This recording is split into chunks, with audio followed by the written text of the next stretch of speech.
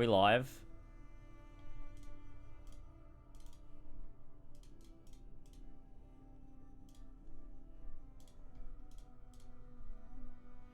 Am I live?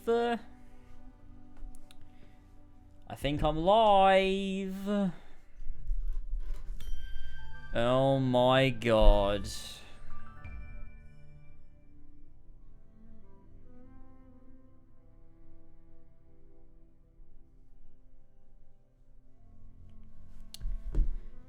No, you're not. Ah, shit, I'm not live, guys.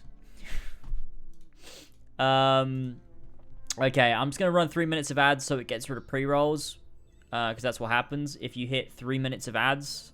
It gets rid of pre-rolls for like a fucking hour, which is sick. So I'm just gonna do that, and then I'm gonna quickly grab a drink, and then I'm gonna come back, and I'm gonna play. We're gonna play through the whole of Assassin's Creed 2 because I hate myself. So enjoy the ads for a minute, and my be right back screen for those that are new and have not seen it. Judy Hopps is there. We love her. We love Judy Hopps. She's great. I'll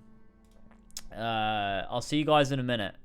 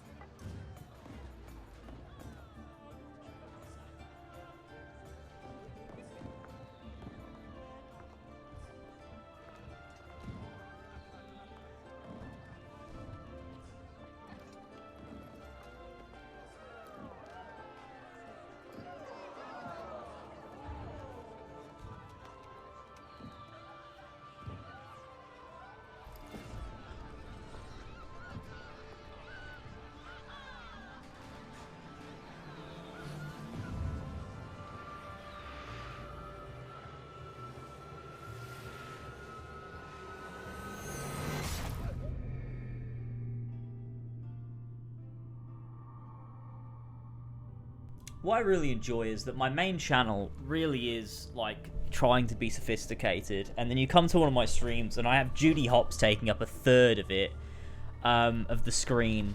I mean, anyway, hi. I've not watched this trailer for ages. Should we watch it? Let's watch it. This is weird and kind of is shitting me up a little bit because I am currently playing through AC1 for my video on it, and I'm this is gonna throw me right through a bloody ringer, mate. But you know, is that horse girl lets you fucks in AC2? It is, yeah, in Forley. It's a race. If you win a race, Yeah, it's we'll just there's just this mocap, well, maybe not mocap, but like just fully animated cutscene for one side quest in Forley for some reason. Alfie, thank you so much for the 5 months. Added to the BRB. I have no clue who she is. I don't know her name. AC2 horse girl. Oh, wait, no, she's here. She's here. Amelia? Is her name Amelia? Her name's Amelia, guys. Holy shit, she's kind of fine though. How do I add Amelia to the thing? AC2 Amelia. But I don't want to have to cut her out. Oh, I've got to fucking cut her out. I'm gonna have to Photoshop this. Ugh. Ugh. Ugh. Thank you for subbing, you sassy little pogchamp. Thank you for the sub, Drip Char. Where's the mythical creatures? Where's the epic jokes? Why no wolf kiss making jokes? Why aren't the boys raiding that shit? Assassin's Creed was a thing. I really did forget Assassin's Creed was a thing. Let's delete one of our saves. Marathon by... We're gonna call this one... Fuck you. It's not gonna let me, is it? It did, it let me. Okay. My name is Desmond Miles. I'm a prisoner of war. I'm a prisoner of war. A war I never knew existed. Waged by two groups I never thought were real. Thank you, Mild Apollo. 2024? Maybe. Probably not. 1,000 years of history flowing through my veins, brought to life by this machine. Open. Downloads. Okay, hang on. I'm opening Amelia.png. Hold up. Pieces of Eden. Templars collect. That's how they stay in power. And if the Templars get their hands on another one, everything will change. Everything will change. They want to make us all their slaves. When they first brought me here, I was afraid of what would happen if I tried to fight back. Now, Were you, Desmond? Now I'm afraid of what will happen if I don't. But I can't do it alone. Maybe I don't have to. I met someone. Her name is Lucy. Okay, hold on. Here we go. I've almost cut out Amelia. Here we go. She's gone now. She's taken away by that bastard Warren Vidic and his Templar Masters. What a weird... I don't know what will happen to her. Was she taken away? I don't think she was taken away. She just left the room. To get out of here. And I need to do it soon. And I need to do it soon. My name is Desmond Miles. And this is my story. Huh. Guys, this is my story. Okay, hold on. I'm just gonna... Here we go. I've got Amelia. I'm gonna just export Amelia. Hold on. I'll just get the thing going. Amelia see-through. Okay, hold on. Plus image Amelia. Fucking Amelia from Assassin's Creed 2. There she is. Look, it's Amelia from Assassin's Creed 2, everybody. You can go there. Little pogchamp.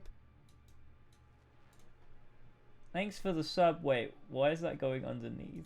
Hurry, we need to move. Hurry, we need to move. Desmond, we need to move now, Desmond. Thanks, Contour Satana. Thanks so much. I appreciate it. There we go. We've got Amelia from AC2. Oh, I tell you what, actually, I've rendered this out wrong. I rendered it out as a PNG 8. Give me a second. Let me render it out as PNG 24 so it looks better. I apologize, guys. That was a mistake of mine. There you go. It should look better now. There you go. Got rid of that fucking edge on it. Yeah. There you go. There we go. We got Amelia from AC2. What a deep cut reference. Incredible. Incredible. Okay. Oh, this looks so much worse than AC1 in how it depicts the Abstergo room. What's with the blood? Are you okay?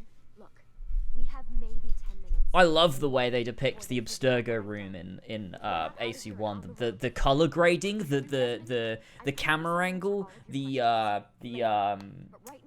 lighting and the film grain is all crucial to building up atmosphere AC2 sacrifices atmosphere for homogeny. And look, it's fine. It's fine. Because the game's still very good. It's still 10 out of 10. Beautiful game. So, you know, there's that.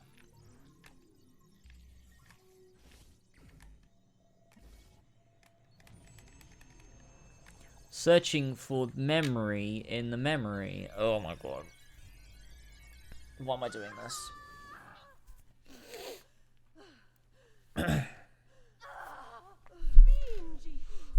Spingi. Di nuovo.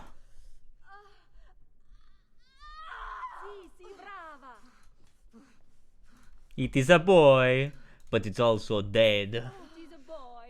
It fucking died. The room Desmond is trapped in an Ace was my favorite Assassin's Creed character. Dude, same. Did I miss it? Am I too late? Tell me you have some alcohol? I have. I'm on my 3rd cider, so. Giovanni.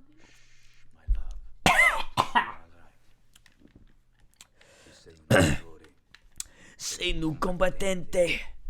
Perciò combatti. Legs.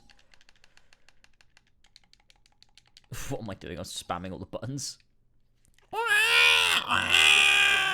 A fine set of lungs. And what shall we call him, my love? Ezio. 3rd cider. Watch out you don't ruin your liver. I know, man. I'm a crazy man. Crazy.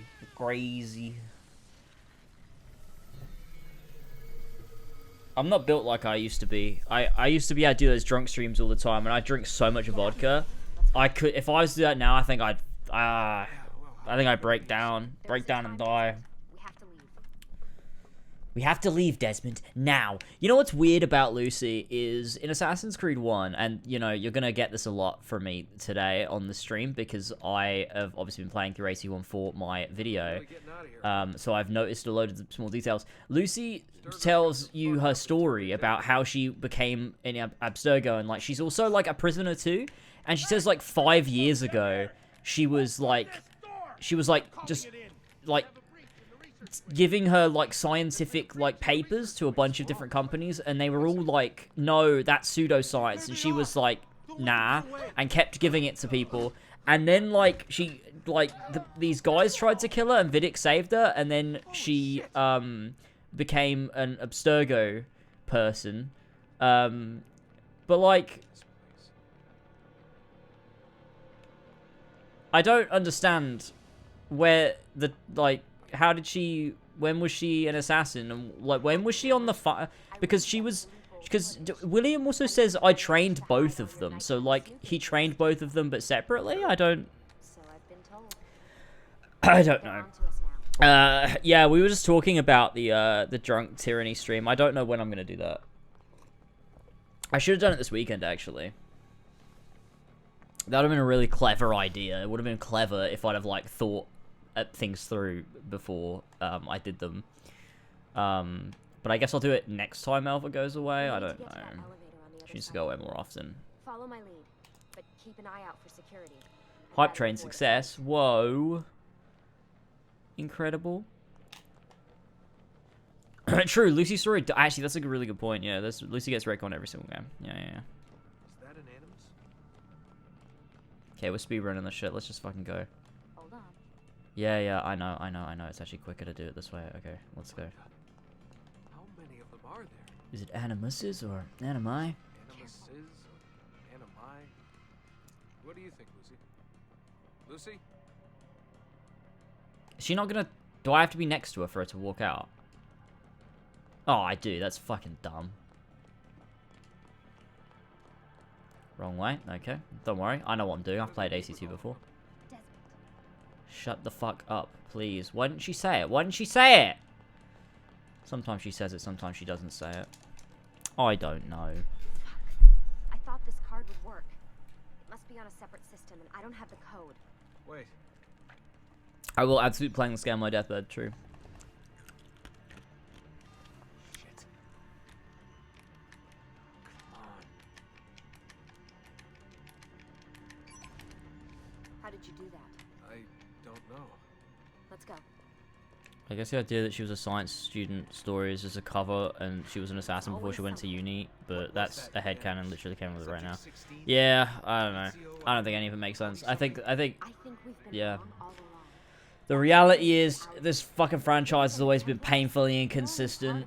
Lucy also says that fight your ancestor started during the Crusades in Assassin's Creed 1, and then Assassin's Creed 2 goes on to say that Darius existed. So, like, fuck this fucking franchise. It's always been shit.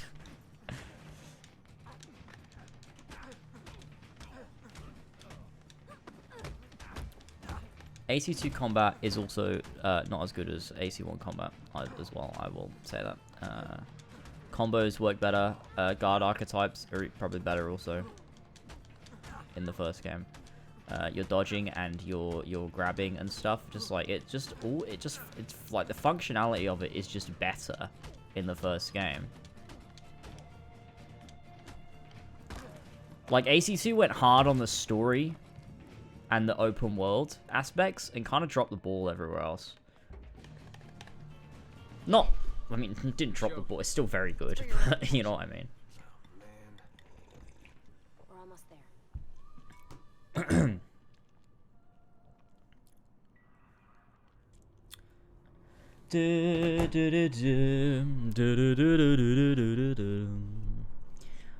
Imagine if Eagle Vision made every fingerprint visible. I would love that. That'd be sick. How cool would that be? I'm regretting this already. I haven't even got to the animus. I'm already regretting doing this. This is stupid. We'll just go as far as we can. How long is AC2? It depends. I think I could do it in 8 hours. Which means we'll be done by 8 AM. There was a reason for the escape, Desmond. Figures. We need your help. Just there's lots of this in AC2 though. Treasure hunt through time? Abstergo's gonna replace their Apple of Eden. The map your ancestor Right, found let's see. guarantees it. How you doing? The other assassins, they'll do what they can, where they can, but What? What is it? we're losing this war, Desmond. The Templars are too powerful, and every day Oh more my of us die. god. We're going to train you, turn you into one of us. What? And I don't think an AC1 is accurate to say Altair No, started you've seen me in it. I'm no good at this. And As even if I Robert was, it would take had beef with the months, assassin before he years tried to even. the apple. No. No, but I think she Not means with like... Not with the bleeding effect. I don't think she literally means But I'm just one guy. Altair started Sometimes it. That's all you need. So Does that's she? why. Well, no, because also Robert was like the Oh, I don't care about this. This doesn't... This needs to get out of my head. Follow in his footsteps, you'll learn everything he did, just like he did. Years of training absorbed in a matter of days. Yes, You broke me absorbed out in a of matter of Abstergo and brought days. me here just to make me an assassin? There's more to it than that, but it'll have to There's wait. more Just to it trust than me, that, okay? But it'll have to wait. Trust me, okay? All right, I'm in. Tell me what you need. Tell me what you Really? need. You're sure? I thought you'd be happy about this. Sorry, I'm just a little surprised. I spent the whole ride over here figuring out how I was gonna convince you to do this. Save it. Shut. After what those Templar bastards put me through. I'm ready. Ready, willing, and also able as well. Imagine being ready, willing, and able. When's Jedi Survivor coming out? I have absolutely no fucking clue. 7 years, can you believe it? You made it. God, it's been so long. 7 years. Can you believe it? Indeed. Welcome back. Ah, so this must be the infamous Subject 17. Yeah, true. AC2 made the combat too easy. AC1 made stealth necessary. Yeah. Well, to an extent. The combat's still like easy in AC1 if you're good at it, but Nice to meet you, Desmond. Right, well, it's been lovely chatting, but if you don't mind, Desmond, it's best we get straight to work. Time is precious. Doubly so these days. We've got everything set up and ready, Lucy. Just say the word and we'll get going. say the word and we'll get going. Is there a single game I'm excited for in 2023? Final Fantasy 16. This is amazing. For With their sure. data, things are gonna go a lot faster. And I'll get to work on merging the code. nope, that's it.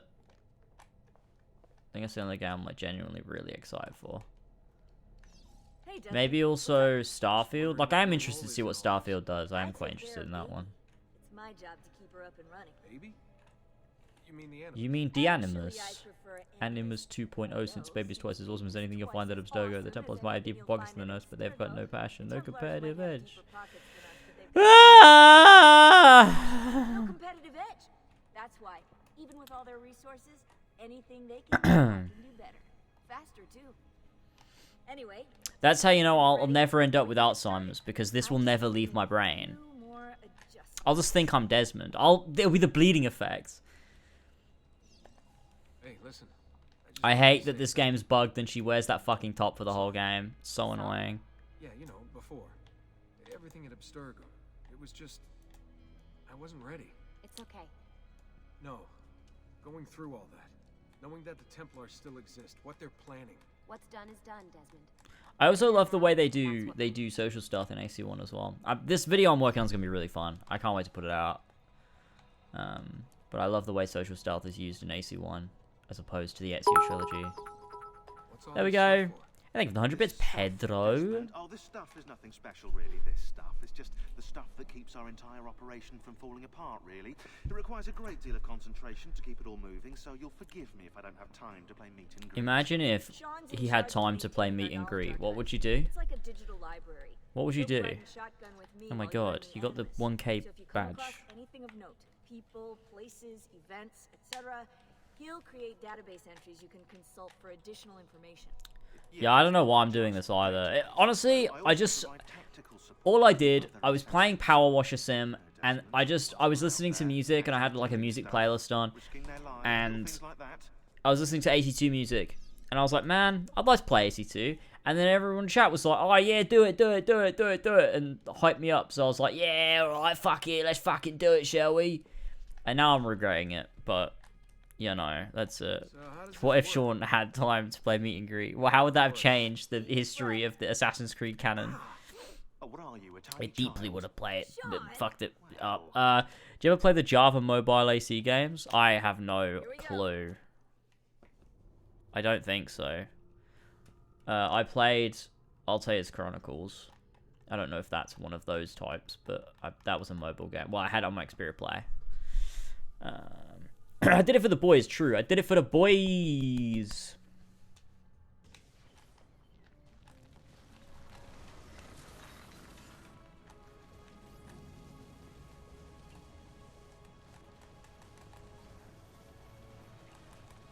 Repubblica Fiorentina. Dude, I'm going to Florence next month. How cool is that? I'm going to be here. IRL. I'm going to be touching grass, but here. How cool is that? That's going to be fun. I'll be sure to film loads of stuff, and then I can make a video, and it'll be just me, like, pissing off Elva being, like, super autistic, quoting AC. I want to do the Ezio speech on this bridge. Insieme per la vittoria! Insieme! Silenzio, my friends! Silenzio! Grazie. Do you know what brings us here tonight? Honor. Altair's Chronicles counts. Altair's Chronicles is a banger. My family's name and forces his own It's a misery for banger. honors. If we... Enough of your nonsense, Grullo! Yeah, I think I'm just gonna make a really funny video being in Florence. Like, I'm just gonna make... It's gonna be, like, a really stupid video. Surprised to see you here. It would have been good if I was making a AC2 video this year, because I could have filmed, like, a bunch of stuff in Florence, IRL, for the video. That would have been sick. But obviously I've already made that video, and I'm making an AC1 video, so... And I'm not going to Syria, so... Gave her earlier. I should go to, Solomon's Temple. Or, I go to Masyaf Castle. IRL. Okay, we gotta speed this. We gotta speed run this.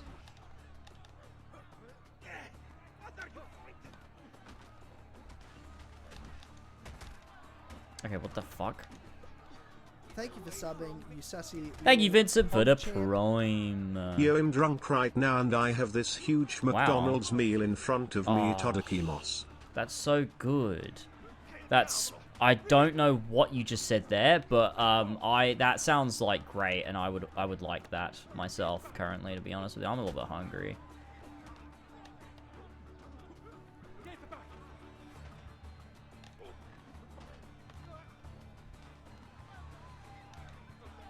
At this point, honestly, I think it'd be quicker just to just kill them normally. I don't know why I'm like doing this stupid way. Okay, he died by hitting his head in the wall. I guess that's fine. I can't wait to battle people in Valhalla. I wanted to see if baby brother had finally learned how to fight. Jump off the Masyaf Castle IRL, yeah, that'd be cool. Can you, like, go to Syria? Or is that, like, dangerous? I don't know. Like, could I go to... Oh, wow, I did that. Could I actually go to the Masyaf Castle IRL? Like, would that be a good idea? Nailed it! What? You are who I was just fighting you. Like, what do you mean you're not who I think? What?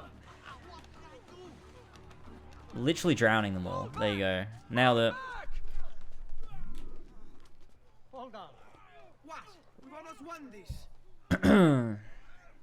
Just a scratch. Let the doctor decide. Having the little game late at night. Definitely having the little game late at night. Wasted it on women and wine, huh? I'd hardly call it wasted. Give me some florins then. I'm very excited to go to Florence. I can't wait. It's gonna be fun. Search them. There's bound to be something in their pockets. Everywhere's dangerous. Yeah, I mean, Syria's a big place, right? But yeah, I mean, yeah. Would it be, like, a smart idea for me to go to Masyaf? That would be kind of sick. Just for a video. Va bene. That should be enough. Let's get out of here before the guards arrive. Hurry, Ezio. The sooner we're done with the doctor, the sooner we can sleep. Thank you for the 22 months. Exactly, I'm just, yeah, that's it. That's sense. That is exactly what I'm doing, dude. That's, yeah, totally. That's actually what I'm doing, yeah. No. That's it. That is it, yeah. For sure. That's the excuse I have here. Why the fuck is he jumping so slow?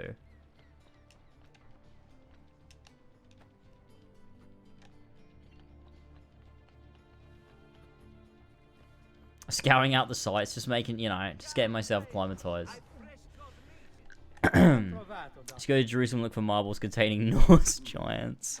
That was my favorite meme in the Ragnarok video. I liked doing that meme. Because most people just won't understand what the fuck I'm talking about either, which is funny. I mean, you know, judging from the comments, most people also didn't understand what the fuck I was talking about in general, but, you know, that's fine.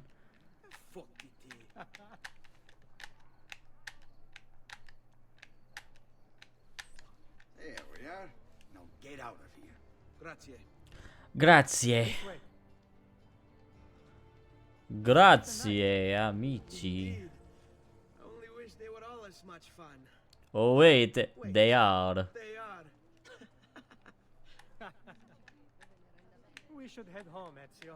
No, wait, what? I've noticed that Ezio has a hidden blade to signify that he is an assassin. Why are you memeing so? Oh, I've noticed that Federico has a red sash signifies that. Is that a thing? Roof of that church. I don't think that's a thing. Because Giovanni doesn't have a red sash. I think that's just a coincidence. I don't think that was intentional. I love the sounds of him grabbing the fucking stuff. It's so good. Come on, then. Great stuff. Where are you going? You'll see. Dude, this game's so long. I mean, it's not at all, but, like, it feels long when you're doing it in one go.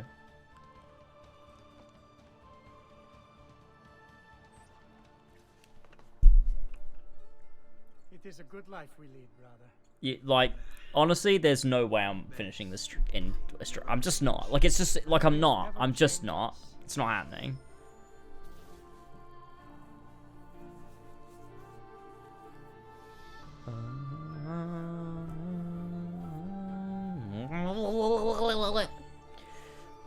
Sorry. Alright.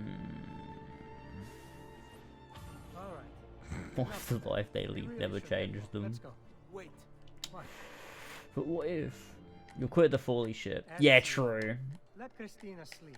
There will be time enough for that later. I will absolutely quit when I get to Foley. As soon as I get to Foley, I'll quit. That's true. Will I even make it past Tuscany? Who really knows? When you start doing all the stuff in San Gimignano and you have to do like you got the 4 different guys to track down and like, will I do like, you know? So it's Vieri. I better hide. Keep looking. We'll just go as far as we can. We'll just play for a decent bit. We're gonna have fun. We'll just, you know. There it is. The classic unpatched glitch. The good thing about, the good thing about Assassin's Creed 1, right, was that if you were acting socially acceptable, that detection meter wouldn't fill. Right? That detection meter was invisible in AC1 and it would fill based on unacceptable actions. Or socially unacceptable actions. In this game, it requires you to just like walk in between 2 people and then you go invisible. And I don't think that's as good. Christina! Who's there? Me! Oh, it's you. I should have known. May I come in? Fine, but only for a minute. Like, they replaced it like with the notoriety system, but I just don't think it's as good. That came out wrong. Because yeah, I don't know how to explain it. I'll explain it in the video when I make the AC1 video, but it's like, just the way, like, AC1's social stealth was persistent, whereas AC2's onwards was contextual. And I think the persistent one was better. Oh, it's you. Because, like, you could blend no matter where you were. Blending wasn't an act of walking into a crowd to go invisible. Blending was an act of acting as socially acceptable as you could while in front of guards. Oh, it's you.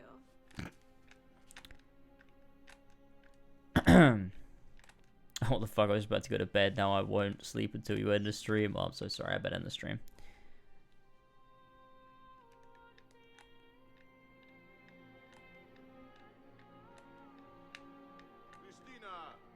Christina! Amelia! Your tutor will be here soon. Come, my daughter. Is it really so terrible that... Figlio d'un cane! What is this? Perdonate, messere! Chiedo venia! I'll kill you! It was A. A is legs. But also, Blend... Yeah, so Blend was a function in AC1. Like, obviously... Like, you could actually go invisible in AC1 too if you held A to blend. But You have me confused with someone else. most of the time you wouldn't be blending with scholars. Some help with some things. You would just be blending by walking through the streets instead of holding high profile. Like, high profile mattered in AC1. It doesn't matter in AC2 Brotherhood and Revelations. Because you could just hold high profile and run through the streets, and if you've not got any notoriety, it doesn't matter. Whereas in AC like 1, it's just I don't know why I'm going up there. The game is just so like well curated to like have specific things happen at specific points in the story. It's very like Batman Arkham in that sense, where like at particular points the game wants like Altair to be more conspicuous. Therefore, it just is like, yeah, the guards will recognize you more because you've been in these cities causing trouble. So, like, you are going to be. You can't just, like, remove it by tearing down some posters. You have to be more, like, careful. You can't be just running through the streets like you can in Memory Block 2 or whatever. Like, when you're in Memory Block, like, 6, it's like you have to walk through the streets if there's a guard there. Otherwise, they're gonna come after you. You have to, like, you know, use your hiding spots and... like, use ladders to get to roofs, break the line of sight, etc. I love that stuff, it's good. And then this little visit to Christina. Your behavior is unacceptable. It reminds me of myself when I was your age. It reminds me of myself when I was your age. And it's like, they changed all that in AC2 because they wanted to appeal to a wider audience, which is totally fine, because they didn't destroy their identity to do it. Like, it's not like AC2 just murdered Assassin's Creed, but, you know, it was, they did water down a formula that I really liked to appeal to more people, which not many people are going to relate to me on, because most people joined like with the Ezio games because it appealed to them, because it's for a broader audience. But they just kept going broader and broader and broader and broader until like they were just trying to appeal to everyone on the fucking planet. Oh shit, that was the wrong one. There it is.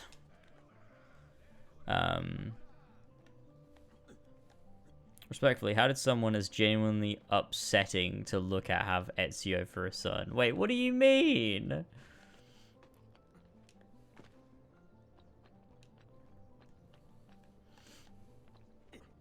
But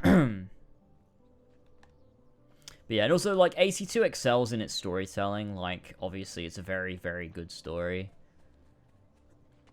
And also its world building and stuff, and, like, but it's still very Assassin's Creed. It does shed a lot of its very niche skin, and, like, I, you know, was a big fan of AC1. But it doesn't, like, ruin itself to do so, which is, like, acceptable, commendable, good, even. It's an example of, like, a franchise trying to appeal to a wider audience quite successfully, whereas Valhalla is, like, or Odyssey is, like, the opposite of that. You know what I mean?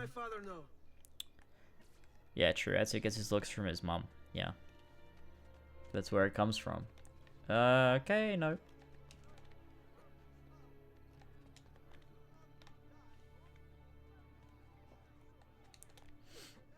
That being said, AC1 has a great story too. It's just not conventional, like, in its approach to how it does. I don't know. I honestly, I think AC1, like, the way it tells its story and the way that it conveys its, like, you know, themes and its lore and its, like, character, like, all of the stuff, like, it's very good. It's, like, very sophisticated. Like, I don't know. It's, especially revisiting all these years later, like, with just a different sort of lens on it. I'm like, fuck, the subtleties here are, like, I completely understand why people didn't like the game, because it's, like, it's really, like, it's not trying to appeal to people. It's, like, just doing a thing, and if you like it, you like it. If you don't, it's like, nah, fuck off. And I appreciate it for that, but if you don't like it, you're not gonna like it, sort of thing. It's like if you know, if a movie does something, like, really odd and out there and sort of, like, you know, a bit different, it's not conventional, it doesn't appeal to a wide audience. But those who it does appeal to, like, really love it, have, like, an undying love for it. Whereas it's way easier to love Assassin's Creed 2. It's the pathologic of AC games. Oh my god. Yeah. Yeah, kind of is. Good to see you, Ezio.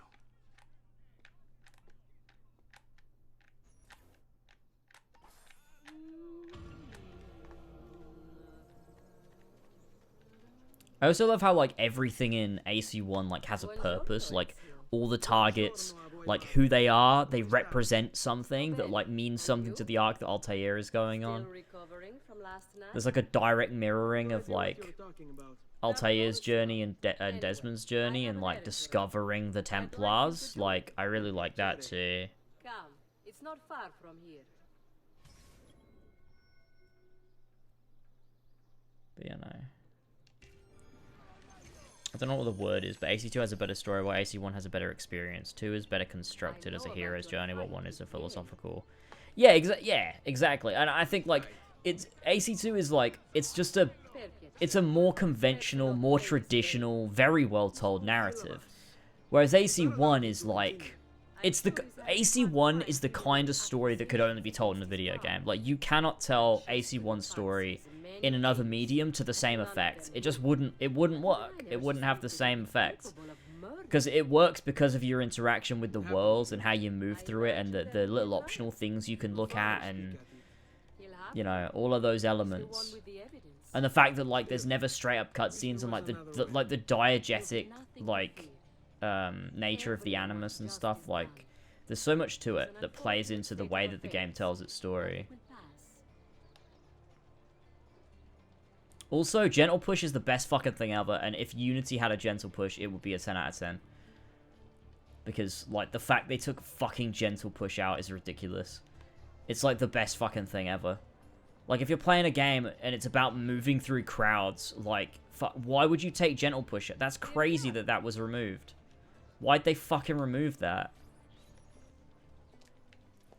Like, the way you just, like, fucking glitch through crowds in Unity and, like, bump off people is so dumb. Why is gentle push not in that game, man? This is my son, Ezio. Molto onorato. L'onore è mio. Let me go and fetch the paint. After the patches, they should have patched in fucking gentle push. They know business making AC1 story so good. I know, it's so good. It's a game that just... Like, that game ages like fucking wine. The more time that goes by, the more AC1 is good. Ezio, help Leonardo, will you?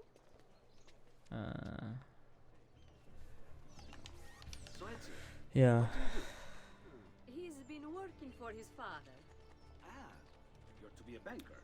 This is actually quite useful playing this after just coming out of AC1, because it really lets me see the differences in the way the game is constructed, which is quite useful for the video, I think. It's going to be like, just to have that refreshing, like, oh yeah, this is what AC2 felt like. It was very different. More practically, more directly. Architecture, perhaps, or anatomy. I'm not content merely to capture the world. I want to change it. Oh, Leonardo. Thank you for your help. One is a game that requires a lot of attention paying to get it, otherwise I can see a lot of people being confused and bored with what's going on. 2 is a lot easier to understand and get immersed in, even if there's nowhere as deep or complex. Yeah, pretty much. And I think Revelations is a pretty damn good example of, like, mixing the two.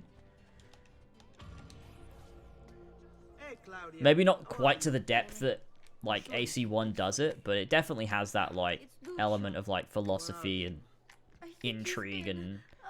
you know, something layered beneath the surface, while also being like a, you know, an Ezio action story. I also think it's quite interesting, you look at AC3 and Unity, both tried to almost do what AC1 does. They just failed at it.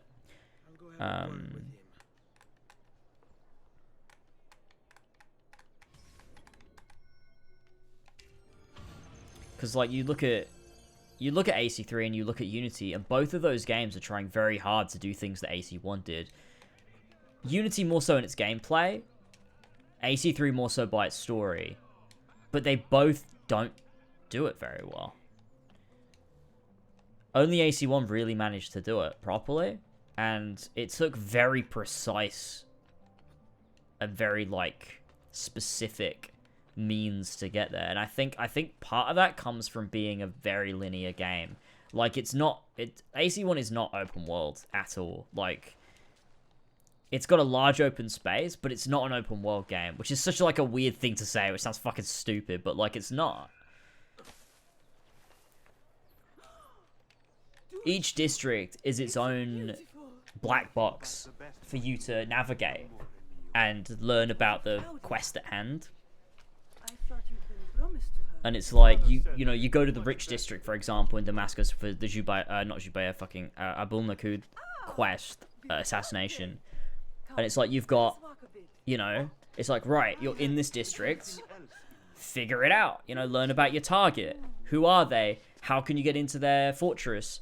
How can you, like, is there an escape route? Like, what information can you learn about them for, like, whether gameplay reasons or story reasons? You do all the investigations, it all comes together, you start your assassination, you use the information to your, you know, your benefit, you take out your target, you escape. It's satisfying. It's a very satisfying gameplay loop.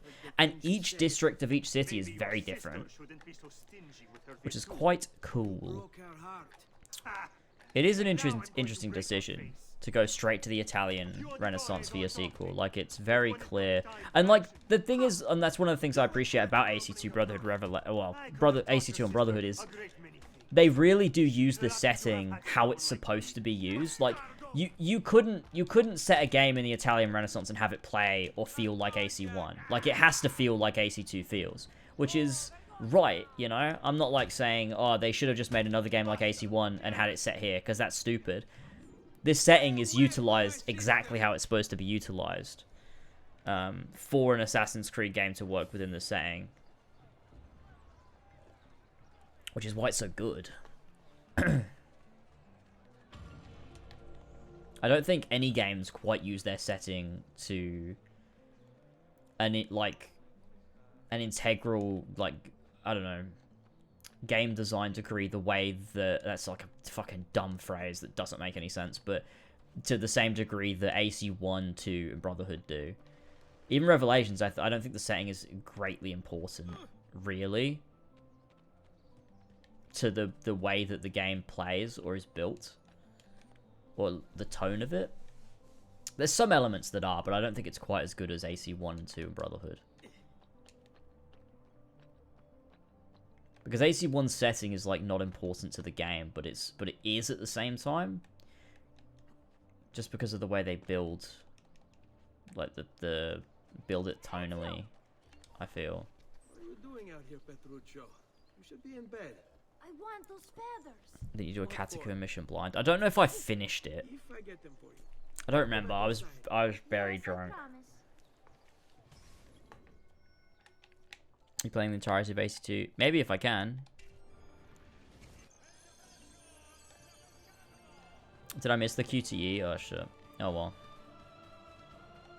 Do a Black Flag video? I think so, actually. I've been saying for the past little bit that I don't know if I'm going to do a Black Flag one, but after playing AC1,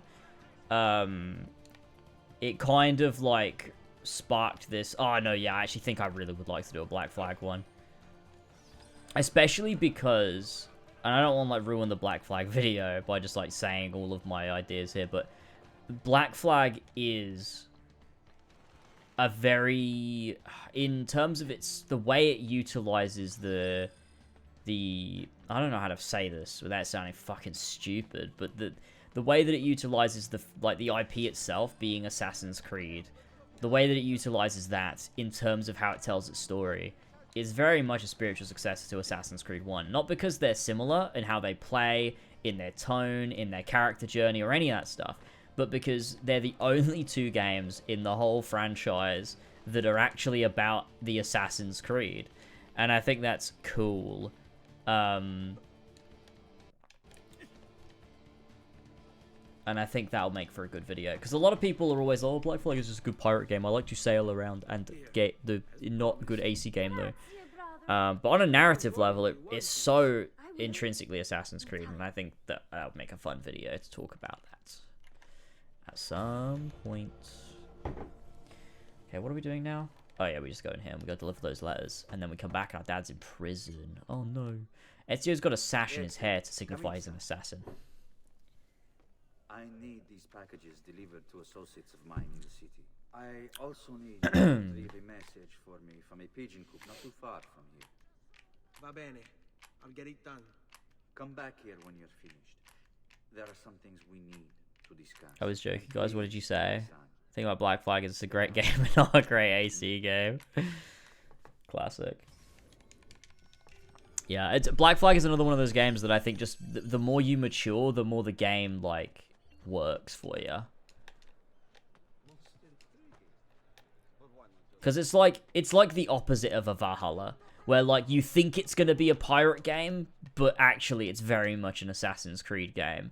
Whereas Valhalla is like, you think it's going to be an Assassin's Creed game, actually, secretly, but it's not. It's completely a Viking game, and it's just not an Assassin's Creed game at all, and it's bad. But, yeah, you know. Ah!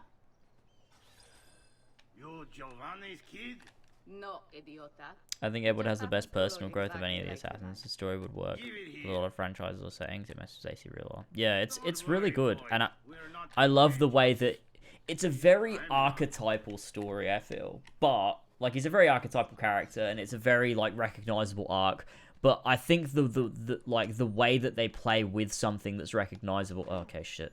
And say, well, how can this work for an Assassin's Creed game is really cool. Because then, like, it plays into, it's this very recognizable sort of redemption story.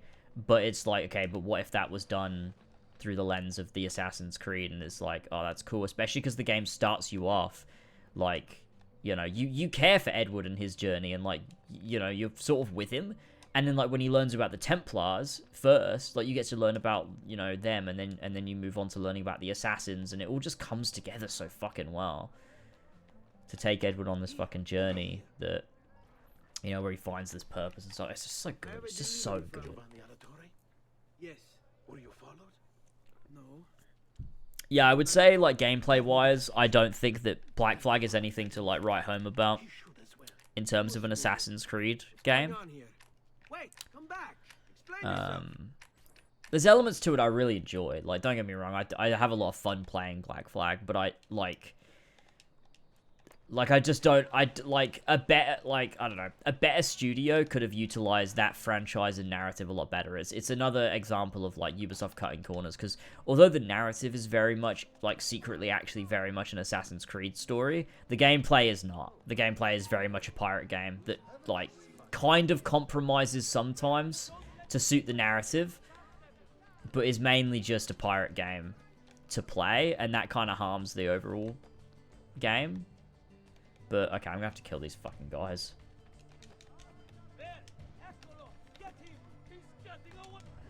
Okay, you motherfucker. Listen here.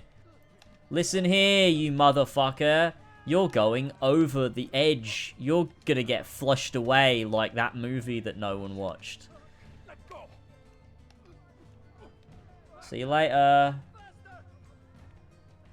Hey, buddy, you wanna go down there too? Wow. See you later. Cool.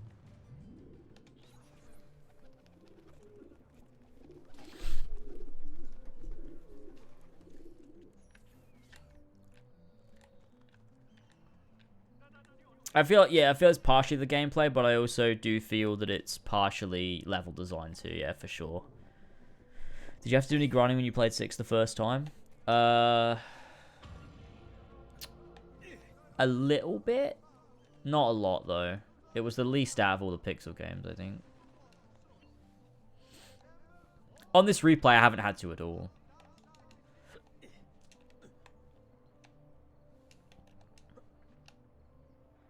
I was thinking about The Lighthouse earlier. Now people need to watch it. I want to watch that movie. I actually hate Black Flag's combat more than any of the pre-RPG AC games. Its basicness of all the Ezio games with none of the finesse or flair. It's just bad. But even that's not as distracting as Black Flag. So the fucking tailing, yeah, there's a lot of tailing missions and they're not good. And something that I've written a little note for in my AC1 video is that tailing missions are infinitely more fun when you choose to do them instead of, like, being made to do them.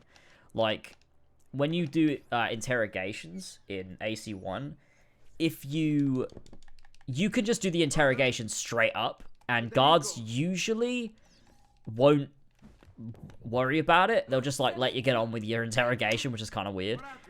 But thugs will get involved and will, like, keep punching you up, and you can kind of get a bit swarmed. But if you choose to tail your interrogation target to a little alley, you can take them out quietly, just on your own. Just interrogate them on your own. It's way easier and more manageable. And there's something really, really, like, fun about choosing to stalk someone and, like, tail them than a game, like, forcing you to do it. Because if you fuck up and it goes wrong, the mission doesn't fail either. Like, that's also, like, you can fuck it up and it's completely fine. And also, they're way shorter, too. They're also, yeah, it's also way shorter as well. Like, in AC1, like, you're tailing people for, like, what? Like, 30 seconds, sometimes a minute max. In AC2, sometimes it's like 5 to 10 minutes. In Black Flag, it's a joke.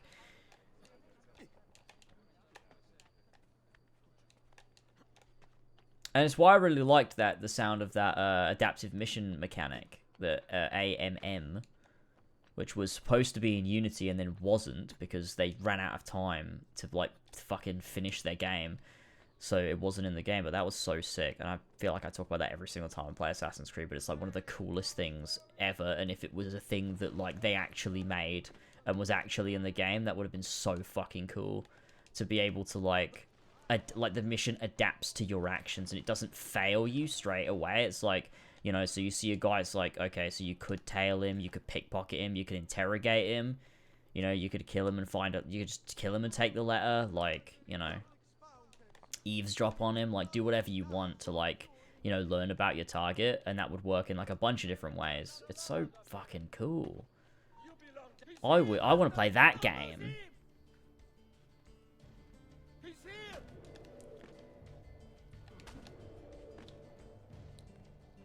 Which, in a way, is, like, kind of dumb. Because it's kind of also like, oh, so you can't fuck anything up. Like, the game will always be like, ah, you're alright. But I feel like that's part of being an assassin. Like, you adapt to the situation. And that would be kind of cool.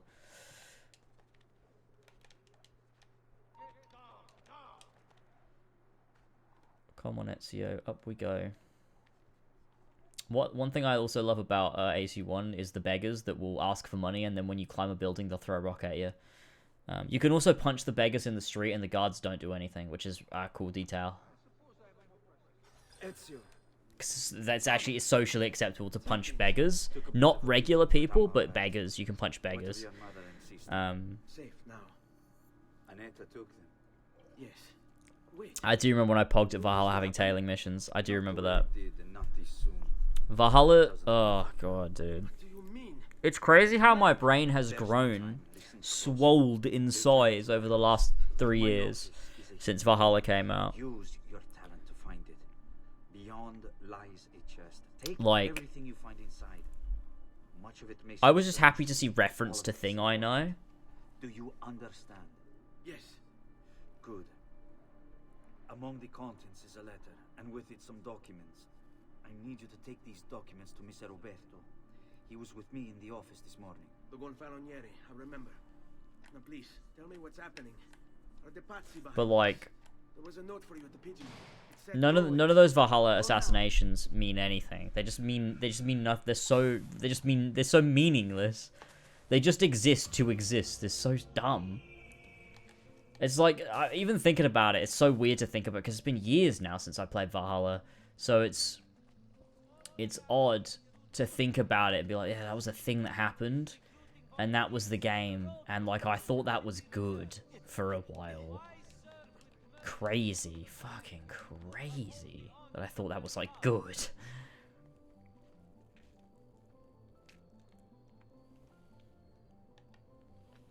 The insane people who can knock you out of blending were a dumbass decision. Should never have been in the game. Can they knock you out of blending? I didn't know that was a thing. I thought they could just knock you normally, not if you were blending.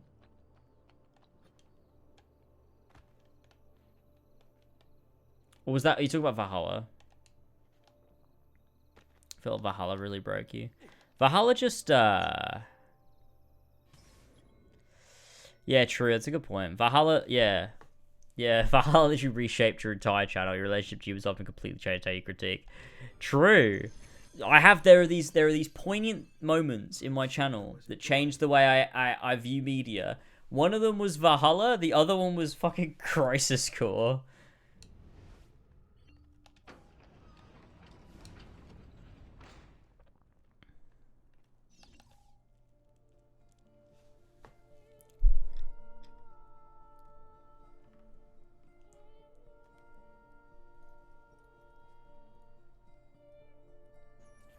And I think, I think Crisis Core was a balance. Like, I think Crisis Core made me care a bit more about the sanctity of a thing. Like, I think... It's difficult to explain what I mean. I think, because Crisis Core very much does undercut and undermine Final Fantasy VII. And... I think Crisis Core made me worry about that more, where I'm like, the first one is the thing, and then any sequels should seek to, like, enhance that, right? Not tear it down. And maybe I'm a bit too hyper-aware. I need, like, another game to come out that, like... Okay, fuck. Yeah, I need, like, another game that makes me, like, reconsider... and like reanalyze that. I might make a video on Crisis Core at some point. Yeah, I think it would be. I think it'd be a fun video to make. I mean, I do think Crisis Core would be a broke me. I think if I was ever gonna make another broke me video, like I said in my Ragnarok video, I nearly did it with Ragnarok.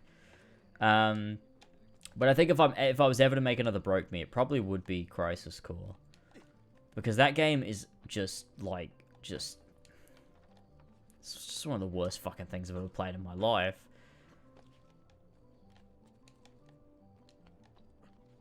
But not even because it's like a badly designed game, which it is, but just because of how, just the fucking disregard it's crazy because the people that made it made Final Fantasy VII and they just forgot what their game was about. It's so fucking weird. Where's the rose petals? Is it not here? Oh, I guess it's not here. We'll go down this way. Oh, you motherfuckers. Listen here. Come here. I'm gonna slit your throat. Yep, there you go. You're dead. I think when Rebirth market picks up and everyone's talking about Zach, it'll be emboldened to make the critique. Maybe I'll have to cut out one of my videos that I've got in my thing. Let me have a look. What have I got in my list of videos? I don't... Wait, child. Take a breath. Oh, I want to make all of these, though. My father and brothers have been imprisoned. I was told to bring you this. Yeah, I don't know. I really do want to make the... I want to make the... Not Ragnarok. I'll clear everything up. How? Yeah, Ragnarok didn't break me. What broke me about Ragnarok was just the mechanics of their prophecy system. Nothing else broke me there, really. I'll present these papers at their hearing in the morning, and they'll be released. Thank you, Senor. I love it because the comments aren't just like, yeah, I agree. I didn't agree, but you changed my mind. Or even better, I thought this all along, but couldn't articulate it or find why I felt it. Yeah, it's nice. And the negative comments are literally just, nah, sorry, you're wrong. It's so good. That's when you know. That's when you know you've landed on a banger of a video, because no one can retort your points. They just tell you you're wrong, and they don't tell you why. They just tell you you're wrong.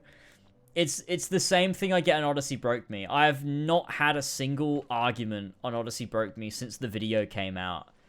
Or a single good argument. Like, I've definitely had people try to argue things, but it's stuff that, like, I talked about in the video. They just, like, didn't understand what I was saying, I guess. I don't know. But, like, most of the stuff I get on Odyssey Broke Me is just, this game's fucking good. You don't fucking get it, you prick. And it's like, yep, okay. I guess I don't get it. I guess I don't get Odyssey. But, that's always fun. I think a Crisis Core video would be fun. I think maybe I will do one at the end of the year. We'll see. We'll see. It's one of those things where it is just somehow they just misunderstood their own game and they don't seem to get it, and it's so much more than just the because they like Crisis Core heavily retcons Final Fantasy VII for anyone who's unaware, but it's more than that, because even the stuff that like people go, oh, okay, yeah, that stuff's bad, but like all this stuff is good, is not good. Because, like, they reframe and recontextualize scenes from Final Fantasy VII to, like, mean vastly different things that, like, are the antithesis of the themes of that original game. Yes, the documents that were delivered to you last night. Like, if people are coming out with legitimate arguments against your points, they're normally pretty good. And I think most of the legitimate criticisms in the Ragnarok video have some foundation, but that's maybe 5% of the negative comments. 95% is just drivel. Yeah, and I think at the end of the day as well, it's going to be a very subjective thing.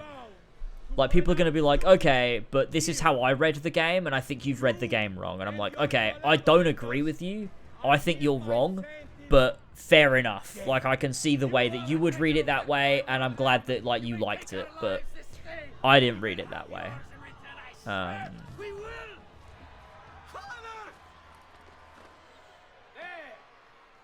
His legacy gave life to Final Fantasy VII.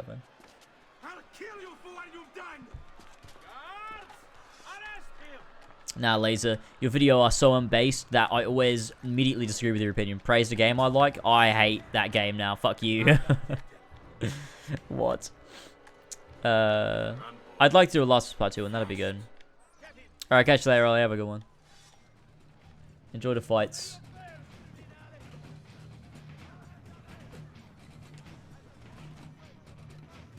True, it's crazy the way that people will headcanon things to justify a story being bad. But they don't realize that's what they've done. They, like, don't realize they're headcanoning it to make it work. They go like, oh, no, that, your criticism's wrong, because actually, like, you can infer this, and, like, this implies that. I'm like, it doesn't. It absolutely doesn't. You've made that up because you want it to work. So many people do that. People do that all the time. And it's fine. It's fine. That's how most people consume media. But then you can't engage with critique if you're going to do that, you know? Like, I feel like so many people do that. They will, like, just make things up that, like, yeah, I guess you could kind of imply that. Like, you could infer that, I guess, if you want to, right? But the game does not do that anywhere.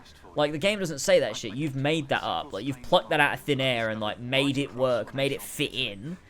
But, like, that has no place in critique, because you're being, like, I don't know. I feel like you have to take the game, or the story, not just game, film, television, like, at face value and be like, what's it actually saying to me?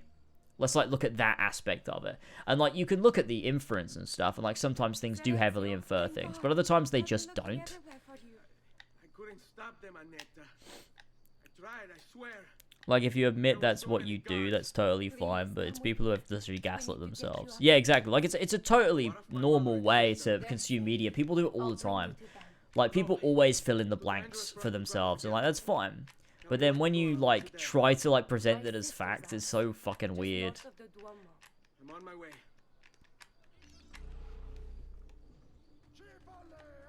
I've seen a few of those on my video, which was quite funny.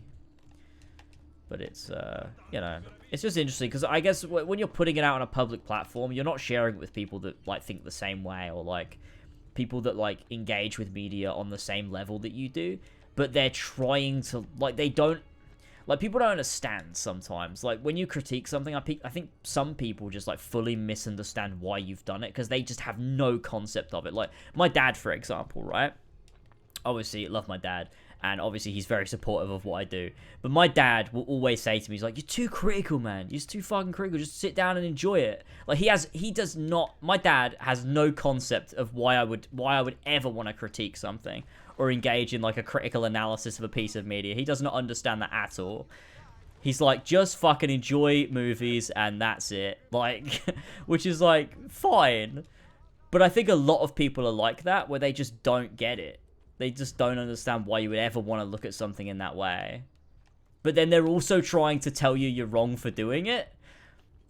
And it's like, this is so weird. This is so weird. We're on completely different pages here. Like, we don't understand each other, but, like, you're trying to, like, argue with me.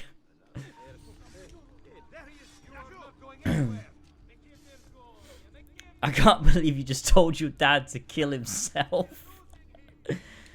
Oh my god. I got a comment the other day. I saw my Ragnarok video that I thought was really funny. They were like, I disagree with this, and the first 5 minutes have really annoyed me. I'm gonna watch the rest of the video so I can be properly annoyed. And I don't know whether they were, like, joking or not, but it's really funny nonetheless.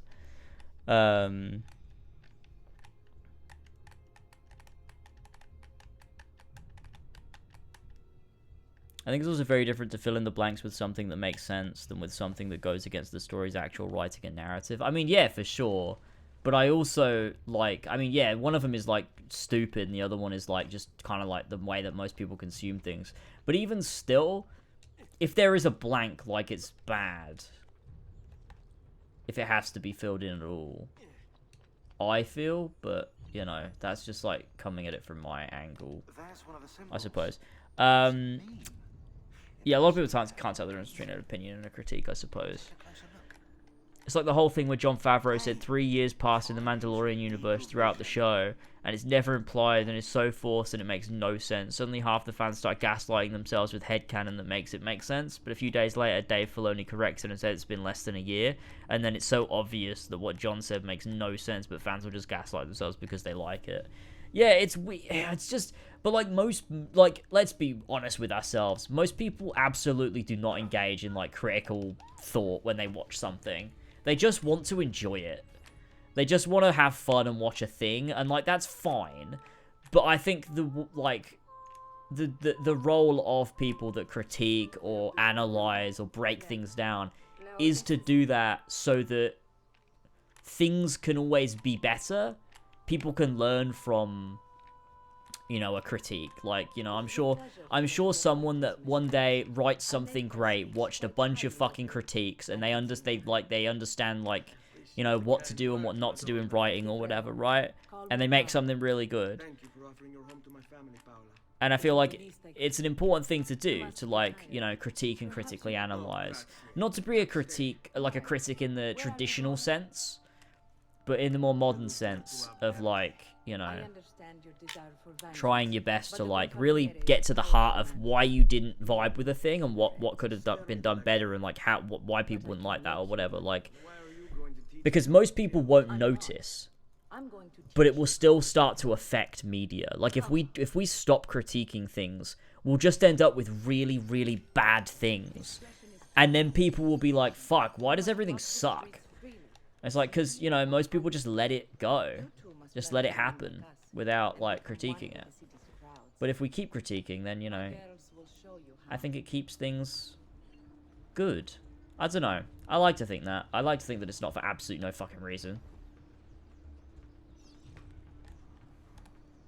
But, you know, there's that. I fucking hate this level. This fucking level sucks.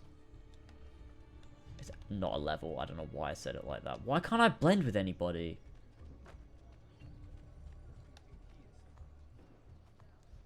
Why can't I fucking blend with anyone? What the fuck is going on?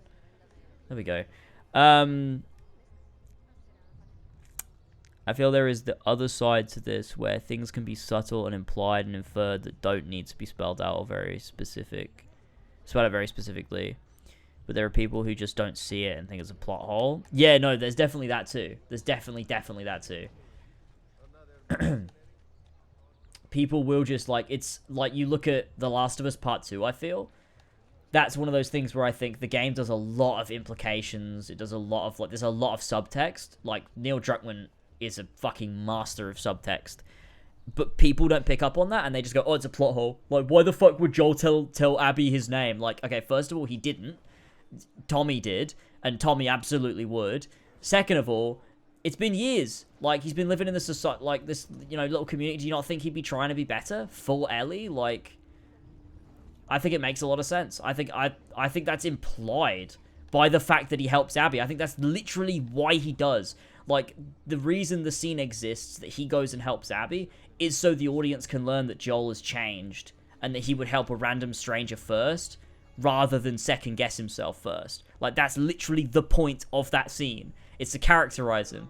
But people are like, oh no, that's a fucking plot hole. Joel wouldn't do that. Like, no, Joel from the original game wouldn't do that. That's the point! That's the point of the scene! So fucking stupid. I can't wait to eventually make my video on The Last of Us Part 2. I think it's going to be really fun.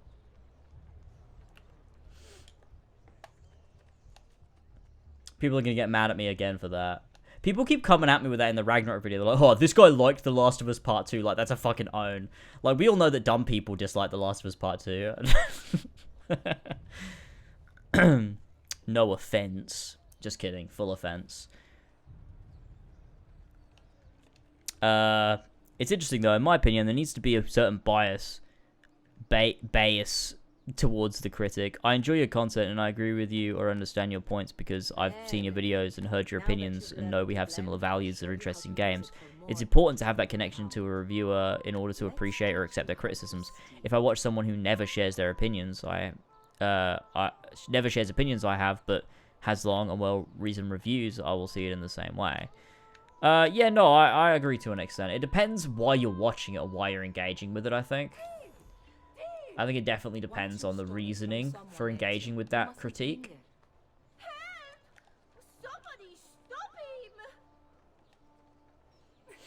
But I think it's down to also to a critic to, like, establish a rapport between in that specific video too. You know what I mean? Like, I feel like I try to, in every video I make, establish some sort of, like, connection to my audience just from that video. Like, if you've never seen anything I've done before, I feel like I can connect to you in that video. I try to, like, justify why I'm making it, you know, why I feel the way I do, why I make critiques, like, just to sort of build that relationship, then I get into it. Some people think that's annoying, but, you know.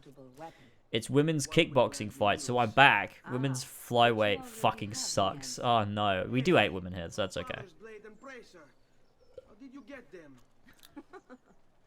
By using the same skills I've just taught you. It's not exactly in working condition. I assume you're familiar with Leonardo da Vinci.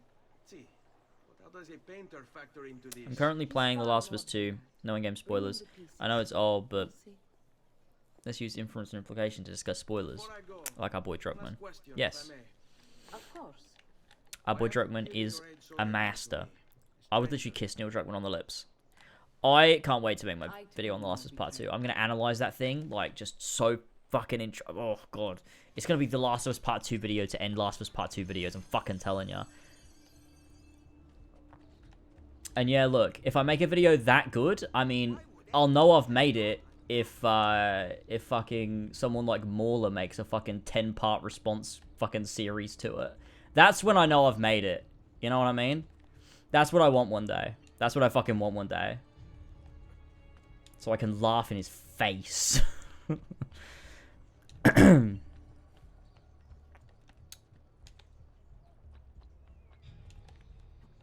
Okay, so we're doing... We need to get the hidden blade now, right? Yes, we've not done that bit yet. Shut up. Down or I shoot. Just say it back to him. Just say it back to him. Confuse him. It's fine. In case you missed it, I killed 2 trolls with 1 spell. That's my favorite jaw app to post ever. The best thing is, I don't even know where that post comes from. Like, was it a tweet? Was it a YouTube community tab thing? Like, I don't know where he shared that piece of information.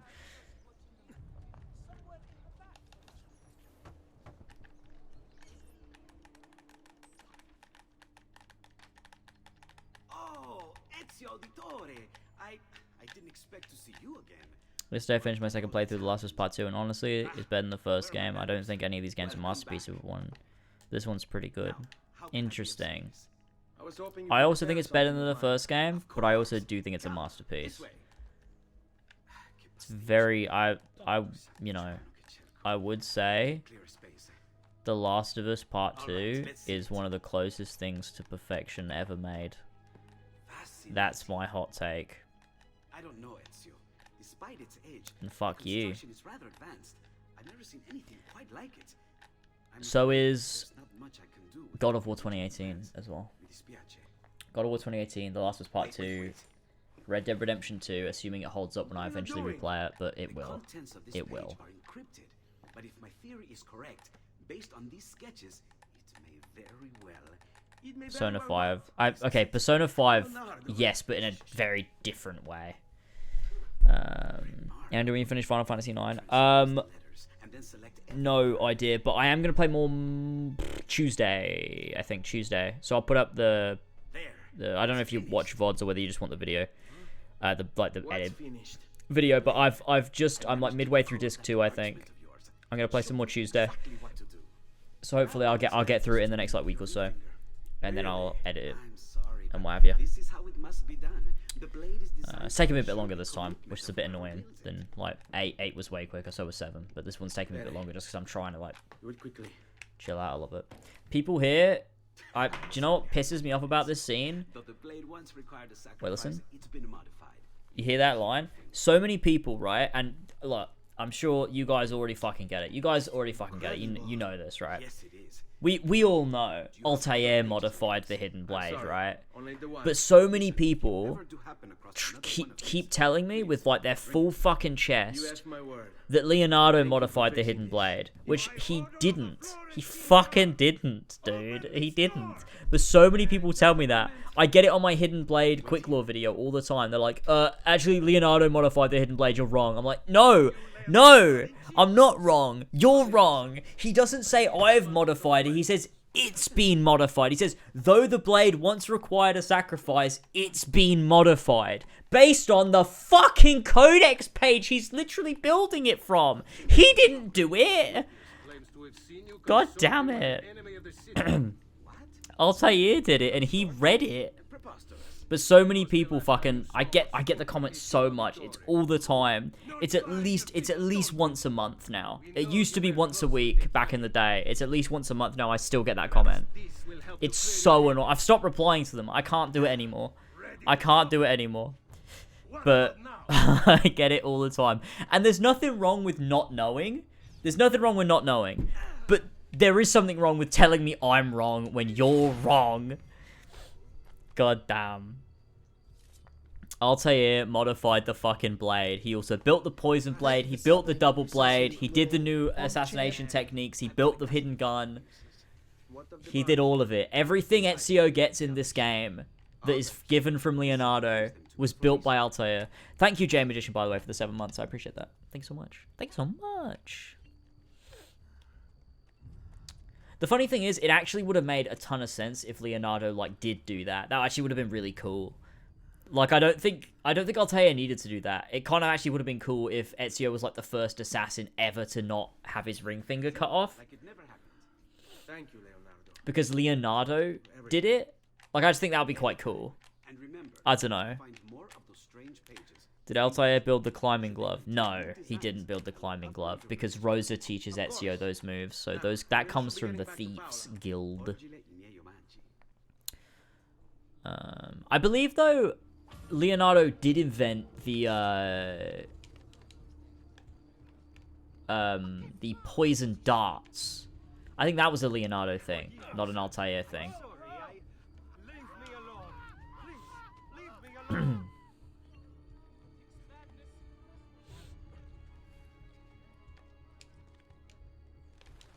James, the definitive question. The Last of Us 2 has ludonarrative dissonance, yes or no? No. It uses the concept of ludonarrative dissonance to subvert your expectations. Well, not subvert your expectations. It plays off of what the first game already did with ludonarrative dissonance. Because, like, the first game subverts your expectations because it does it twice. No, it doesn't do it twice. It does it once, and then it uses that for the remainder of the game. So, like, in The Last of Us Part 1, you come to realize, like, you think you're just playing a video game. Like, oh, it's, you know, it's got a deeper narrative and stuff, but, like, the video game stuff is still video game stuff, right? And then you get to the winter chapter, and you realize, oh my god, no, all the people I've been killing, like, it matters. Like, it actually matters. I actually, like, those people I killed at the university, that wasn't just video game stuff, that's story stuff. It actually mattered. And then, so that when you get to the hospital, and you have that hospital moment, like, it's supposed to hit you hard. Like, you're supposed to be like, oh my god, I don't believe Joel's doing this, because, like, it's reframed, like, like, the way that you view the game, and the way you interact with the game. Because Joel killing those people, you're like, oh no, this is real, and this will have consequences. So that when The Last of Us Part 2 comes around, it's like, yep, that makes perfect sense. That is very in keeping with The Last of Us. Everything has consequences. Everyone you kill is real. Let's do that. Let's investigate that as a concept for the narrative to explore. So good. So good. I will make the video on The Last of Us Part 2 one day. Next year, maybe. I don't know. Maybe the year after that. I don't know, man. Videos take so long these days. Videos take so long. I'm gonna get to the point where I upload like 3 times a year soon, I think. Like, it just takes me too long. But the annoying part is I don't make enough money off of it to like to be able to like hire editors and stuff, which would be so cool if I could like write a script and then record it and then hire an editor and be like, you do it. I'll pay you and you do it. Like, if I made enough money that I could do that, but I'd have to be getting like millions of views a video, which I just don't get, which sucks. So it just means like I have to do it all myself, and it just makes the process take longer. So it just means less videos, which is a bit annoying. Just because there's so many things I want to make and want to talk about. Maybe in the future, you know? You never know. It just takes the right video at the right time to, like, you know, maybe I could make a video that people really, really vibe with. Maybe it blows up. Maybe I do really well. People check out my other stuff. My channel just, like, you know, does bits. And then maybe I could hire an editor, and then maybe I could make more videos more frequently on the same level that I already do. But Who knows? Opinions on the last of the show. I think it's overall good.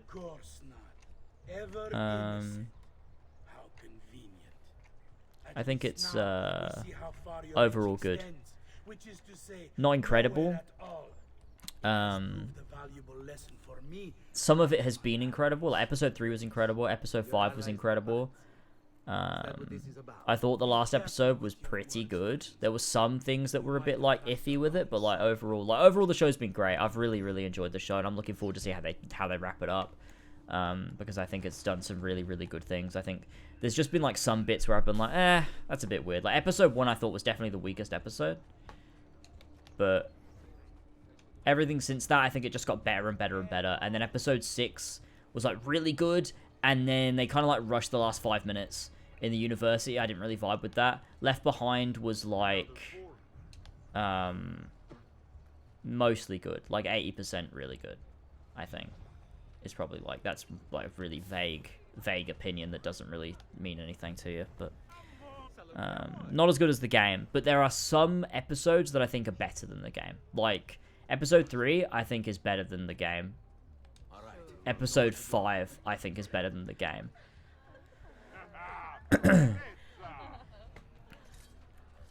Everything else not as good though. That's just me, dude. That's just me. It's kind of funny how many people will get upset about said golf scene in The Last of Us 2 because they say he redeemed himself and has bettered himself. Redeeming one's actions doesn't mean you're paranoid for your sins. Look at Arthur. His redemption is trying to do good or lessen the bad impact he has on the people around him. He died because ultimately he deserved it and his actions caught up with him. Same with said golf club character. He died because of his actions.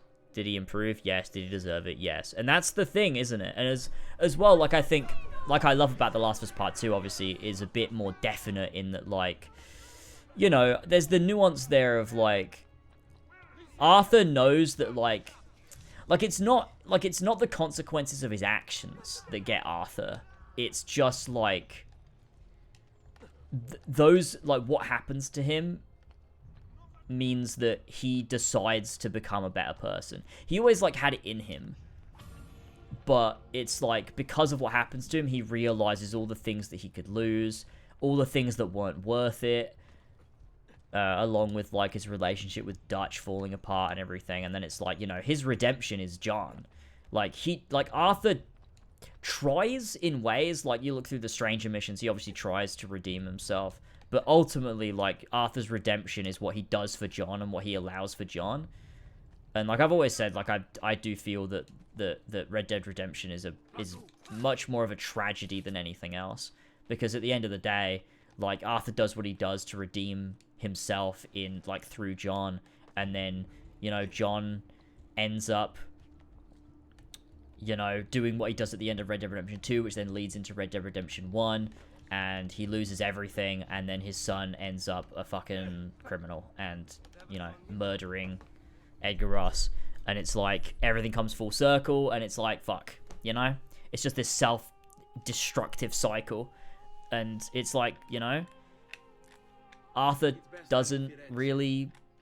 There's no happy ending to Red Dead Redemption. And I like that about it. And the nuance of what does it mean to redeem oneself? And is there a point as well? But every character's complex and interesting. And it's really good.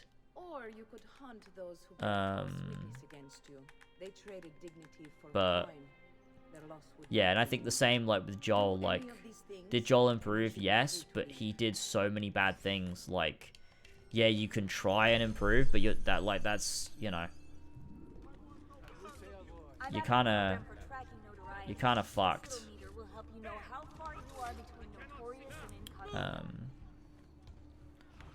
What? Oh yeah, I talked about this earlier. Yeah, Joel didn't give his name away. Joel doesn't say anything in that scene until Abby confronts him. Tommy gave away their name.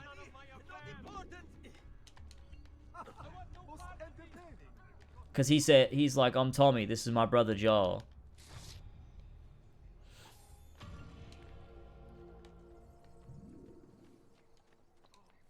It's a I don't know who spread that misconception.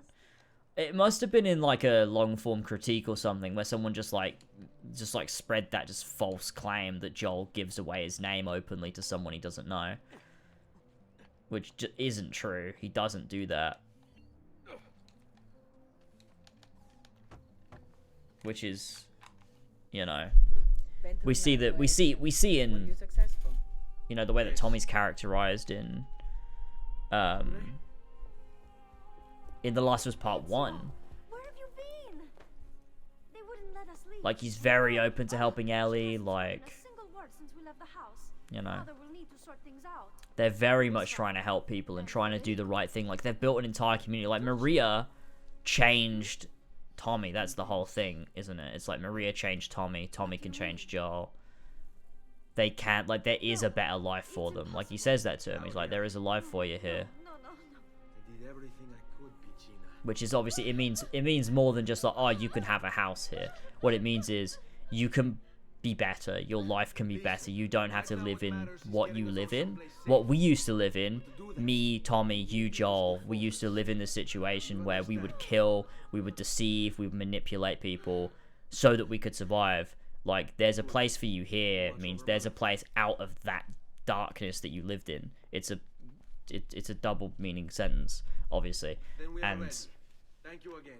so, like, that just immediately characterizes Tommy, especially the fact that, like, he's trying to, like, the reason he doesn't want to take Ellie in the first place is because, like, he's trying to protect, you know, he's trying to protect his people. He's like, the people can't go out, you know, it's dangerous.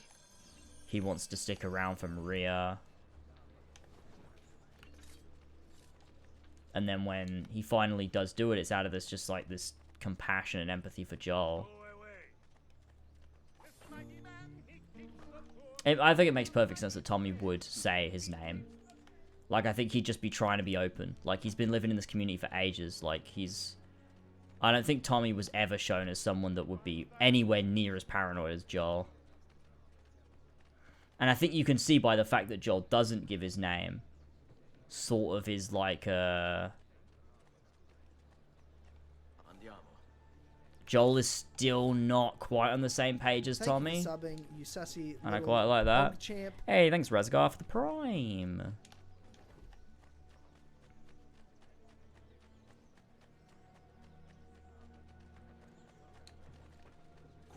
Let's do it. Let's do it. Right, let's go on. There we go. Let's go, everybody. Maria, why are you all the way over there? Come on. We've got to go.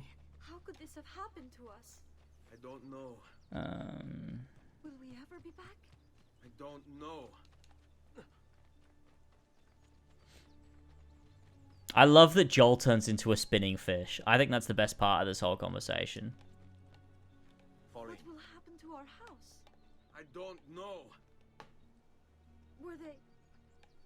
Were they given a... Doesn't Joel mention his name in the cabin? No, that's... Tommy says it.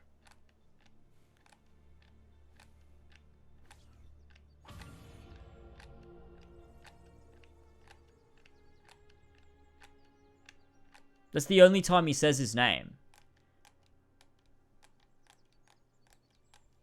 It's when they get into that room, when everything starts to seem ominous, that's when Tommy says, like, Joel looks a bit scared.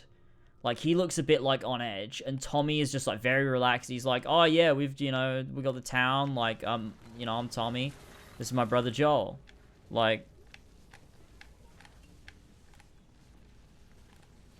And that's when they all look around and they know, and Joel's like, oh, you shouldn't have done that. That was bad, actually, for you to do. And then he dies.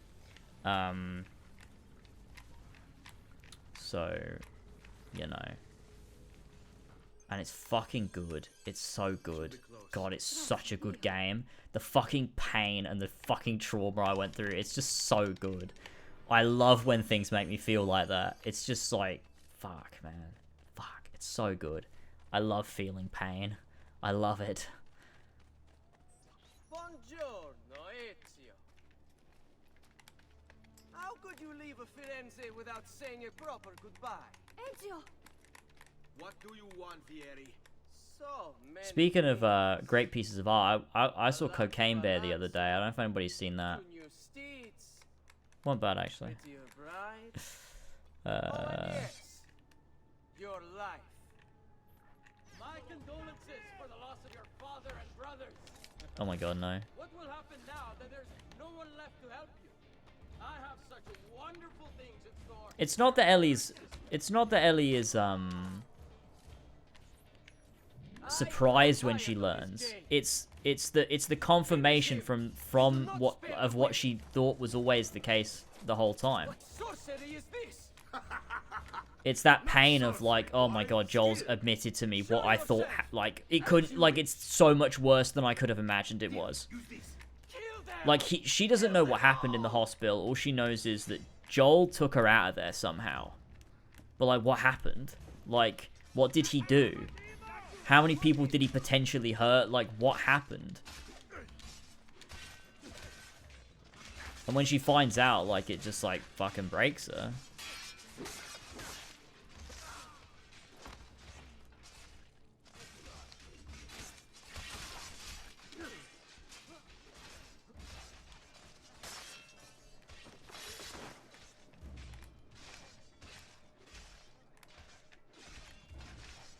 Tommy said, wait, Joel really says his name? I still don't think that's a problem with the scene. I always just thought that was like a lie and not true. I remember when I played it before. We need to go watch it. I need to go verify this. You might be right. I just was very sure. We do. I'm doing that this way. Where the fuck have you been? There are solar panels on the roof. Who are these people? What are y'all doing out this way? Down the hill. Y'all should come back with us, restock before you head out. It's my brother. Joe. Oh, he does say his name. He does say his name. I still don't think that's a problem. Especially because Tommy puts him in that situation. Appreciate it. I think that's bad. I never thought it was bad. Like, I don't know. I never thought it was bad, but I also just thought it was a lie. This is my brother. Joe. But you can see he's on edge. He's like, I don't think this is accurate. I don't know. Like, he's a bit like, I don't know. It just doesn't... I don't know. He says his, like, he tells fucking Henry and Sam his name. Like, I don't know. Y'all act like you heard of us or something. Because they have. Oh, dude, what a fucking scene. It's so good.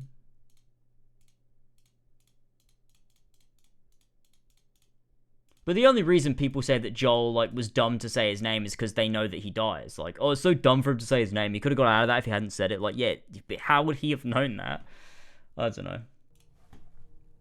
I really don't think it's a problem with the writing personally, but...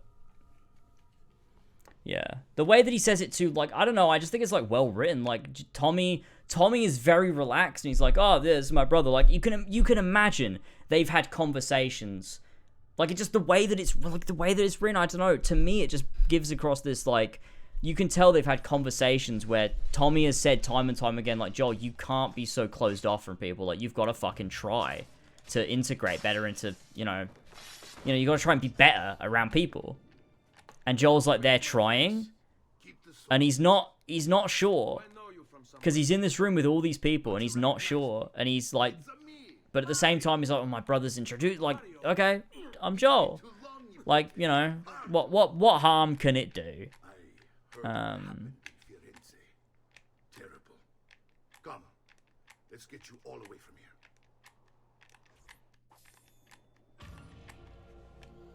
I do wonder how that scene would have played out if Joel hadn't said his name. I wonder what would have happened differently.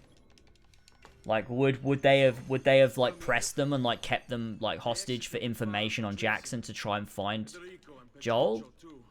Or would they just let him go?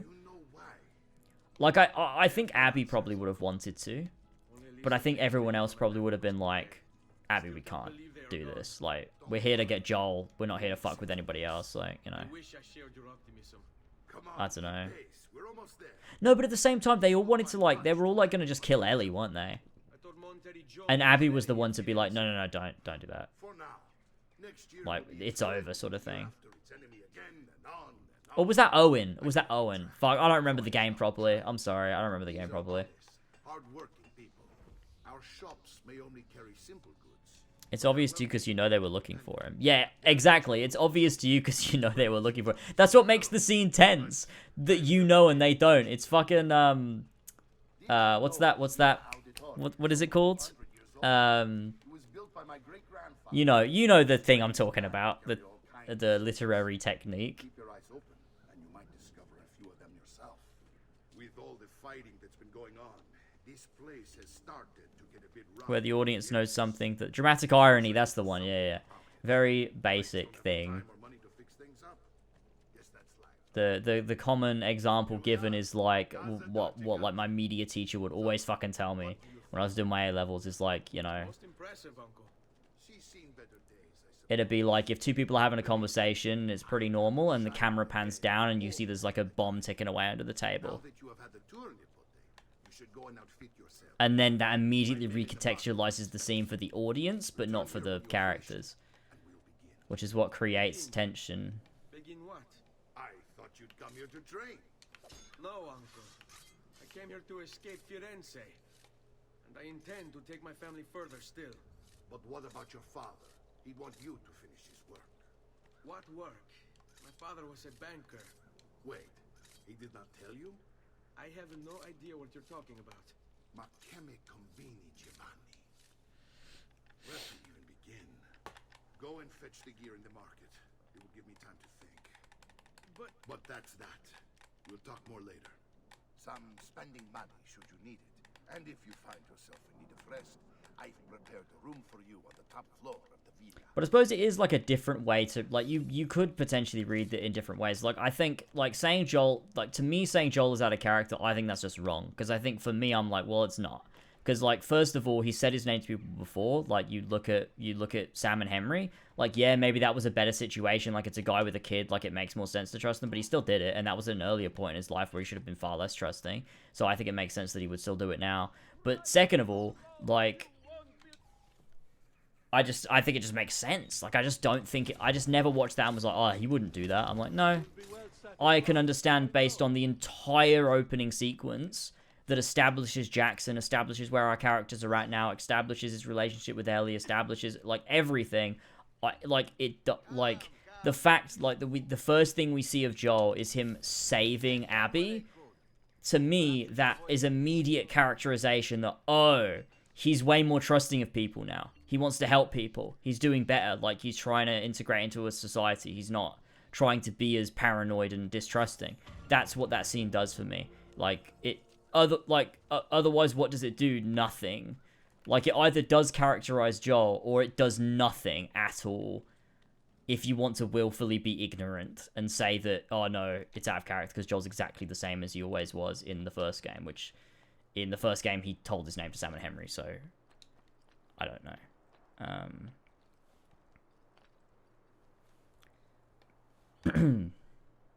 I'm doing this viewpoint. There's a really good director interview about dramatic irony and horror, talking about how if you have a scene with characters talking at a table and then a bomb goes off randomly, you might scare the audience for maybe 3 seconds and it won't sit with them. Whereas if you pan down to show the bomb, the scene is entirely different and 10 times more sinister throughout every second. Yeah, for sure.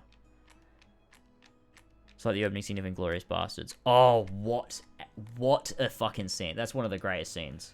One of the greatest scenes. What a great scene. The opening to Inglourious Bastards is, yeah, really fucking good. The whole movie's really, really good, but that opening specifically is, yeah, fucking brilliant. I know.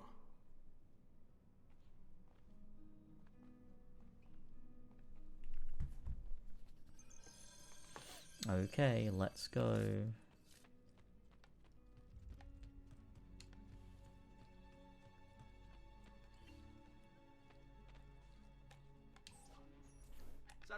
But then, like, talking about characterization and, like, inferring things, like, I mean, I think that The Last of Us Part 2 explicitly implies Joel is slightly different. I think it's, like, explicitly does that.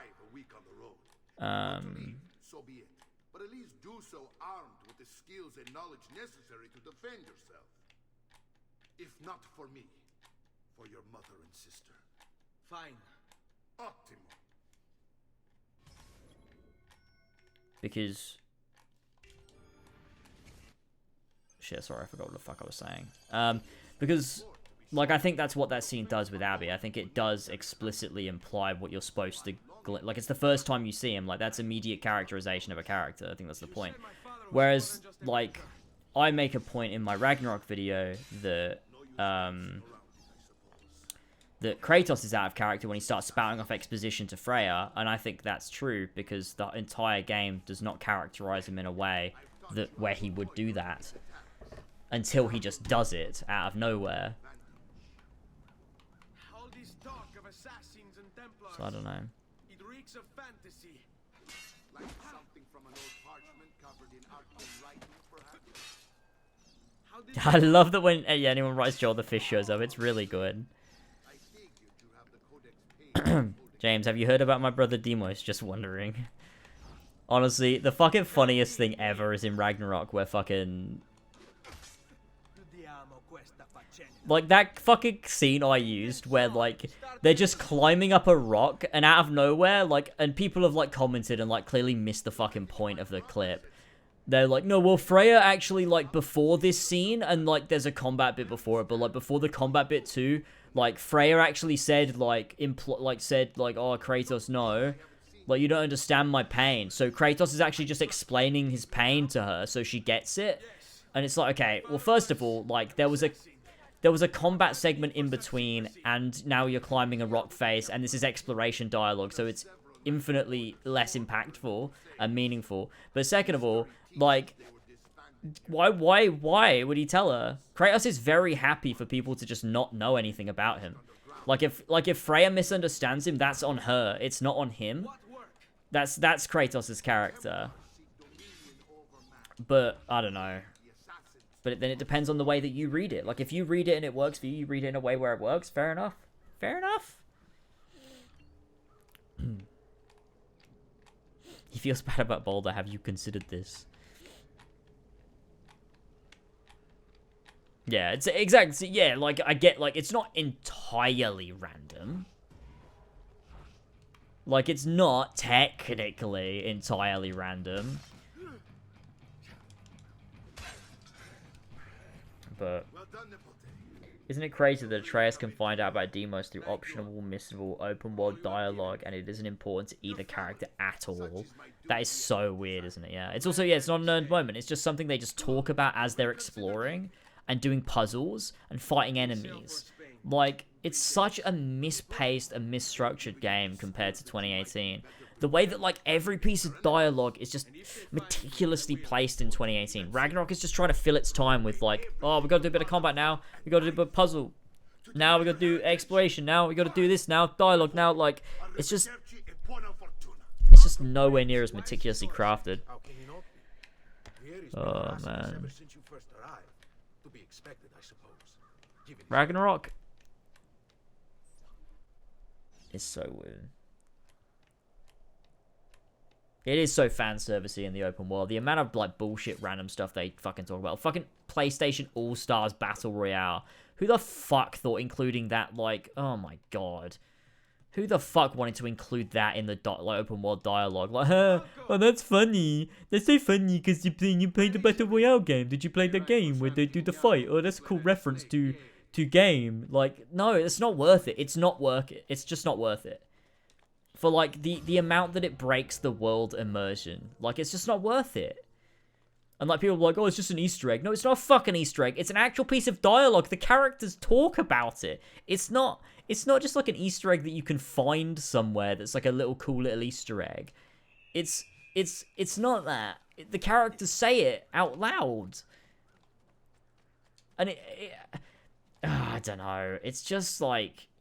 I just think that harms the fucking game when the fucking dialogue is more concerned with doing references and making you, like, notice things that it was referencing than, like, telling a good story. Because I don't know if I would be mad at the PlayStation All-Stars thing if it was in 2018. But it wouldn't be in 2018. That's the thing. It wouldn't be in 2018 because it's a better game. It's a good game. It's a well fucking written game. That like cares about the integrity of every single element of its story. Every single thing. It fucking knows. It knows that... I don't know why I just did that viewpoint. I thought that was the quest I was supposed to do. Like, it knows that every single little thing matters. And for you to take it seriously and be immersed in it, every single piece of dialogue has to mean something. Nothing's throwaway. Nothing's random. Everything is, like, characterization or world building or, like, you know, building towards plot. Like, oh, God, it's so good. It's so good. She can't let him go. I don't know what to do. Like, I said this in my video, but I genuinely don't think that Ragnarok should have been made. Like, they shouldn't have made a sequel if Corey wasn't going to make it. Like, if it wasn't going to be an actual sequel to God of War 2018, it just shouldn't have been made. Because God of War does, like, 2018 does not work as a solo game. It works fine as a solo game. Then maybe follow it up in a decade when Corey wants to make a sequel, you know? I don't know. I don't know. It just was so weird. Like, when you look at, like, The Last of Us Part 2 to Part 1 compared to Ragnarok to God of War 2018, it's like, Ragnarok is such a for-the-sake-of-it game, whereas Part 2 is very much, we're taking a bold fucking risk to tell this story we desperately want to tell. It's just such a different thing. Like, a totally different scenario.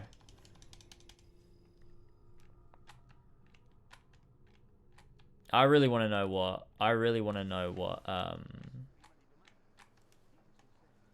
Corey was doing. And, no, it doesn't ruin 2018 for me. I still love 2018. I think 2018 is a great game. Because again, 2018 was built as a game that stands on its own. Like, I think that Ragnarok is just such an out-of-place game that it really doesn't ruin 2018 for me. Because it doesn't even feel like a real sequel. It feels like just, like, some fake fan fiction speculation thing that, like, was written. It doesn't feel real. So I can it just doesn't connect at all. So I can completely ignore it. And just play 2018 and really enjoy it. Because it's also a fully connected circular story too. Like, it has a beginning, it has a middle, it has an end. It's a perfect sequel to the original trilogy. It works as a conclusion. Like, it's perfect. It's actually perfect.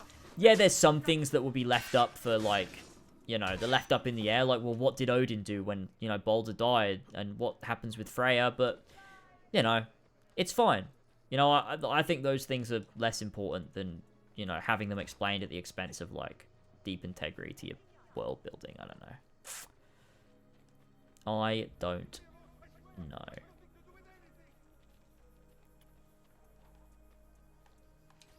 Ragnarok is the most milquetoast, basic, boring sequel they could have done.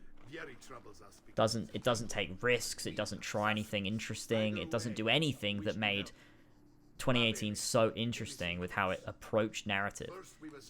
It just is like this very bland, basic, shallow sequel.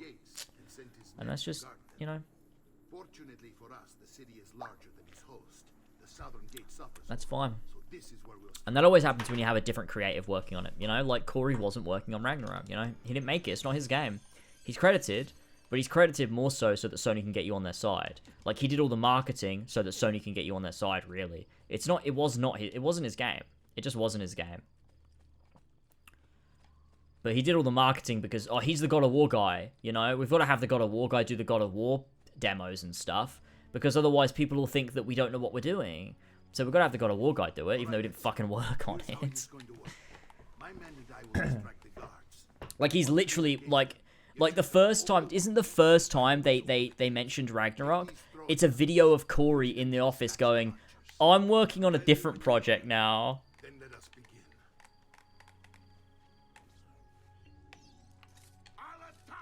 And he talks about how he's like, oh yeah, it's like, oh, Eric's working on it, and like, I really trust him. Which is fucking funny. Okay, that's not.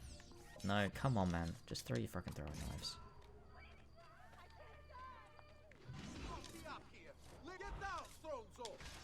Okay, I didn't mean to click that.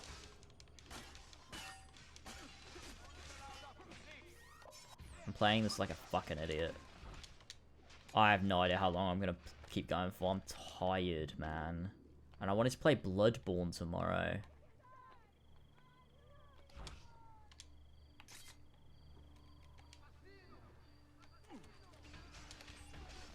Got it.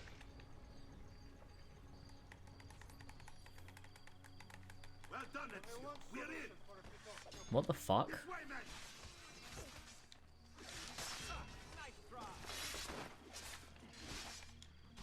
It was the first time we ever saw gameplay in the post show, whatever we saw. Eric talk about it, and then Corey Kevin was like, "Oh yeah, Eric made it."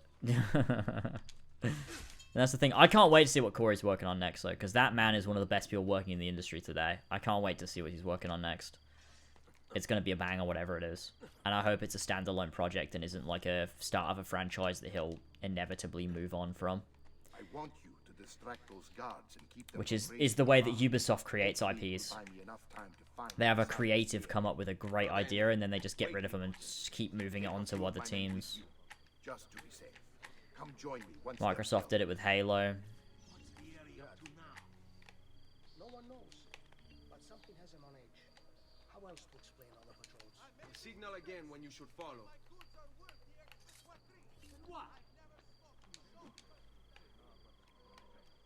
After you.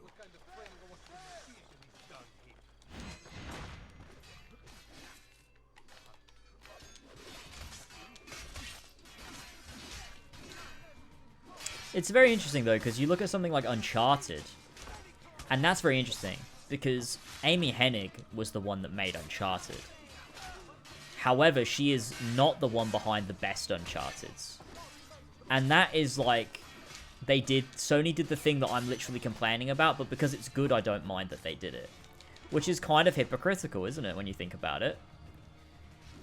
Because the best Uncharteds are the ones that Neil Druckmann was behind. But I don't mind because they're good. So I don't mind that Sony, like, you know, just gave it to someone else.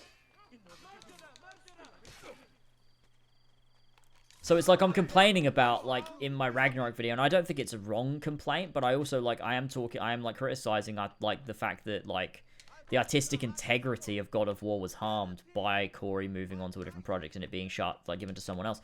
But, like, if the game were good, would I still have a problem with that? Probably not. Which is an interesting angle to look at it from.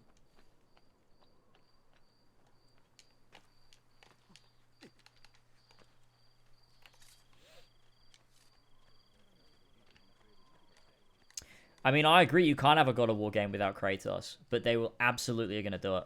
And the thing is, like, you can't, like, Ragnarok wrote them into a situation where you also now can't have a God of War game with Kratos, because he's now no longer, like, a God of War. And if you write him to be a God of War again, in a way that will make the game good, it completely undercuts Ragnarok.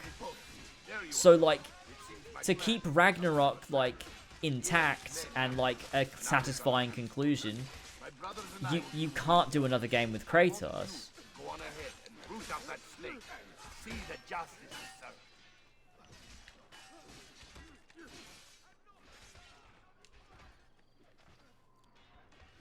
served. I honestly would say just don't make another God of War game now for, like, 20 years. Just don't do it. Just don't. You don't need to do it, but they're trying to make it a franchise. Like, they're going to do a Loki game, I reckon, in, like, fucking 2 years. Watch it fucking come out. It'll be like a Miles Morales or something.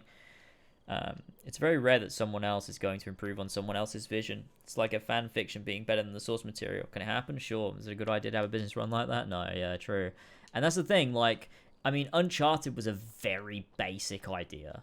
And Neil Druckmann decided, well, we can actually make this way more deep. And he did that, because he's a fucking mastermind. Amy Hennig is great, but, you know, Neil Druckmann's Neil Druckmann. And also, Amy Hennig isn't, she's, like, they contribute in different ways, too. Like, it's not, you know, it's not the same thing as, like, swapping a Corey for an Eric. Like, swapping an Amy for a Neil is quite different. It's settled. Vieri, you will remain here to coordinate the mercenary. Francesco will organize our forces in the city and send word when it's time to strike. Time to Jacopo, strike. our job is to calm the citizens once the deed is done. What of that ubriacone Mario?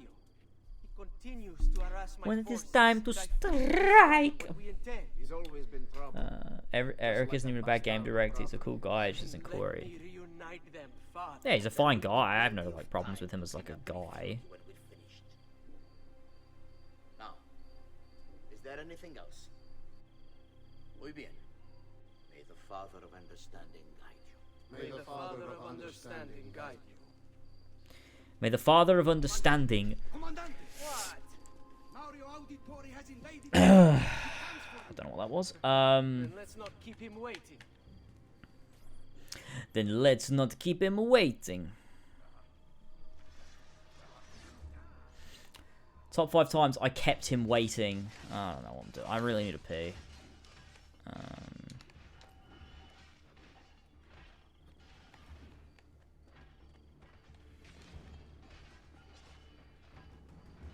Big message not showing up. Oh, there's probably like a blocked word in it or something.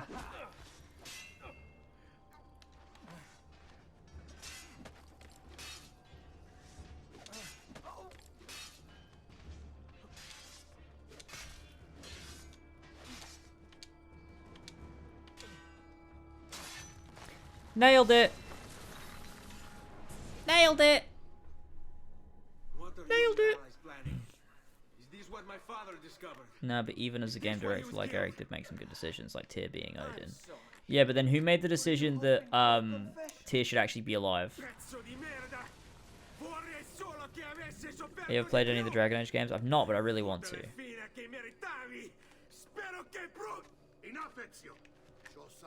Yeah, and that's the thing. That's the thing with Ragnarok that makes it so frustrating, is it's not just a wholly bad game. It's really not, and that's what makes it so frustrating. But I do also think, like, how much am I able to, like, really look at the base core, like, elements of the game, separate from the fact that, like, it's fucking gorgeous and acted perfectly, and the animations are great, and it's a well-polished game, and the actors are giving it their all, and there's, you know, great fucking music. Like, if the game looked like Assassin's Creed Valhalla, would it be easier to determine how fucking, like, shit the game is? You know what I mean? Like, I genuinely do feel that a lot of the games, what makes it good is down to very surface level visual things. Like, gorgeous graphics, really good acting, good direction, stuff like that. And all those things are good, but, like, when you have the budget that Sony has to make what they fucking make, you can kind of make fucking, you know, shit look like gold. And I do wonder if you took those things away and you just look at the story on paper, like, but I find that very difficult to do, because, you know, I look at these parts of it and I'm like, God, but there was so much that was good, but, like, was it good? Was it well written, or was it just, like, performed really well? Like, was Chris Judge just fucking elevating a script like the incredible actor that he is? I don't know. I don't know. And that's why I didn't try to really tackle that in my video, because I don't know. I don't know. And also, I don't think it matters either. I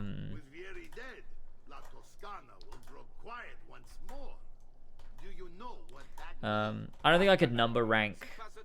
I don't think I could number rank Ragnarok. I just don't think it's very good. I just don't like it. I just don't like the game very much. There's nothing I really like about it, to be honest. It's like I just literally was saying the stuff I like. There are stuff I like, but, like, not enough that, like, it makes me like the game, or, like, I would want to replay it. I don't know. It's difficult to explain. I don't know. One of the most powerful men in all of Europe, and leader of the Templar Order. Which makes him responsible. Oh my God! It's Abdullah Blue. Oh my God. And he will kill you too, given the chance. Then I must stand against him if I wish to be free. But not until every other Templar has fallen to my blade. Father's list will guide me. Did you stop Horsey and Fox? No, we didn't. We started a podcast, a Horsey and Fox podcast. If I had to give Ragnarok a number rank, I'd probably give it like a 3. A sensible next step. No doubt he intends evil Those 3 points are for the acting and the graphics and the music. And the few good scenes that I like. Maybe I'll give it a 4 then. I don't know. But that doesn't mean anything because number ranks are stupid, so it actually means nothing, and that's not real. And it is like, I would never give it a number rating because it doesn't really mean anything or correlate to anything. I don't know.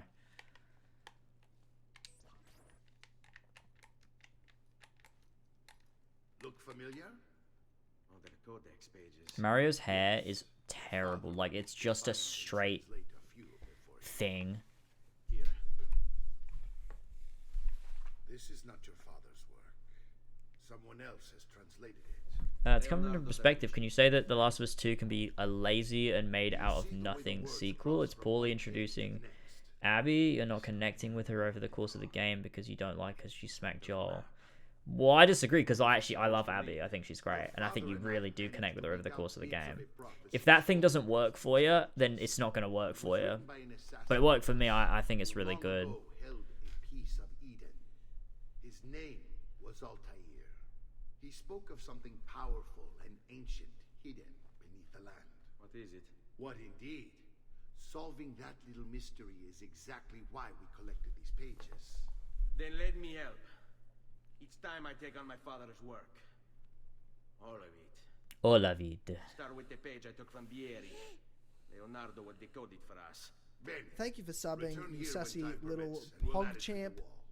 Good morning, gamers.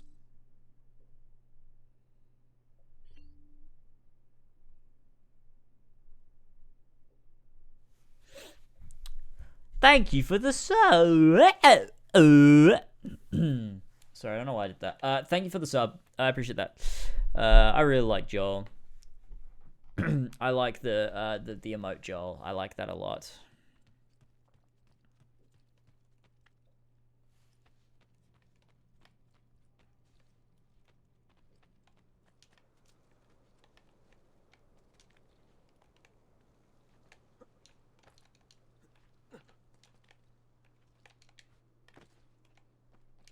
I really like Donkey's video on The Last of Us Part 2 a lot. Because usually Donkey's just like making jokes and memeing.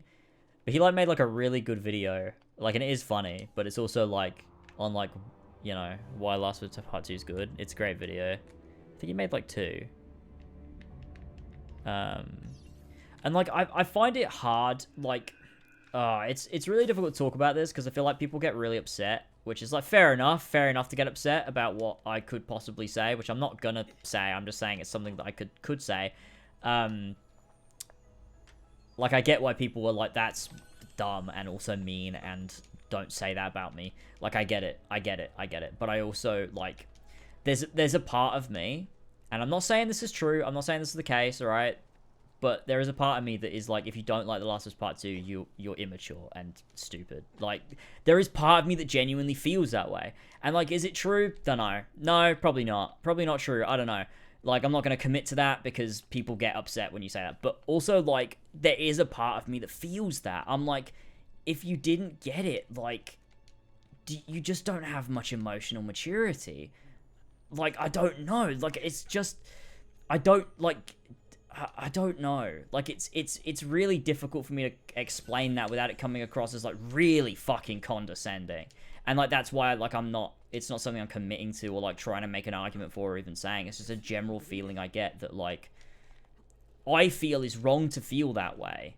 But at the same time, like, I feel it. And it's difficult to articulate. Like,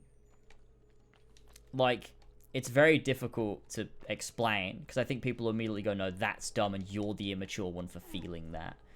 And it's kind of like, I just feel like The Last of Us is a very complex game. Like, it's playing with such complex themes and ideas that I think a lot of people don't get it and then call it stupid. And I think a lot of people say that to me about Ragnarok, but Ragnarok actually is stupid. But it's, I don't know. It's just one of the, I don't know, man. It's just there is like a street, like, I don't know. It's when you look at the criticism leveled against The Last of Us Part 2 and the way that it's done and the particular people that usually hold that opinion, it's always like very consistently similar people, and it's like, God, I don't know, it just makes you feel a particular way where you're like, God, I don't know, man, I don't know. Like, I'm not saying it's true, and like I'm not trying to just like insult people that don't like a game. That's like not the case. I just think there's like it's just interesting that it makes me feel that way, and I think others feel that way too. And it's interesting because I don't feel that with every game, you know, like I don't know, like if some, like, I'm trying to think of a game that I like that people maybe don't like fucking, I don't know, Assassin's Creed Revelations gets a lot of shit. Like, a lot of people just don't like Assassin's Creed Revelations. A lot of people say that it's bad, right? I don't think you're an idiot if you don't like Revelations. I don't agree with you, but like I don't think you're being like emotionally immature. But The Last of Us Part 2 is the only game that strikes me that way. But I would also probably feel that if someone said it about The Last of Us Part 1. Like, and also God of War 2018, I feel like, in a way, too. Like, I think if somebody said about Last of Us Part 1, like, oh, Ellie's really annoying. Like, I just didn't like her. Like, you know, I didn't buy, like, her and Joel's relationship. I just didn't, like, she was just such an annoying companion. I'd be like, you're a baby. You're a big baby. Like, get the fuck over it. It's a really well-written story. That's stupid. And that's how it makes me feel similar when talking about The Last of Us Part 2. And it's probably wrong for me to feel that way, but it does feel that way sometimes. It's hard when people don't get a piece of media that really speaks to you. It brings out a lot of sadness and anger. I just learn to let it all go. Yeah, exactly. That's what I'm not committing to. I'm not going to say that's the case. Like, it's not. It's silly. Like, it is silly to feel that way. Like, don't get me wrong. Like, I'm not saying this is like, no, I'm right to feel that way. I'm saying that's like, it's weird. It's stupid. It doesn't fucking matter. But it's just like a feeling that I have had, and I've had to be like, no, that's not, you know, we don't need to do that. That's silly. But I just, yeah, I don't know.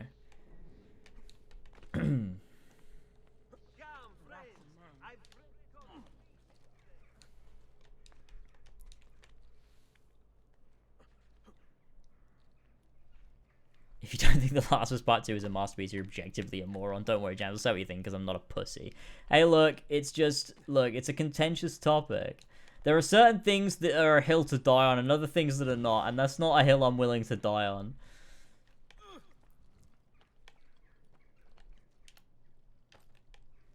It's not even my hill, alright? It's someone else's hill. It's your hill. It's not my hill, I'm not dying on that hill.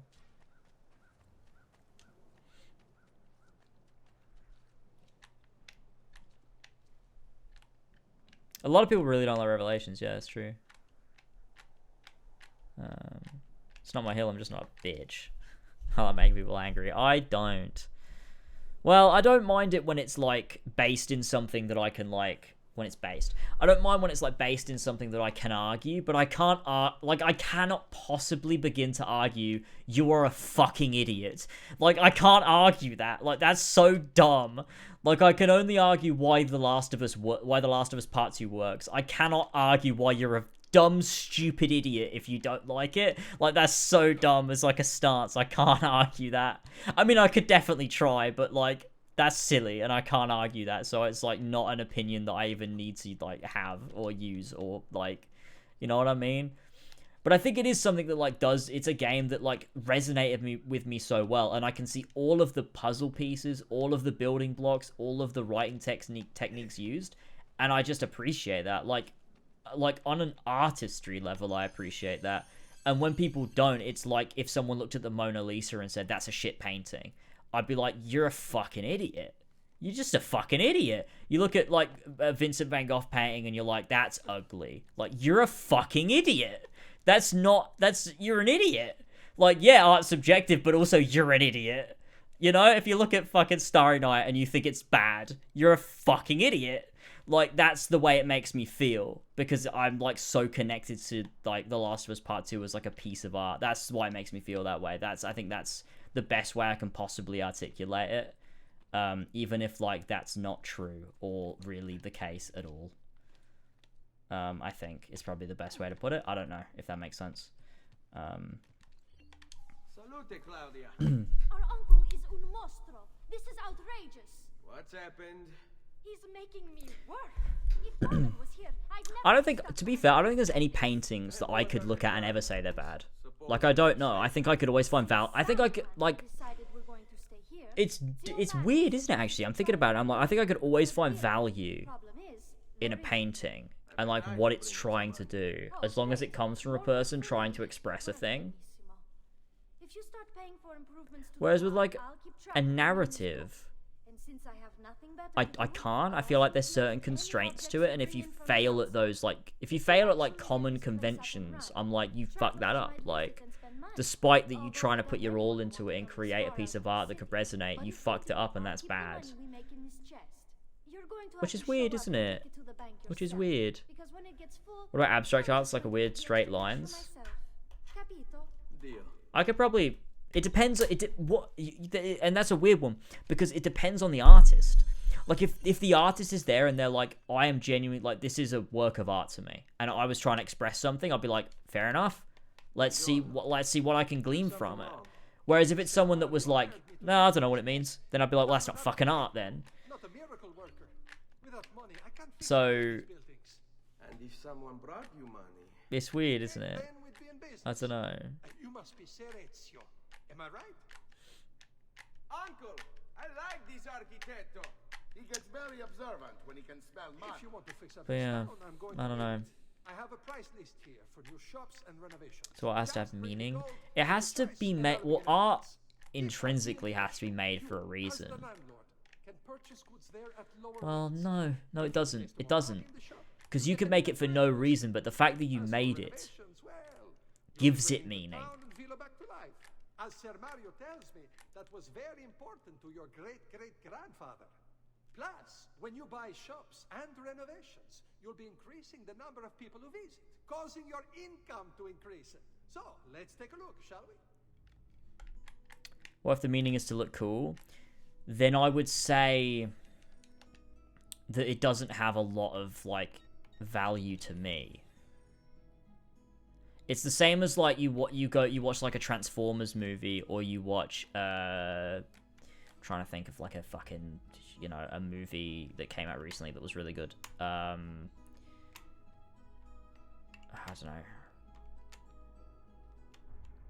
don't know. My mind is just going blank. It's like, think of every movie you've ever watched. Like, I don't fucking know. But like, you watch like Transformers 4 compared to like, still can't think of a movie on the spot.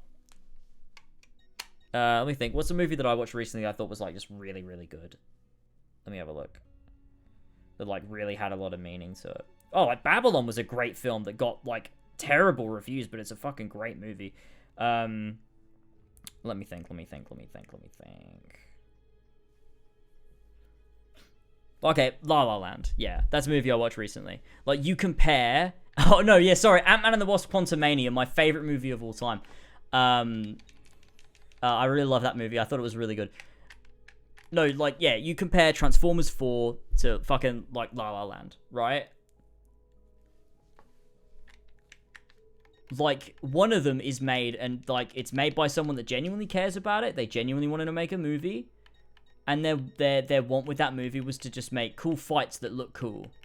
Is that as worthy or, like, worthwhile, or does it have as much value to you as a piece of art as something like La La Land that's, like, trying to say something? It's trying to resonate with you? Like, I don't think so, right? And I think, like, the same applies to, like, pieces like traditional art, like a painting. Like, if someone paints something and they're just like, I just think it looks cool, I don't think that doesn't mean anything. But if you're like, no, this means this, and I did this way because of this, like, I'm like, that means something now, because it's like a way of expressing a part of, like, what makes humans so interesting. Otherwise, like, what's the point? So I don't know.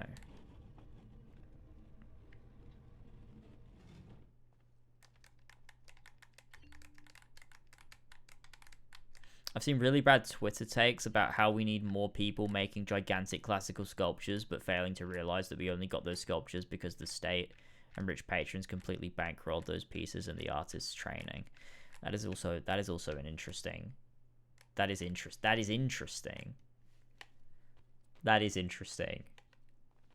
And I don't know how to respond to that statement, actually.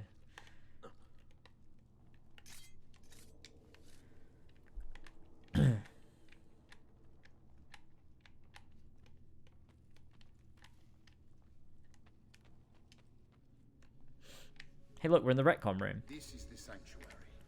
Which means two things, because this retconned AC1, but also this was retconned later on. Twice, actually. Twice. These are the assassins who guarded the freedom of humanity when it was most threatened. And this is the armor of Altair. Little is known about Altair's life, but his armor is light and very strong. I'd give it to you, but I don't know how to retrieve it. But I don't know how to retrieve it. Remain locked away until all its protectors. But I don't know. That's Captain Bob Stelio, that is. These 6 were moved centuries ago.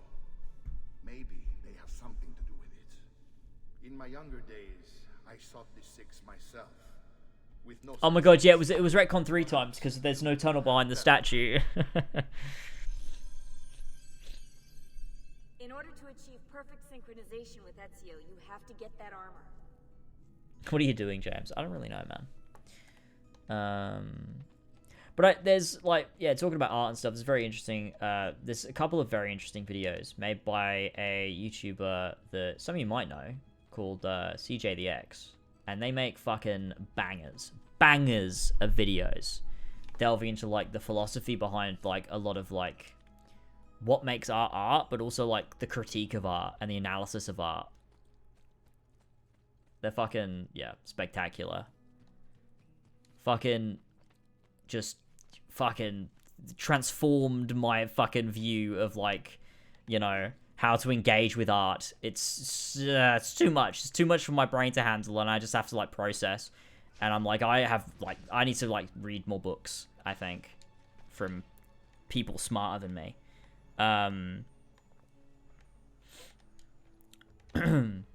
Look, Flash, it's because you're dumb and I'm smart. The only thing about you that's redeeming is that you like The Last of Us Part 2. But other than that, like, you know, you I think what you need to do is, like, you need to just watch some of these fucking YouTubers and get some brain cells on you, lad. I think the reason this game normally takes me like 10 hours is because I fuck around with I do the Minerva, like the fucking, the statues, and I also do, like, I upgrade the villa, and then I do the fucking armor. We just won't bother with that stuff. You know what I mean? That's literally mean for no reason. True, it was. I apologize.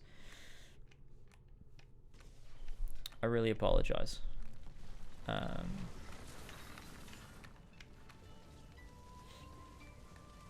What Infinite are we talking about? Bioshock. Are we talking about Bioshock? I really like Bioshock. Infinite. I've not played Bioshock 1 since the remasters came out, and I didn't like it at the time, but I think I need to replay it because I, like, have a brain now and, like, can probably deal with the fact that the game is a little bit old. Which I couldn't at the time when I first played it. I was like, oh, this game's old, bad. Which was fucking immature and stupid. Ezio, you are still alive. Look at this place. The past Look 2 years at this have been kind to place. you. But you are not the same at all, are you? I was hoping you might be able to help me with something. Anything for you, my friend. Haha! You found another one. How exciting. This one is tricky to break. Clever in its use of ancient languages. Maybe if I just... Oh, it seems to be a manual of sorts for different... Yeah, I'd say we're closer on the media literacy spectrum than you'd expect. God, I love the media literacy spectrum. It's my favorite thing ever. What to make of all this? I keep saying it, and I really love it. And why not? What an inspired idea. Can you make it for me while I try what's in that manual fragment? Take it. I'll have my assistant set up some dummies for you to practice with. Hey, Vincenzo!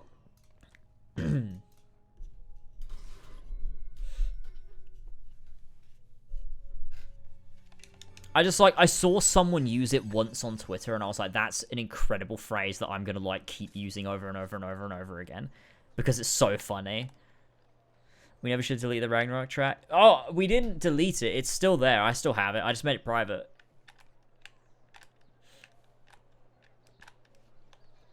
So I could bring it back if I wanted to. I kept it because I needed it for my video. I just got rid of it because it was like, Ragnarok was old. Alright, I'll do it now. I'll unprivate it now. Hold on. Wait, which one? The one on Elva's Discord or the one on mine? Because they're both still there. Permissions. Do you know what? I'll just give you permission. And, no, I won't. I'll give everyone permission. Fuck it. Yeah, view channel. There you go.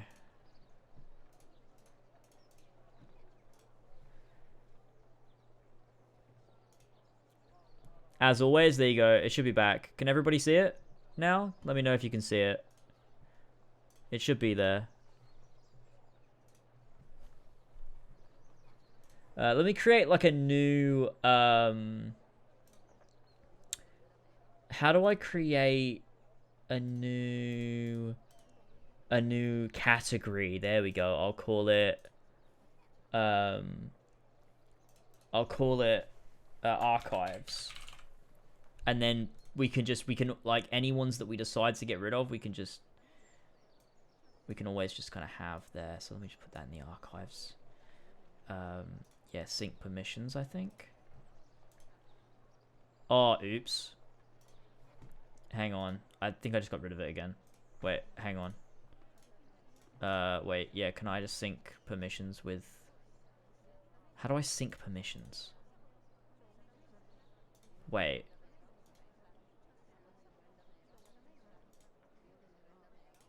Did I fix... Is it fine? Wait, can you see the archive? Wait. I'm dumb. Permissions. Roles. As always, God. Yes. As always, member.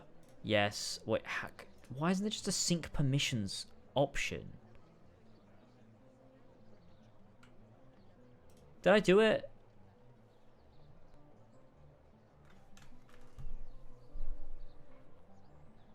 Yeah, you have to be a patron to get the link to the Discord. It's a Patreon exclusive perk thing. I apologize for anybody that might want to be part of it, but that's just it. Does it work? Does it work?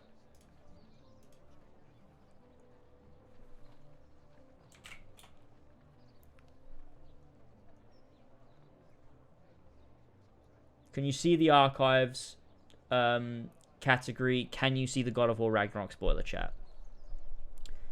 It works. I see the archives. Okay. Perfect.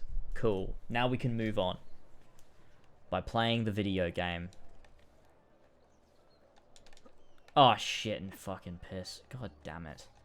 Why is that? Why am I not able to do that side eject here for some reason? Oh, there we go. Side ejects work better in AC1. Not sorry. I can't find the Discord. No, it's well, I mean you can if you're on Patreon, but it's just for patrons. So like people that happen to be supporting me on Patreon get access to a Discord. It's just the $1 though. So if anybody does want to get on the Discord, you get the Discord is part of the As Always Legacy tier, which is just $1 to get access to the backlog of As Always content and the As Always Discord, which is what the Discord is. Which is just $1 on patreon.com/lasers. Take it. Try it. But nothing else is going to get uploaded at that tier other than future not quickfire topics, future maybe clubhouses. I cannot approach him publicly. Would you know a way?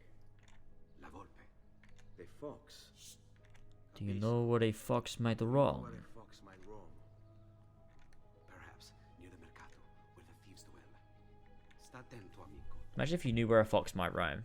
You mentioned the video illustration like twice in that chat, and I just ran with it. I used it like because I I thought it was funny. But, like, I also liked it, too. Like, it was both things. I definitely don't think I was using it, like, 100% seriously. I'm pretty sure I was, like, I saw it and I was like, I'm gonna use that a few times. I don't really remember. I'm pretty sure I did it, like, to bait it being a bit. Which is what I do with a lot of my bits. My bits aren't bits. I let other people run bits off of my bits. That sounds weird. But, like, I'll do a bit. And it's not...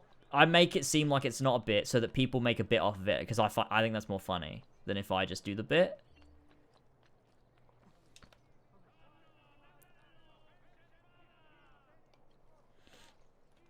So it's like with the Ant-Man and the Wasp Quantumania bit, like I knew that was dumb and stupid, but I think it's funnier that the bit is that people make fun of me for my bit being bad, rather than like the bit actually being funny.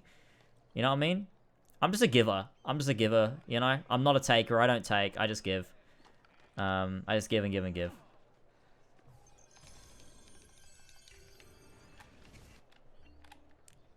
That is funny though. That is funny though. Without sounding too insulting, I feel like this chat is just different people at different perspectives on the media literacy spectrum, and we're not going to get anywhere. That is an amazing sentence. That's an amazing... I'm so glad I fucking said that. That's an amazing sentence. The media literacy spectrum is such a fucking incredible term.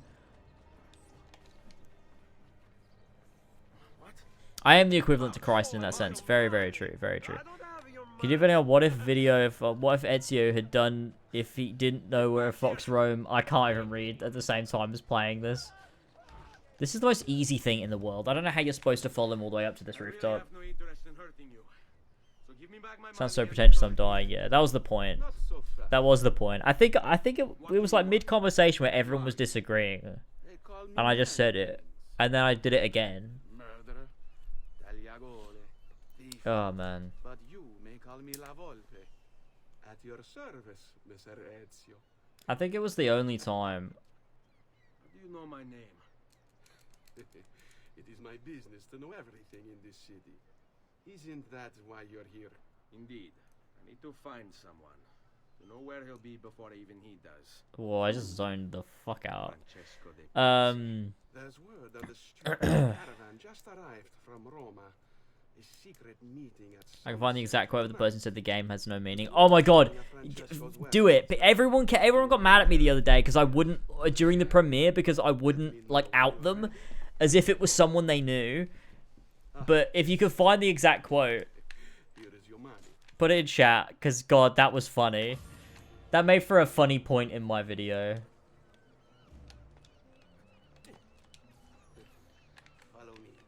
Honestly, that's the funniest part of it. That's the funniest part. I actually like Ragnarok because it's like trying to be shit on purpose. It's basically what they said.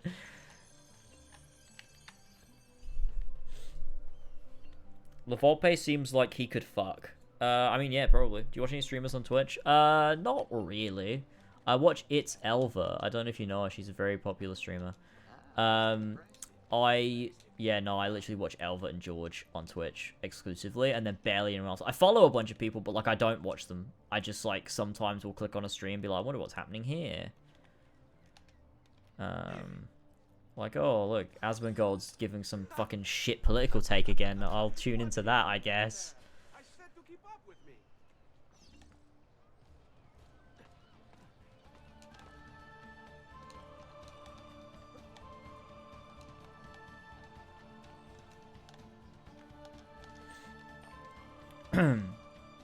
You know, Asmongold might be simultaneously one of the most like smartest and stupidest people like that exists on like the internet. Not in general, just on the internet. But like it's crazy because he can say some like stuff where I'm like, that is fucking based. Like, holy shit, that's like really, that makes so much sense. And then he'll say something else. I'm like, oh no, that was dumb. That was really silly that you said that thing. That doesn't count because she's your sister. True. That's a good point. So I don't actually watch her. Here we are. I like Maximilian Dude a lot, but I watch his YouTube stuff more than I watch any of his stuff on Twitch. I don't think I've ever tuned into a stream. Catacombs that run under the city. They will lead you to a place where you can eavesdrop on the meeting. Grip that stone handle. Turn it, then slide it down. Thank you for all your help, Volpe. Buona fortuna.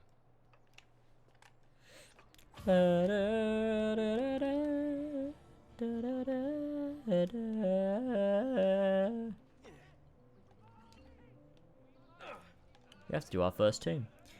Good times when you're at your parents' house and you have to pick up from work, you're calling her a wanker. That sounds like every day. Yeah, that sounds like my every day, to be honest with you. God, I haven't lived at my parents' house for 4 years. That's crazy, isn't it? 4 years. Can you believe it?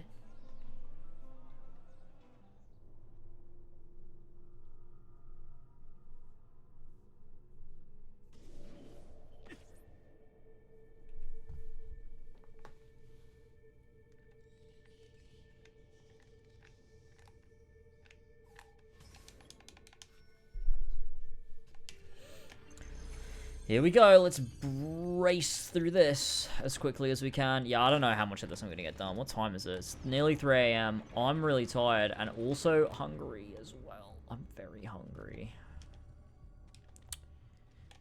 And I wanted to finish AC1 and that's not happening tonight because it's not. Just eat on stream. But I also am tired too. And what am I going to fucking eat? I don't even know. I genuinely don't even know what I'm going to eat. It's 3 a.m. I haven't been to the shop. I don't have food.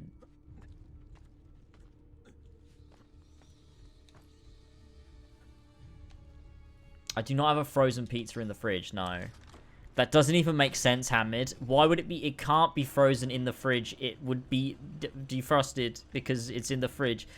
Is there any dodgy takeaway open? Yeah, maybe. Yeah, maybe, but I'm gonna need, I feel like I'm far too sober to order from somewhere like that. Could you do a what if video on what would have happened if the Templars had their meeting in literally any other room in the city without a giant fucking grate? Anyone with access conveniently eavesdrop through. Well, Lorenzo de Medici would be dead. And Giuliano would be dead. And his wife would be dead. And Ezio would have no clue what's going on. If I'm making fun of the no depth thing, I'm almost there. Oh, thank God. McDonald's closes at 4. I could go to... No, I can't go to McDonald's, can I? Because I've been drinking. I literally... That would be illegal. Yeah, I can't do that. That's not okay. If I were Flash, I would. I obviously would, of course. An avid drunk driver is he. However... yeah, can't do that.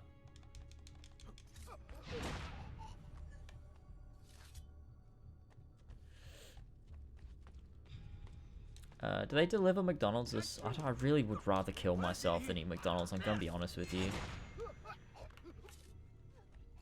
When I'm like hard working on a when I'm working on a video like really hard at the end bit of the video, I tend to not eat very well or sleep very well, so I've had a lot of McDonald's recently. Not recently. Last week I was fine, but the week before that and the week before that, yeah, it's bad. It's bad, man. It's bad.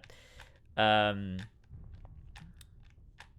had a lot because it's so easy. It's just like, oh, you know, I can just fucking get McDonald's, easy, fucking easy, and then I can keep editing and fuel my fucking self,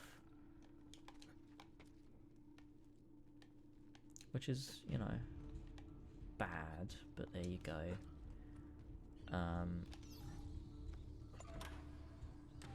I love these little pulley things. How do they work? I don't know. Dude, reading a slow descent to not like the game is so funny. It'd be funny to go through that. What do you normally eat at 3 a.m.? Well, normally we, like, have food in the house. So I like... I'll be able to, like, whip something up. But... I don't know. I mean, also, to be fair, there definitely is somewhere I could order from. But... Like I said, it's like absolutely not the kind of place that you would ever want to order from if you were completely sober, and I feel pretty sober. I've only had 3 ciders, like, and they're normal ones. They're not Henry Westons, so they're just normal ones. I'm saving the Henry Westons for tomorrow for Bloodborne because they give me, I don't know, they make me better at the game. They broke this chase in the fucking Ezio collection. I hate it. Why'd they break it? The game doesn't work when you play this version of it.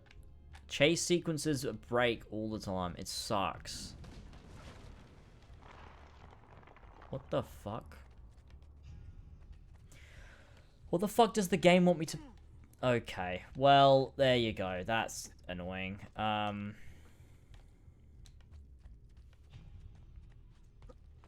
I wish I lived somewhere where they were like a bunch of places were open for delivery super late. That would be so cool.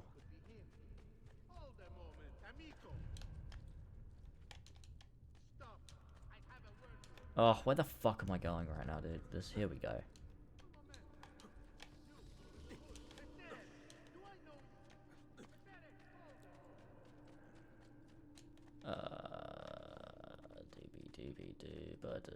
Doobie-doobie-dooba. Agent P. Didn't they say they're bringing Phineas and Ferb back? That's so cringe, man. Fuck Disney. Phineas and Ferb was great and it ended good and just like let it be over. Why are they bringing it back? Fucking stupid.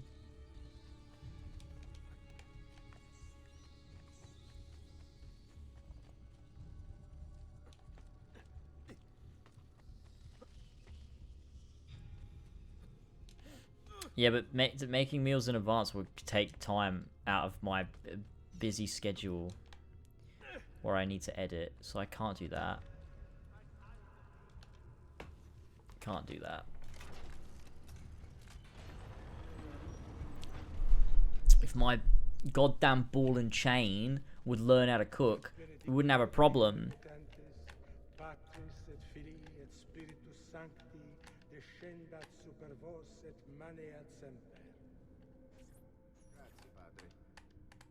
Bernardo. It's all here. Swords, staves, axes. Swords, armor. staves, axes, armor, bows. I'm gonna go pee while this cutscene plays out. I think that's probably appropriate. I'll be back in a minute. As long as nobody's killed. We're all set for the Duomo in the morning, Signore. The bait's been laid, but it wasn't easy.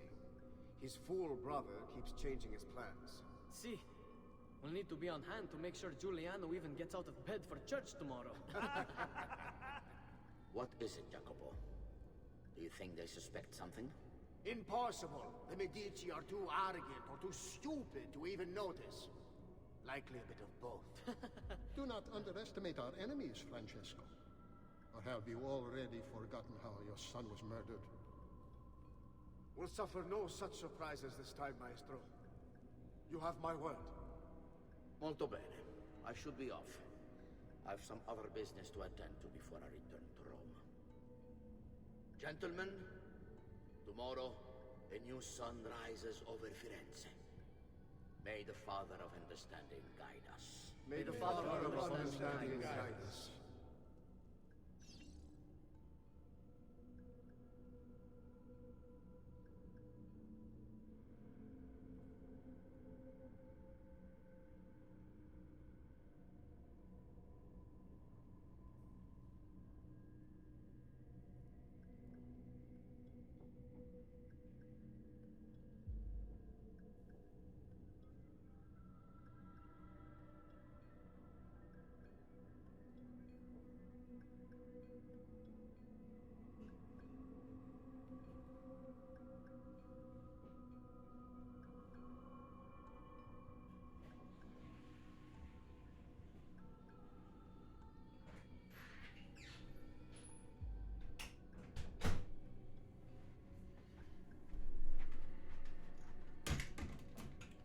Ladies and gentlemen, welcome back to the gaming.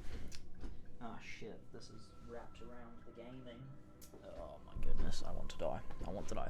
I found it. I think God of War 2018, the game, teases you with such mystery and lore to look deep into and rewards you with it to get you into that mindset, because Atreus and maybe Kratos was in the exact same mindset almost, and then in Ragnarok it teaches you the complete opposite, because again, Atreus and maybe Kratos is taught in Ragnarok to not care about prophecy as much. My theory is that it was done on purpose. In the end, the main game, neither Atreus or Kratos care about who the champion is. God damn it, man. God damn it, Alex L. God damn it. It's wow. 2018 is deep because it's trying to lure you into a false sense of security so that when they make it not deep, they did it on purpose. It's identical to one in the Villa Auditore. It's identical to the one in the Villa Auditore. Did you know that... Fuck me. Did you know I was a gamer once? Now that we know the way in, I'll tag the landmarks containing tombs in the database. Honestly, shut up. Seal of Darius. Seal of these fucking nuts, mate. They wanted to focus a lot more on the character development between everyone rather than the story as a whole. The story is used to kind of make Kratos and Atreus grow as people and to be better. That's a stellar analysis.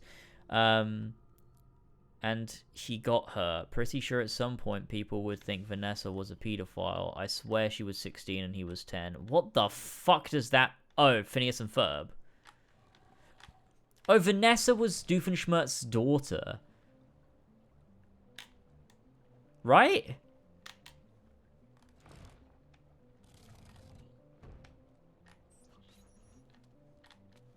I know where Francesco will be and when. Yeah. What is it? I overheard something. They have weapons, enough for a Yeah. battalion. Even the Pope. And she did that song with Candace. Can this dick fit in your mouth? What the hell are they planning? I tried to rewatch Phineas and Ferb when Disney Plus first came out. Me and Alva sat down and like watched it. It was when it was during lockdown. We like watched a decent bit of it and then we just stopped. Along with the rest of Firenze. They're going to do it right in the middle of High Mass. Right in the middle of High Mass. In the future special where Phineas and Ferb are going to college, Ferb is hooked up with Vanessa who had a crush on him, and he's 18 there I think, but she would have been like 23 or 24. That ain't too bad. Ask him like a drunk drive just to feel something. Yeah, you know. Give yourself a little blade to the wrist. Give it a new definition to the term wrist blade. Self-harm jokes in 2023.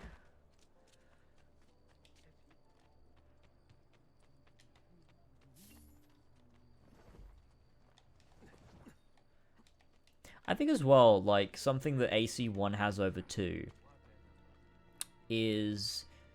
I mean, one thing is, like, a clear distinction between districts and the purpose of each district. Like, why does it exist to be different rather than just to be different? AC2 is a bit more all the same. But second of all, like, there's a... Like, in AC2, the only time you'd ever walk around is because you want to look real cool. And you think walking around looks cool and immersive. But in AC1, it's cool and immersive to walk around and not run because it's a gameplay feature to do so. And I think that's pretty cool. And also, the cities are smaller and the streets are more narrow, so it's way more interesting to walk around in. In AC2, like, if I have to walk this huge open street, like, I'm walking in a straight line for ages. Whereas in, you know, you're trying to avoid jar carriers in AC1. You're trying to avoid those weird men that, like, throw you about. There's an element to, like, navigating the streets compared to the rooftops. There's just... God, AC1 is so good, man. The way that it just does everything that it does is just for just fucking good, man. So good, so good. So good game. Lol, he just saw his mate die and didn't care. Me, to be honest, that's me. Yeah, no.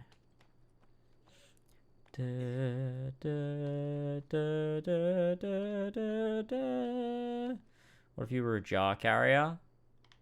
I'd fucking love to be a jar carrier. I do not have the Ezio collection on the Nintendo Switch because that would require me purchasing it, which I didn't do. Oh shit, Hamid, you sent me a list of animes. I will hopefully do those. I'm gonna be a weeb. This is my weeb arc.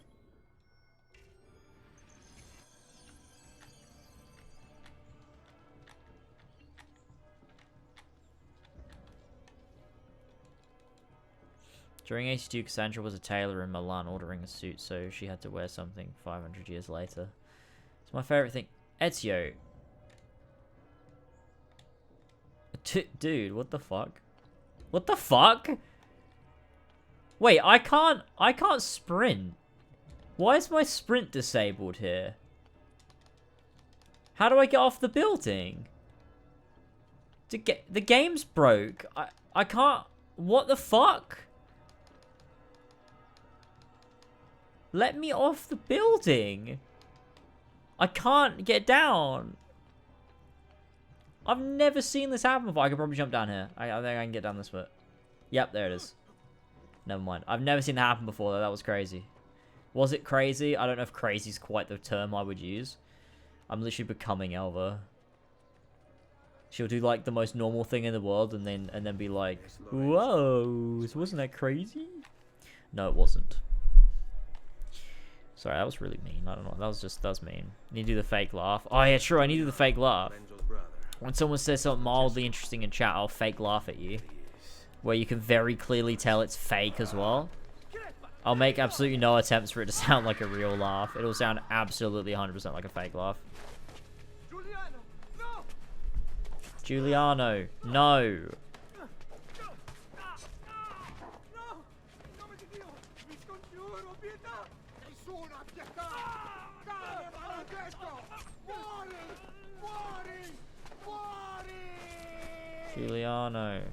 No.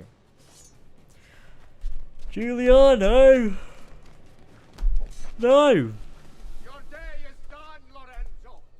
Your entire family dies Oh, I'm by tired. my sword. I'm tired, man.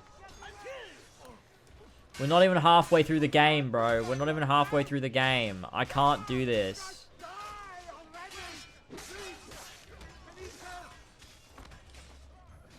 Hey, look. At the end of the day, we had fun playing some Assassin's Creed 2, so it doesn't really matter if I do or don't finish it. I'll at least finish this arc with Francesco and see how I'm feeling.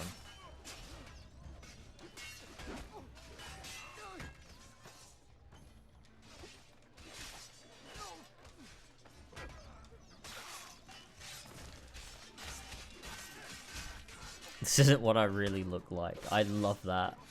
I think it's doubly funny that it's Dylan Sprouse doing the lines. I don't know why, but that gets me. Like, knowing that it's Dylan Sprouse in a fucking recording booth, reading these fucking dumb Tetsuya Nomura lines that are, like, equally as dumb as they are kind of fantastic. It's nothing. But the man who did this to you has to pay. I ended up here after going through some trials. To my home. People I trust. That's probably my favorite line from Yozora. I went through some trials and now I'm here. Okay, bro. Stay close. I'm losing a lot of blood. Hang on, signore. I'm moving as fast as I can. What if Yozora looks like Dylan Sprouse? Why have you typed it like that? Why'd you spell it Sprouse like that? There is, I remember playing AC2 till I felt sick. Yep, that was a stream that I did. I'll be delivering a corpse. We're almost there now. I've not forgotten how to wage war. How do you spell it? It's Sprouse with an S, yeah.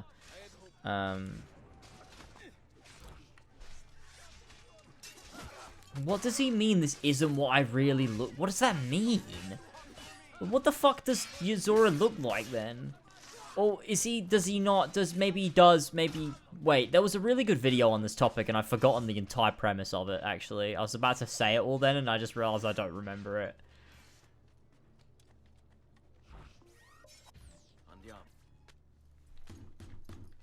Noctis? Nah, it's not Noctis.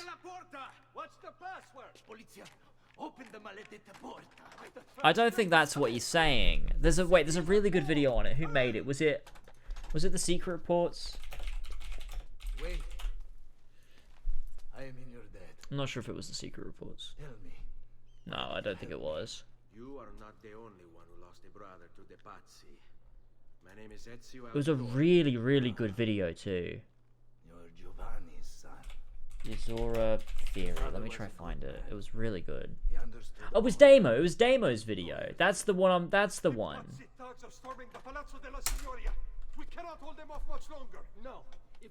Was it? Is that the one I'm thinking of? Was it Damo's video? Then my survival would mean nothing. I have to. Francesco. Or was it the one from Next Gen Novelist? No, I don't know. Maybe it was that one. Kill him.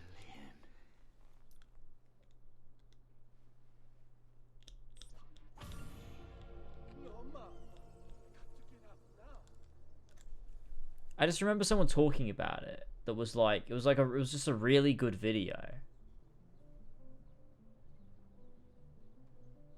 That just went into like the idea of like, what does it mean? Like, why is it not what he really looks like? So what does he look like? Who is he?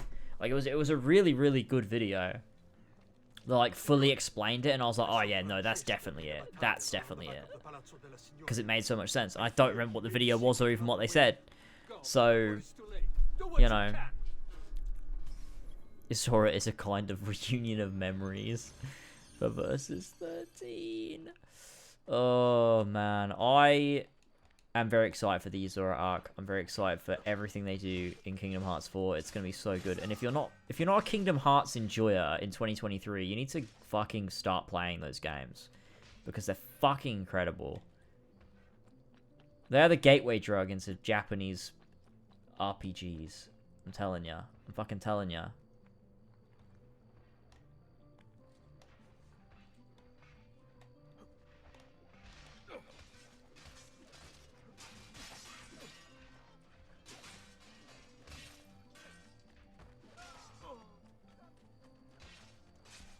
Is it 3 AM? Yes, it is 3 AM. Am I having sleeping problems? No, I'm being forced to stay up against my will by chat, and I don't like it. I don't want to play this game. I want to go to bed.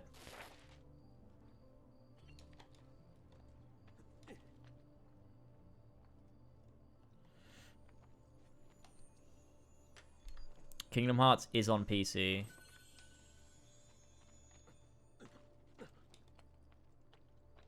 Kingdom Hearts is on every platform now. That's what makes it so good. It's so accessible now. Back in the day, you'd have to buy like 1 million consoles. Now you just get one or a PC. And then you just buy all the games. And they're in collections. It's perfect. It's amazing. It's still not on Steam. The Epic Games Store doesn't count. It's on Game Pass, though. Wait, it's on Game Pass PC? I'm not sure, actually. I said that very confidently before realizing I'm not confident in that.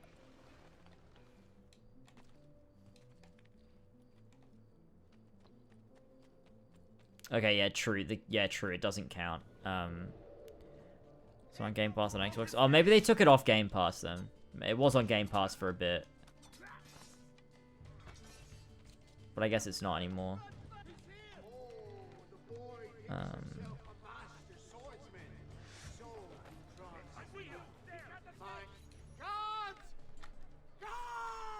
I like Recoded more than I like Union Cross. That's crazy. That's crazy take. It's part of the PlayStation Plus collection now. Oh, that's good.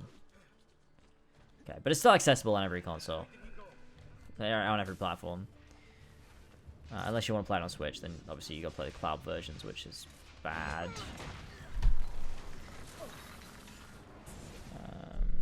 Recoded is, yeah, no. No, Union Cross is very good, though. I like Union Cross a lot. You're stupid, Flash. You're stupid, baby, man. That's why.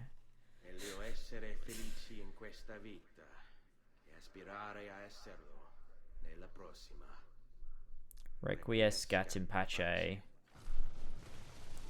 Sometimes I just requiescat in pace all over the place, and it's amazing.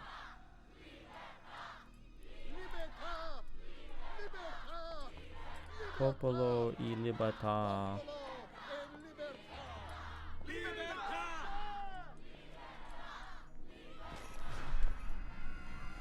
Francesco?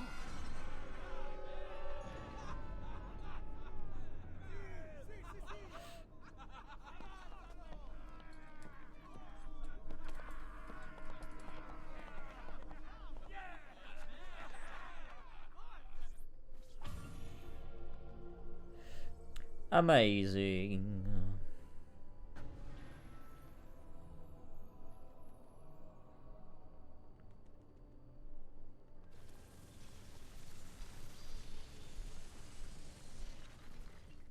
Dude, when you meet Yuzora, it's such classic Kingdom Hearts shit. He's like, I was told to save Sora. Why are you using Sora's name? This is not what I really look like. Like, what the fuck, Gamora? Come on, man. Didn't the Nameless Star say his heart was put in another body or something like that? Maybe, I don't remember that very well. I need to replay it. Like, I'm going to replay them before KH4 comes out, and I'm, like, going to pay extra special attention to KH3, because that's the one I remember the least, I think.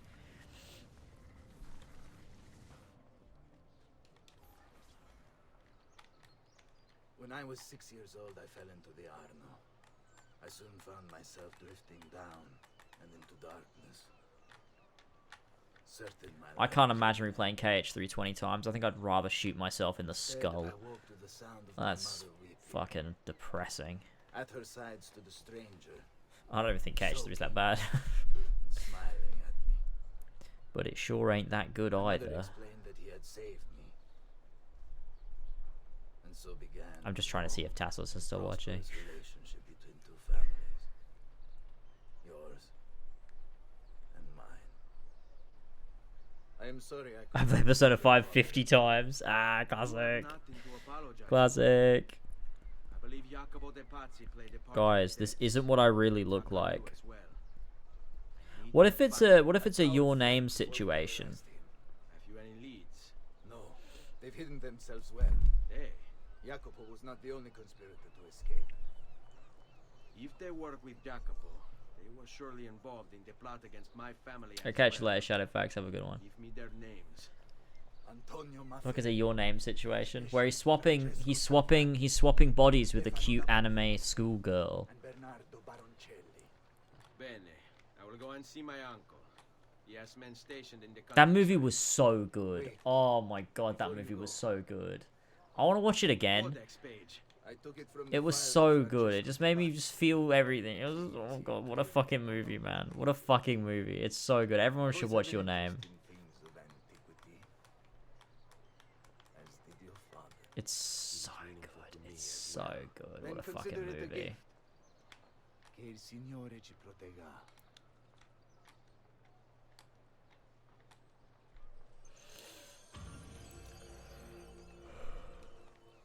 Flash, you absolutely don't have better things to do than watch peak cinema.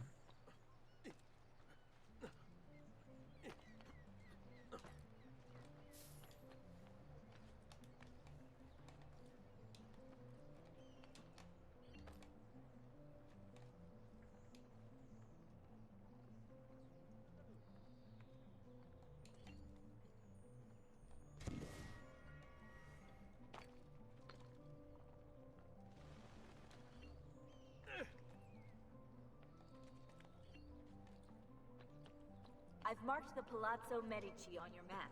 In order to achieve 100% sync with Ezio's life, you should go explore it.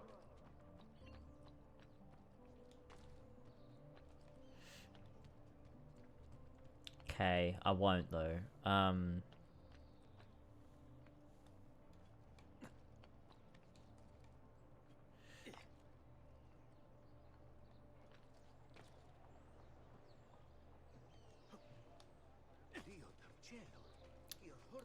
Yeah, I'm curious how much of Versus 13 they're gonna use and how, like, what they decide, like, whether it's. I think it'll be quite different. I think it'll be surface level things. I don't think Nomura's gonna use like the intricacies of the story he had.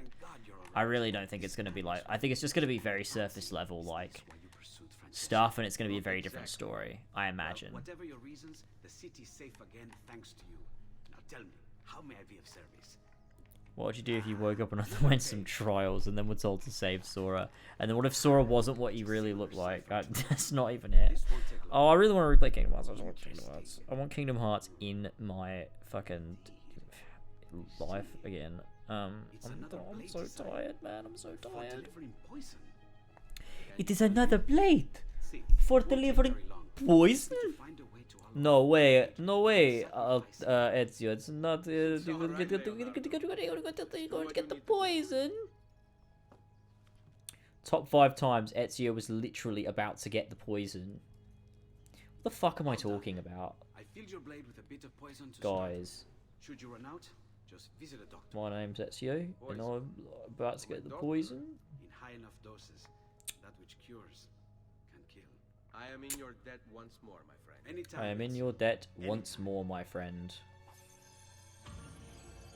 Sorry, I'm just looking to see what places are open for delivery, and there is a place that's open 24 hours, and it's got a 3-star rating, which ain't that bad, I guess. Yeah, look, we're gonna just keep playing.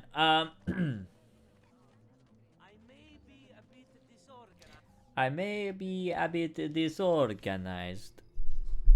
What's the point of referencing the versus 13 at all if it's only going to be surface level? I think it's, I think it's for fun. I don't actually think Nomura's going to do his versus 13 story, or maybe he's going to take elements of it. But I genuinely think it's going to be a different story. I can't imagine it's going to be beat for beat the story you had in mind. Maybe some minor things, but I just can't I think he's trying to psych everyone out more than he's trying to actually retell a story he wanted to tell 10 years ago.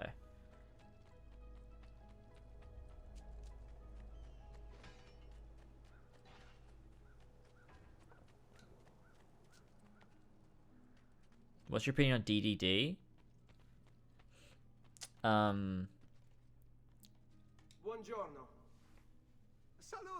I like DDD. Shall we take a look at the list? It's a fucking broken game. There's misbalanced shit, but I like it.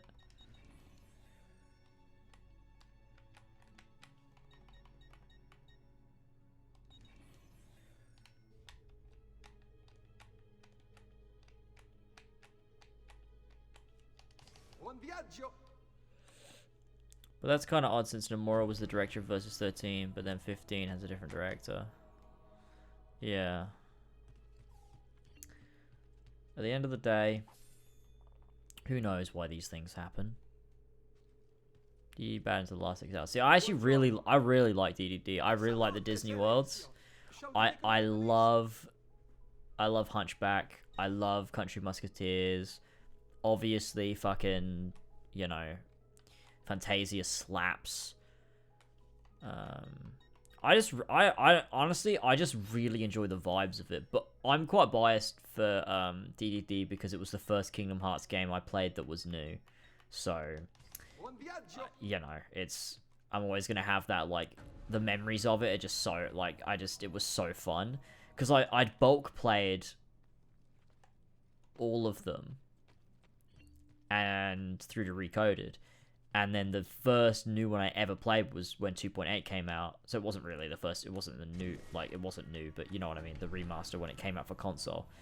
So I just, you know, I have that attachment to it. But I like BBS as well. BBS is great. I like every Kingdom Hearts game. Sent from Firenze by Il Magnifico to attend to some unfinished business. I really love all of them. There's not one I don't like.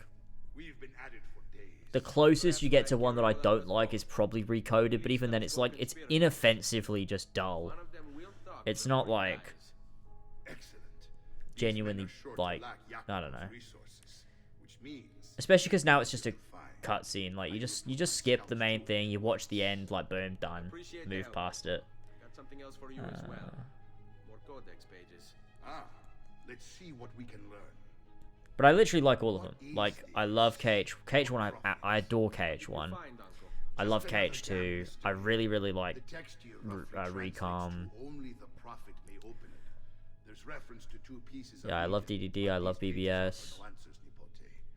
KH3 has got its flaws, but it's a great game nonetheless, with so many great experiences, and Remind just slaps. I have a mission to attend to. As you wish. Now, if you hope to defeat these bastardi, I will need to teach you a few things. Bastardi. And also, Union Cross is the fucking best KH story, and that's just a fact. Union Cross is... God, Union Cross is so good, man. I can't wait for fucking Missing Link. I'm gonna froth at the mouth for Missing Link. I'm gonna be just, like, erect all day, every day, when Missing Link comes out. No, it is, though, Flash. You're just wrong, and you're a silly baby, man, that doesn't get it. I don't know why that's my new insult now. That's my new thing that I'm saying. Bene, bene. Now do it again. Much better. One last time. Just punching him for the sake of it.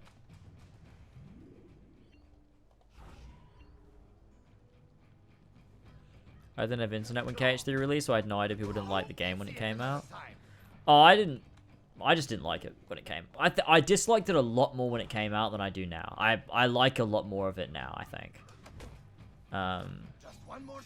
I think the thing about KH3 that I dislike probably the most, more than any of like the core flaws, is just how long the Disney worlds are. Like, I think that's like my biggest issue is I think I'd feel similar about KH2 if KH2's Disney worlds were also every bit of 3 hours. Like,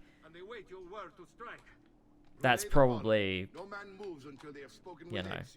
It will be done. Go, Ezio. Visit with my mercenaries in the countryside. See if Jacopo's lackeys won't lead you to him, but be careful. They will be expecting you. I can like overlook a lot of Kingdom Hearts 2's failures with its Disney worlds because they're so short that like you just have a bit of fun, yeah, whatever, they kind of suck and then you move on. Like, it doesn't really matter. Like, they're not that great, but they also are not catastrophically bad either, and they're short. Whereas KH3, like, the worst world isn't that bad. They're just kind of a bit tedious, but because they go on for so long, it feels so much more boring. And that's my biggest issue with Kingdom Hearts 3.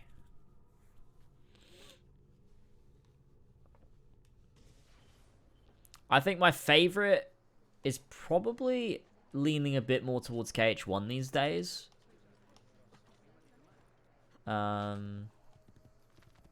Yeah, I think my favorite probably leans a bit closer towards KH1 these days. I really like KH1. But obviously KH2 is my favorite. Like, gameplay-wise, like KH2 is my favorite, for sure. For just sheer, like, combat gameplay. But I think as an overall game, my favorite's the first one.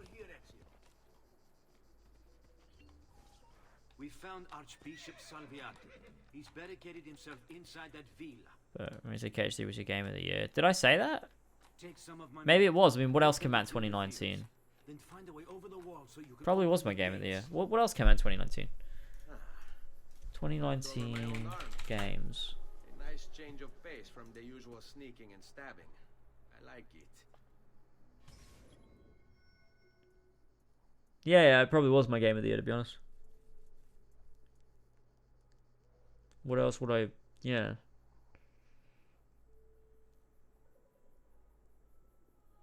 Sekiro. I haven't played Sekiro. And I think Kingdom Hearts would still go over it. It's Kingdom Hearts. Like, it's Kingdom Hearts. It would have to. Like... like, I love Bloodborne, but that doesn't make it my favorite game of 2015. It came out in 2015, didn't it? Yeah, it did, because Dark Souls 3 was 2016, right? Right? I see you there, assassin. These walls have stood for 100 years and will stand for 100 more. Stop wasting the lives of your men. Batene via. Give them something to think about. I am doing this so... I'm an idiot right now. What am I doing?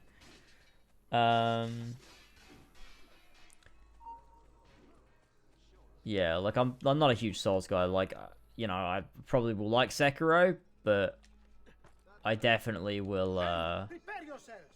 The assassin has arrived. Kingdom Hearts 3 will still probably be my game of the year for 2019. 2019 was a pretty dead year. Like what else was there? There was. I warned you to stay away, assassin. You should have listened. These guys need to go somewhere else. Go away. Go away, you guys. Go away.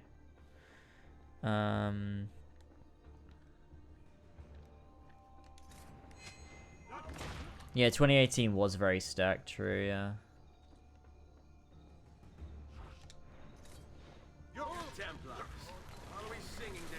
Like, Days Gone was 2019. The Outer Worlds, yeah, still wouldn't be KH3 out. Control, RE2, Sekiro, The Outer Worlds, KH3, Jedi Fallen Order, Death Stranding, Devil May Cry 5, The Division 2, Modern Warfare, Metro Exodus, Disco Elysium, Untitled Goose Game, Shadowbringers, Plague Tale Innocence, Days Gone, Need for Speed Heat, Ace Combat 7, Greedfall, fuck me.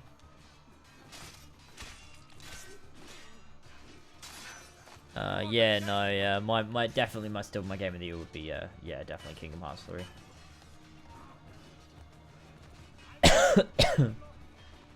It was the game definitely that year that, like, had, like, despite the flaws that I still definitely think that the game has, like, the emotional fucking, like, experience of playing Kingdom Hearts 3 for the first time was just unmatched. Like, what a fucking experience that was, man.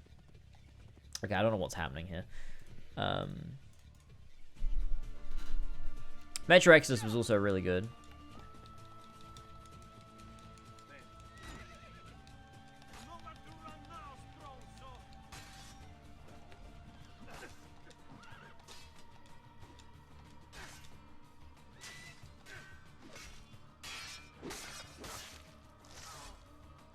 George finished KH3.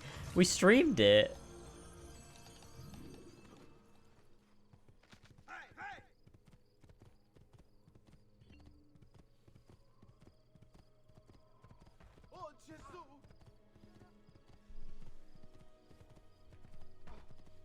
Oh yeah, the new version of Outer Worlds comes out. Yeah, I might replay it. I don't really have time though. I fucking hate my life, man. My job is to play games, but I don't get to choose which ones I play. I mean, I absolutely do, but, like, you know what I mean. Fuck off. Do you? I don't think you know what I mean. Oh, shut up. Let's just keep playing this video game. Jamie Stein never finished. Was it 7 Remake? No, he finished 7 Remake. We didn't finish 7 Remake in hard mode.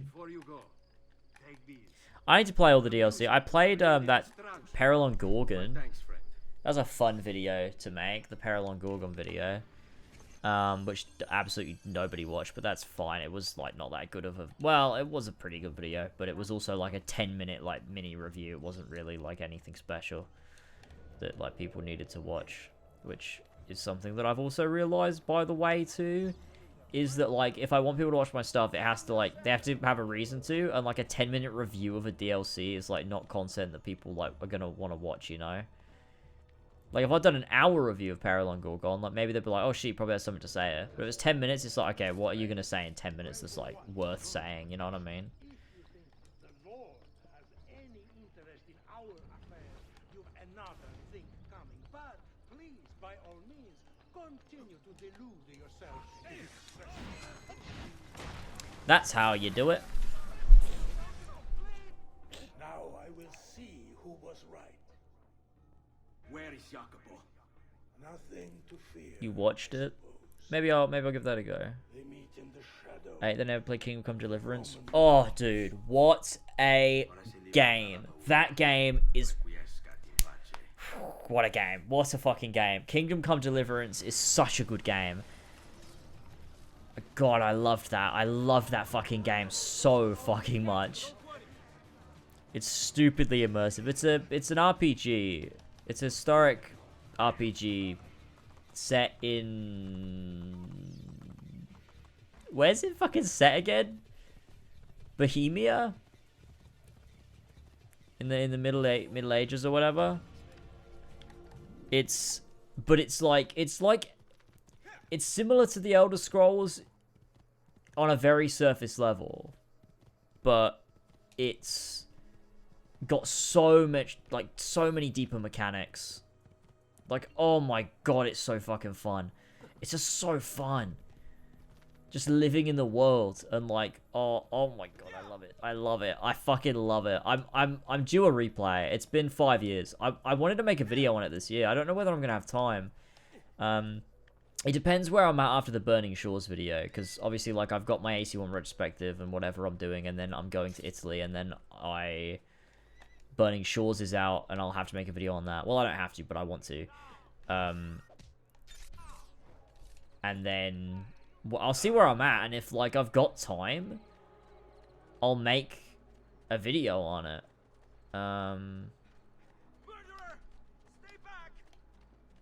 But if I don't have time, then I won't. Because I would prefer to get that Tomb Raider video done this year. So if I have to pick between the Tomb Raider video and the KCD video, I'll pick the Tomb Raider video. But then again, if I had to pick between the KCD video and the video on GTA 5, I'd probably pick the KCD video.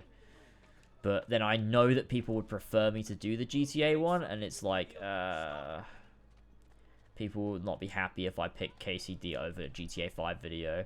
But also, like, fuck you.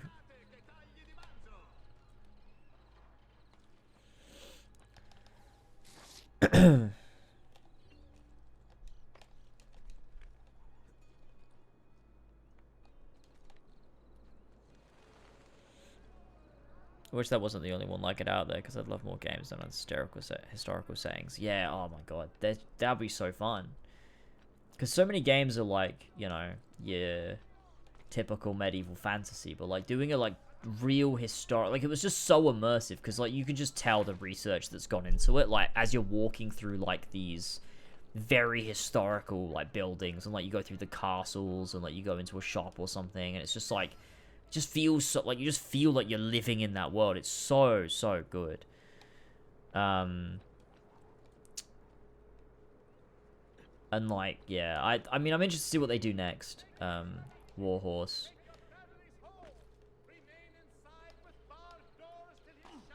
Because it'll be interesting.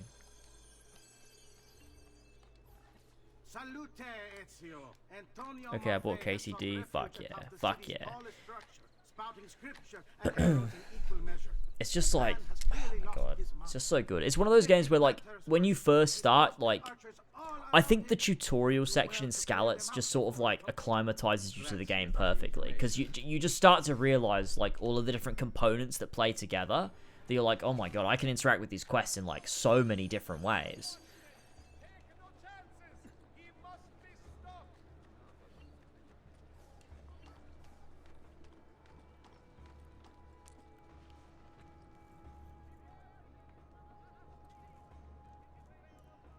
Yeah, it's great, and I think so many more games that, like, it would be so cool to have more historical RPGs like that, but like, I feel like we also don't get enough RPGs like that in general, you know? Like, I feel like Bethesda are like the only ones that really do that.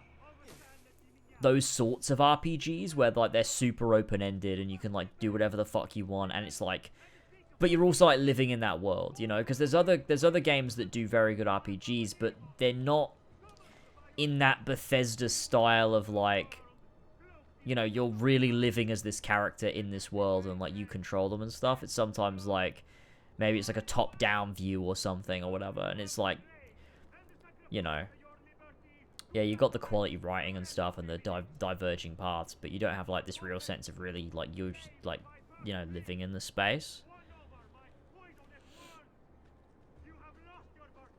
But, you know, it, you know, you've got, Obsidian making, obviously, Avowed and, Outer Worlds, but just the vibes of KCD is, like, something else, man. It's just so good.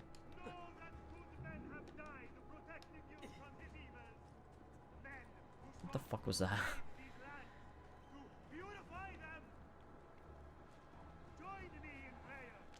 Yeah, no, RPG's become such like a term that people just like throw around. It's like, oh, you know, it's an RPG. But like, it's not really, is it? Like Hogwarts Legacy, like, come on, it's not an RPG, really, is it? Like, it's not, is it? Like that breed of RPG, I really don't like them. Like it's not that I don't like them, because there's plenty that are good, like The Witcher, like Horizon. But at the same time, I feel like so many games do it these days. What the fuck was that? Away with you, demon. Have some respect for death, my friend. I'll show you respect. But there's just something like fundamentally different about playing Skyrim and playing The Witcher, you know what I mean? Like, they're both RPGs, yeah, true. Like, The Witcher is an RPG. But there's something about playing Skyrim that's just so much more, like, you're just kind of in awe of it. Like, even all these years later, if I play Skyrim, I'm just in awe of it. I'm like, God, this game's so big. And, like, just so wide and vast, and, like, there's just so much to do and see, and, like, I feel like I can do whatever the fuck I want in it. And, like, it's that, whoa. It's like that sandbox that sort of RPG gives you is the same sort of vibe that you get when you play KCD, where it's like, you can do whatever the fuck you want. Like, let's just go into a town, speak to a person, like, see what they have to say to you, and, like, you kind of just explore, and the world, like, unravels itself the more you, like, speak to people and look around, and, like, it's just those kinds of games, there just aren't that many of them.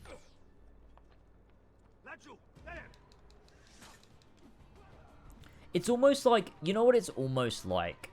It's almost like you blend traditional RPGs with like an immersive sim, almost, when you have something like a Kingdom Come or a Skyrim.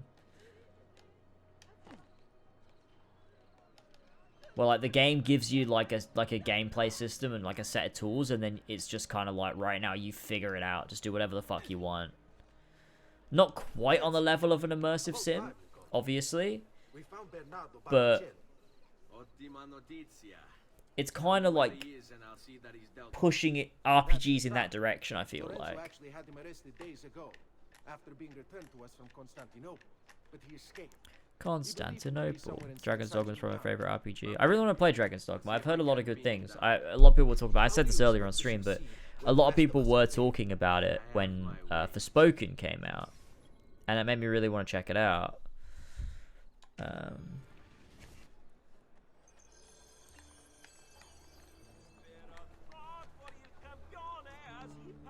So the fact that I could buy a house, have a kid and a wife, do some quests.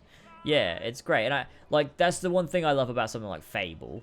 Is like Fable, like, you know, the way that we always used to describe it on As Always podcast was Fable is like if Skyrim and The Sims had a baby.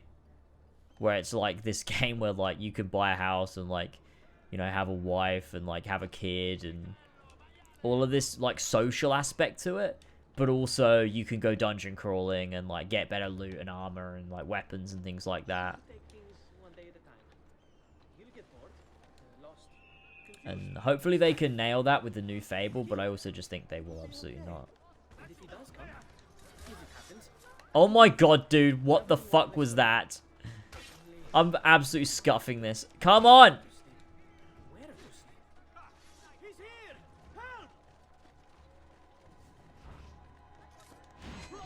There we go, got him. I knew you would come. Where is Jacopo? So you can Association soon with dungeon crawling. I mean, that doesn't sound like Fable at all, to be honest with you. Fable is more like... Have you not played Fable before? It's just like... Oh, it's just so difficult to explain how good it is. It's just so good. Oh, you're... Oh, alright, I see what you're saying. I see what you're saying. I see what you're saying. That's a Persona joke. Yeah, sorry, I got it. Sorry. I just didn't expect you would ever even make a Persona reference, to be honest with you. That was not even going through my head. No, I got the joke. I got it a bit too late. Sorry, look, it's 4 AM. It's 4 AM. I'm struggling, alright? I'm struggling.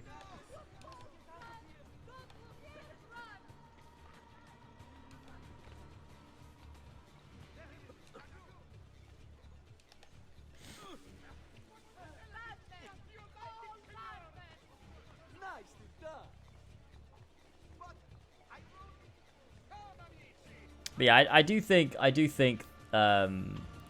games that you play like in a where you the game exists for you to do whatever you want are really special, and we don't get enough of them these days. It's more like the game is like a curated experience for you to just like feel your way through, whereas like, you know, your Skyrims and whatnot are these just like, they're just like a world, and then it's like with like a bunch of like toys and like it's like, it really is just like a sandbox with like a bunch of toys in, and then the game's just like, oh, just play with them, do whatever you want. You don't have to do the main quest. We're not gonna force you to. Like right at the beginning, the game's like lets you out, and it's like you could literally just never do the main quest. Like the game doesn't care if you do the main quest or not. It's not forcing you to see anything that you don't need to see, and that makes seeing anything so much more like impactful for the player. Because like, if a game is like railroading you to like see specific things, it doesn't hit you as hard as if a game doesn't care if you see stuff. That makes every single thing you see important, because it's like, holy shit, like I could have not seen this because the game's not forcing me to. And I like that. I'm literally playing this game on 0 health right now because I'm just haven't been to a doctor this whole time.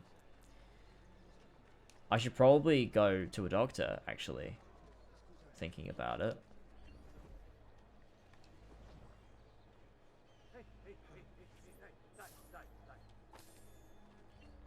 Lol. Hey, look, a doctor right here. Ah, shit, I meant to heal myself at the same time, too. Wish I could kill this guy. I don't, actually. I don't know why I said that.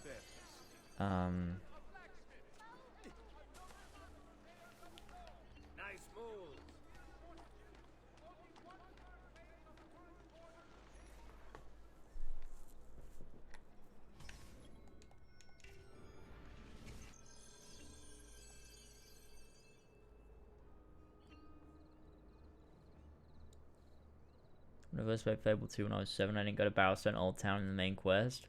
I thought the game was only based around the market.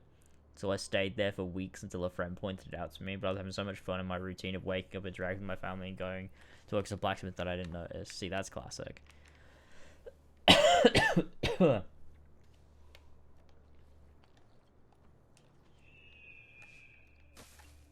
That's crazy, Flash, that you just have not played anything.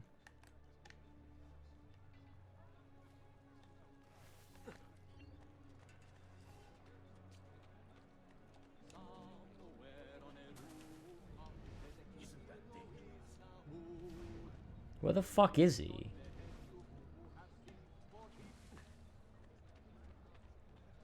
Wait, what? Did he already go down here?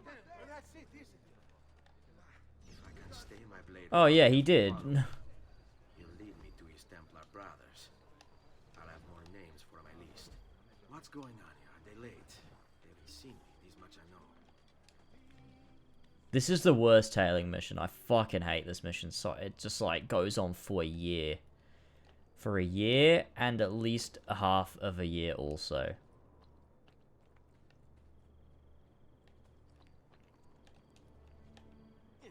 I want to stop playing. But I also really want to go find Amelia too. So I'm gonna have to play until we find Amelia.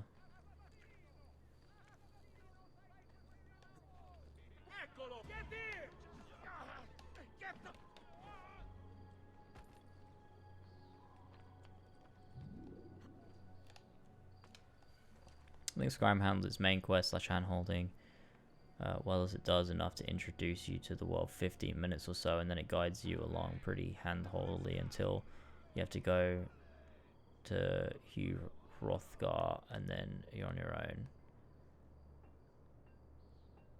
As if you went on your own way after Helgen. Right, yeah. Oh yeah, I get what you're saying. Shit, I nearly fucked that. Yeah,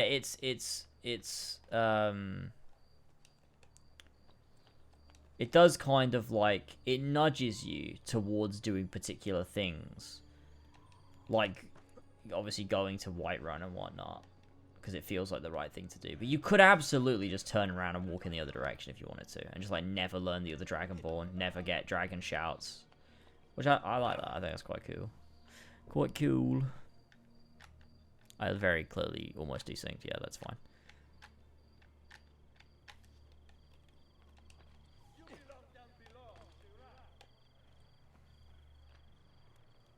I hope Starfield's good. I hope it gives you that same vibe. I mean, Todd Howard is like, he's very passionate about it, and listening to him on that podcast that he was on was really like, oh man, it's really nice to hear him talk about this game that he really wants to make.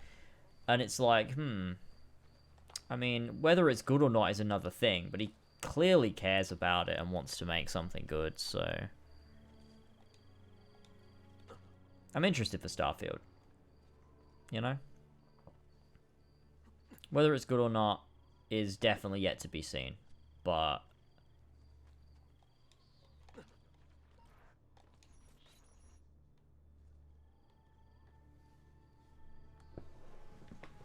Your letter mentioned Venezia. Are there Templars there as well? the thing with like having so many planets though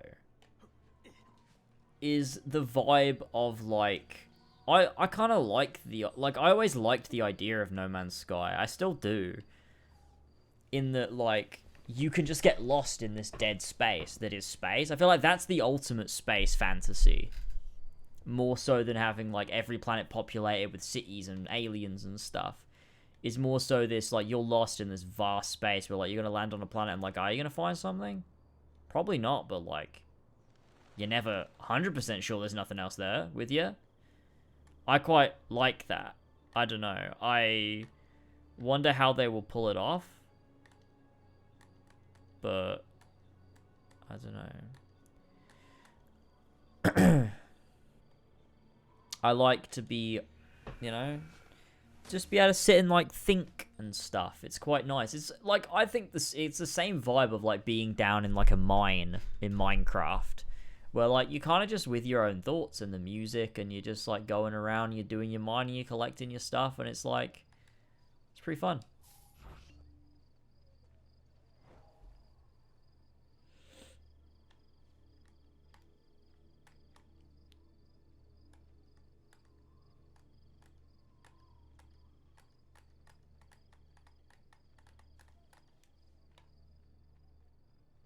All right, go.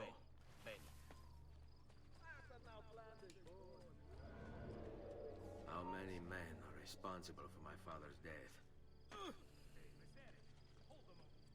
Oh my god, please. There we go. I'm sorry, Maestro. I did all I could, but the assassin proved too strong. Clearly. As the others would be here with you. To say nothing of the fact that Firenze remains in Medici hands. It's Francesco's fault. His impatience made him reckless. I tried to be the voice of reason. More like the voice of cowardice. You're one to talk, Signor Barbarigo. Had you sent us quality weapons instead of this garbage you Venetians call armament? I love that line. I don't know why. The way he delivers that, really, I just love it. And you repay us with inaction and incompetence? Then when asked to account for your failures, you make excuses and insult us? How do you expect me to respond? I don't know. It's all right. I do. No. Please.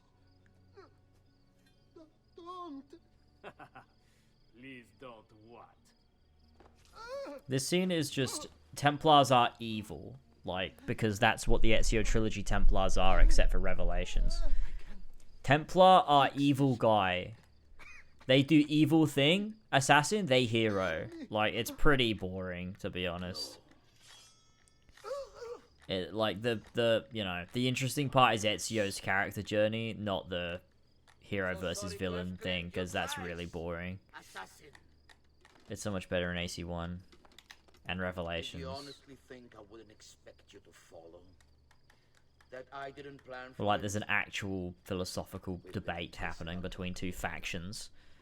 that want similar ends through different means. I know you're only doing as you're told. So if you release me, I will spare your lives. Didn't even give him a chance. Fuck,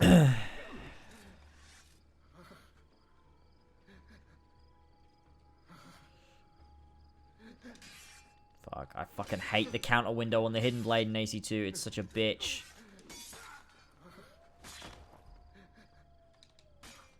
Oh yeah, you can't do...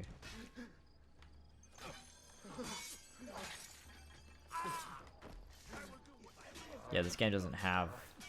Shit, yeah, this game does not have shotgun or does it? I love how Jacopo's just like freaking out there in the background.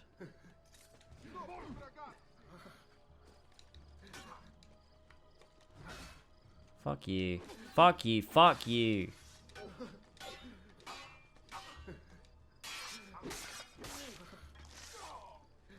Oh, I thought we'd get straight to Foley, but then I remember we go to the stupid mountain fucking cart bit. Ugh.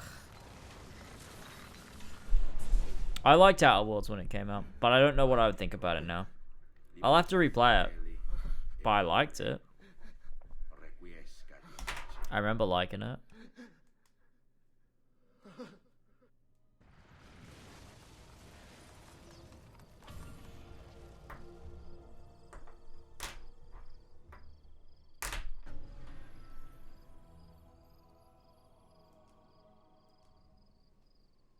Yeah, the count on the Hidden Blade in AC1 is great. The best. AC1's just the best Assassin's Creed game, and that's just it, you know, at the end of the day.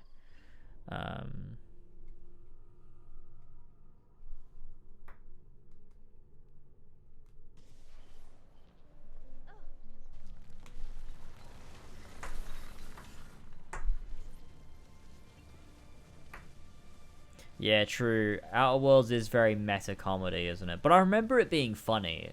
I Like, I remember playing Outer Worlds and be like, this is funny. Like, I am enjoying this. Like, it's making me laugh. But would I still think that today? I don't know.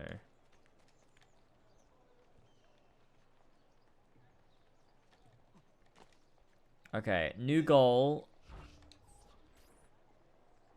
The Pazzi are dead. Everyone Of the stream. I must admit, We are going to get to Amelia.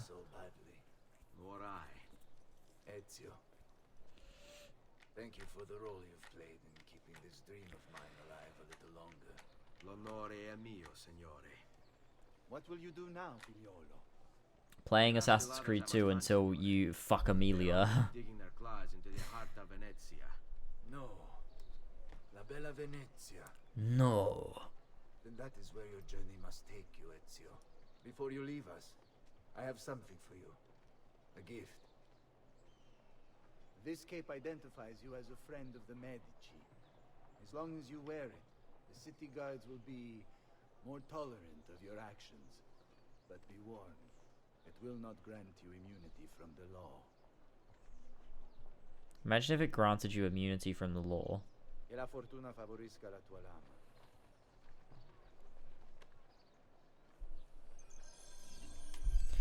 Okay.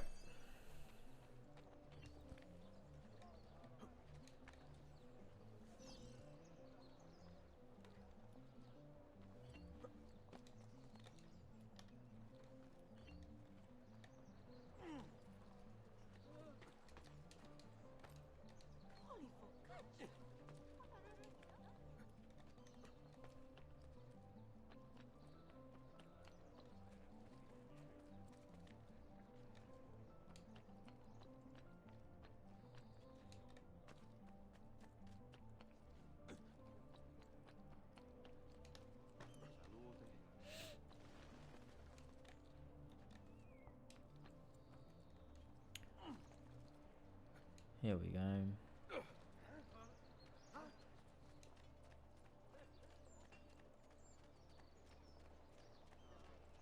Leonardo!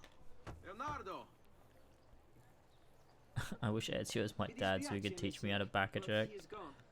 Maestro Leonardo was commissioned by a Venetian noble to paint some portraits. He paid for the maestro to move his entire workshop to Venezia. It's quite an opportunity. Grazie mille, friend.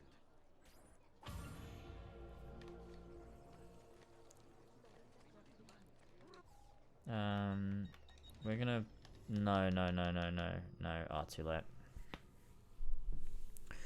This might actually be quicker. This actually might be quicker just to do this. Do it this way. Because it'll get us out of the city quicker. Yeah, maybe this is quicker. Probably gonna fast travel back to Florence, actually. Nah, this will be quicker. I'm telling you.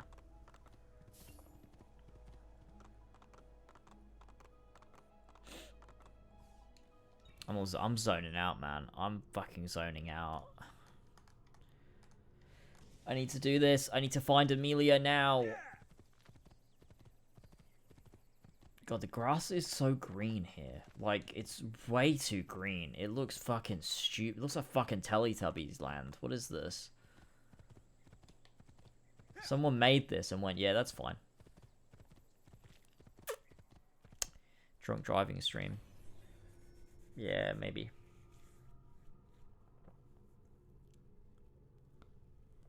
The grass is greener in Firenze. Yeah, maybe. I can't believe I've got to do this fucking bullshit cart thing. Ugh. Leonardo! Once we've done this, we'll be in Forley and we can go fuck Amelia, and then we can end the stream and I can go eat something and then fall asleep. Let me see if I can help. I know how to fix it, but lack the means to do so. Let me see if I can help. Guys. Let me see if I can help. What is this thing? Eh? It looks like a giant bat. Oh, nothing. Just an idea I've been working on. I could not leave it behind. What is it for? Well, I shouldn't really talk about it. Al diavolo. It looks like a giant bat. Ezio, I think I figured out how to make a man fly. I think there's some elements of the remaster I like more, but there are a lot of elements of the remaster I like less. I was fucking blinded by it when it first came out. I was just like, oh no, yeah, the remaster's so much better, fuck you. Old one looks like shit. But I think the old one has a lot to love. Like, it does. The original has a lot to love. I think, I don't know. There's some elements of the remaster I do like. So many sources of inspiration. Yeah, I don't know. What's wrong? We're not alone. What's happening? Who are they? Rodrigo Borgia's men. Why? What do they want with us? I think they want us dead. Leonardo, hide! Leonardo, hi! They're trying to climb on board! Knock them off! I like the way the robes look in the remaster. I think, like, they look really good.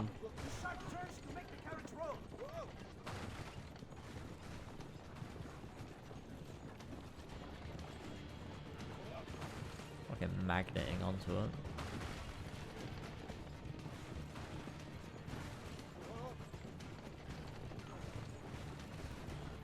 Get the fuck off the fucking top, you dick. Watch out! Don't let the carriage roll over. Yeah, alright, Leonardo, calm down.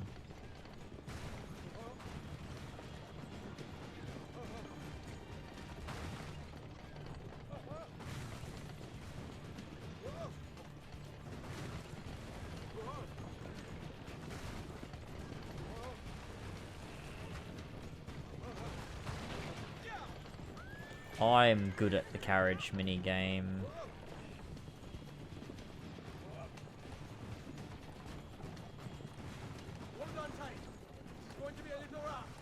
If Ubisoft ever touch Assassin's Creed 1, I will come to their offices and I will cause them great pain. Never let Ubisoft touch Assassin's Creed 1. I'm so glad there's never been a remaster or a relaunch or a remake. Don't do it. Do not touch it. Please. It would just upset me. And obviously I will not play it. I won't fucking touch it. But like, I love that the only way to play Assassin's Creed 1 is to just fucking play Assassin's Creed 1.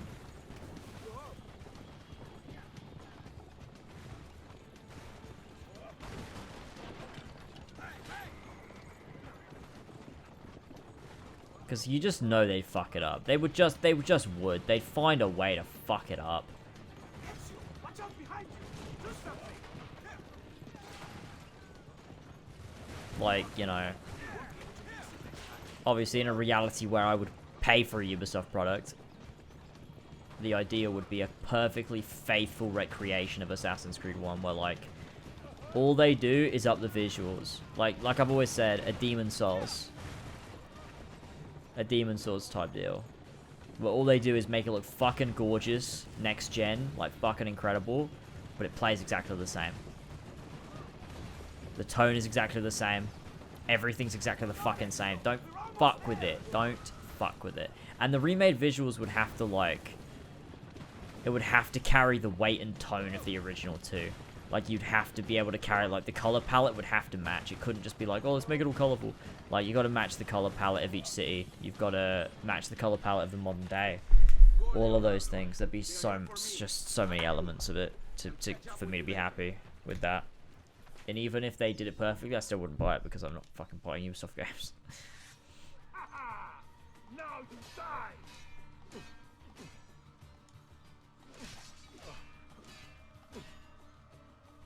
Okay, well, that's...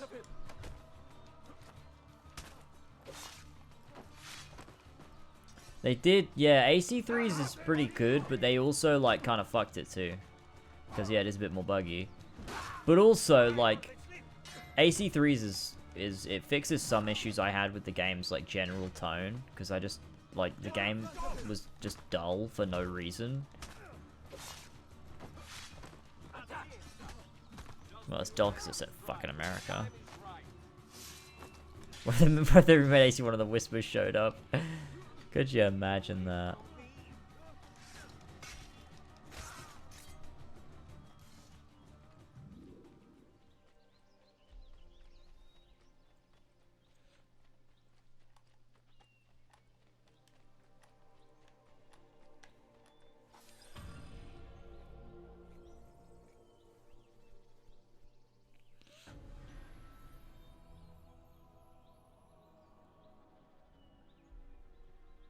Altair defies fate at the end of the game.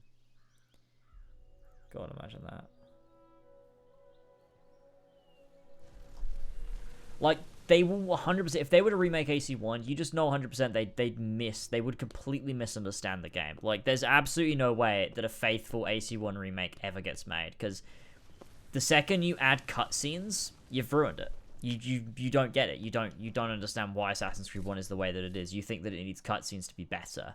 You think that, like, making everything a cinematic cutscene would be better. Like, you don't understand. You don't get it. You don't fucking get it. Like, oh, you add side quests to the open world. No, you don't get it. You don't get why the game worked. You don't get why people liked it. And that'll be what we deal with. We're going to find Amelia, everybody. Amelia, I think she's down here. I think she is over here somewhere. Where is she? Let's do a viewpoint. We gotta try find Amelia.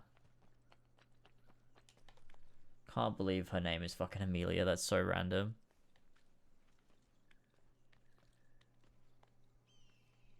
I think if I had a daughter, I'd name her Amelia. I like that name a lot.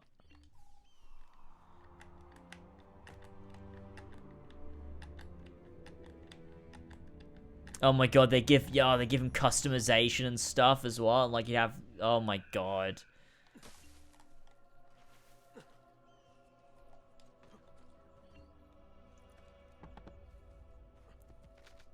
Like, absolutely ruin the entire progression system and how it ties directly into the fucking Altair's, like, arc. Oh god. Like, every single thing in AC1 is, like, fucking meticulous. The only things you would need to fix is some of, like, the mechanics. Because some of the mechanics are fucked. Like, there are some things that are fucked. Like, more often than not, if someone fucks up on parkour, it's probably their fault. But not 100% of the time, you know? Sometimes it is the game. Like, fix those things. Make it way more reliable.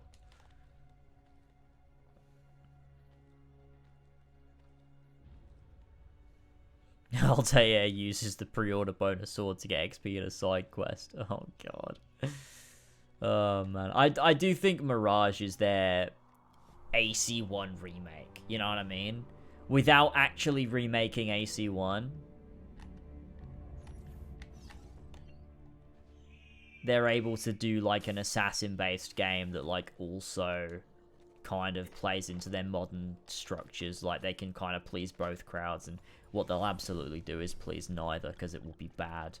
But, you know, where the fuck's Amelia? I can't find her anywhere. I'm confused. I thought she was somewhere here. I'm really confused. She's like on the side of the road somewhere. She just like is there, and you can just interact with her, and then you just like do a little mini game, and then that's it.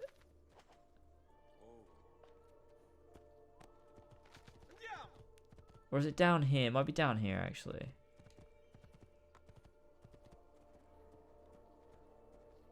Might be along here.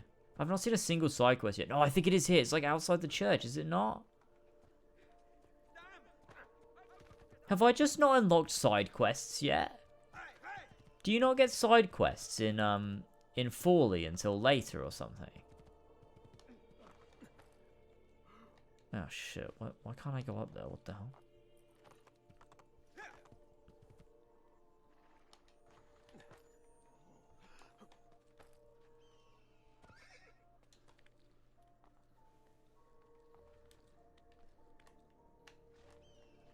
I think you need to do all the races. What? Go do all the races and she's the last one? What?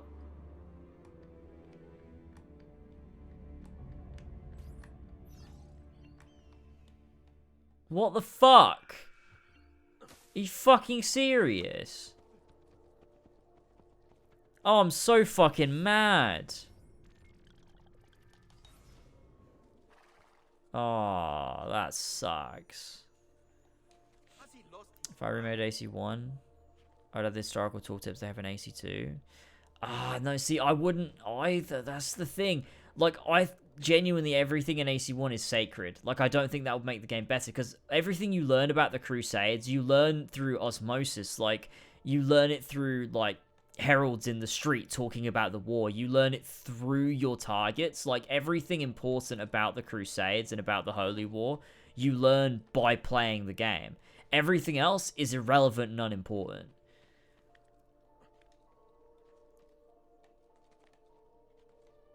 I mean, I can't find any races here, so there aren't any, I guess. Like...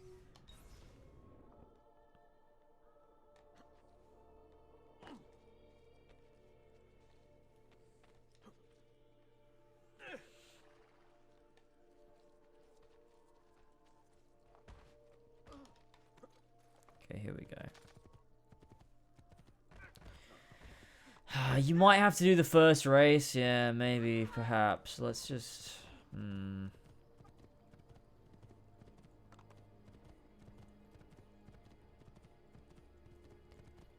might have to do the first race in Florence. God, this is so annoying. Fuck's sake, it's 4 AM. I just want to kill myself now. I just want this to be over. Oh, dear. No, just go up and then left. Yeah, there you go.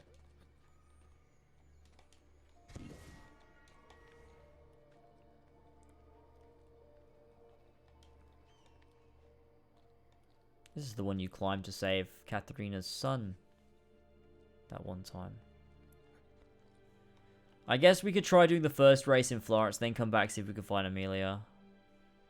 I want to find Amelia. I want there to be a good reason for me to stop stream. I've got to find Amelia. She's got to be here somewhere, I'm telling you, man. I'm telling you.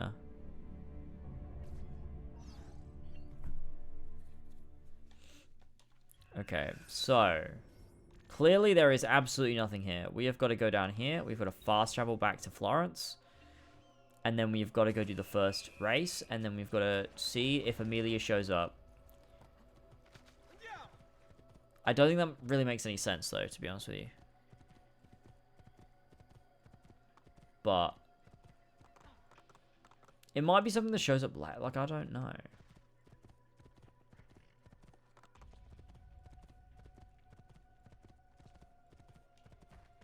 getting out of here. This is too much.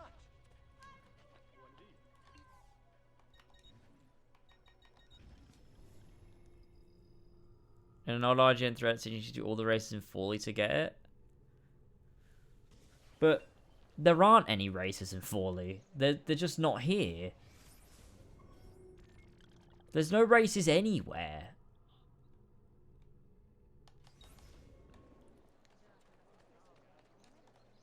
Where the fuck are the races? I don't understand.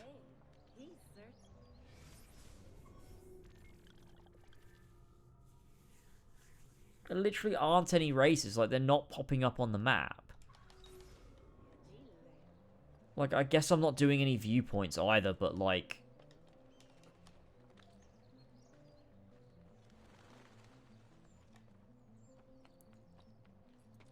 But I don't understand.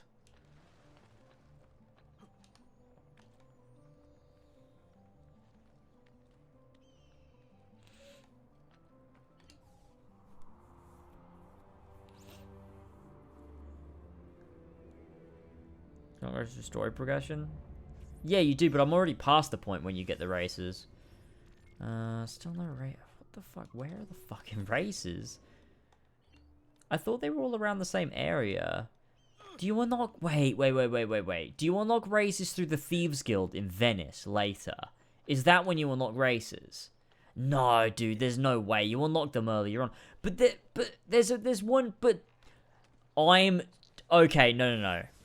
There is a fucking race right... That's... Oh, that's a courier assignment. That's not a race. Oh, yeah. Fuck.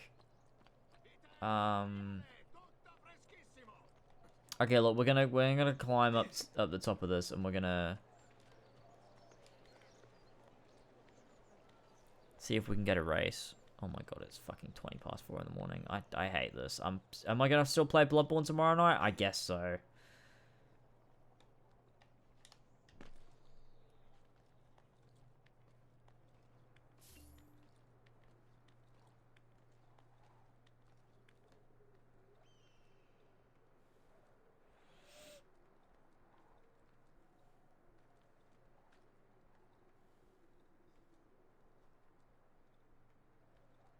You do the race in Florence though. I don't know. I don't know what I'm doing.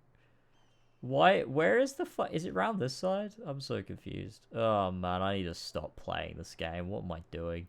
I mean, we've had a fun 4 hours. It's been nice to revisit some Assassin's Creed 2 and have a chat with everybody. I'm gonna be doing some Bloodborne tomorrow, so if anyone wants to hang out for some Bloodborne, I will be doing some Bloodborne tomorrow.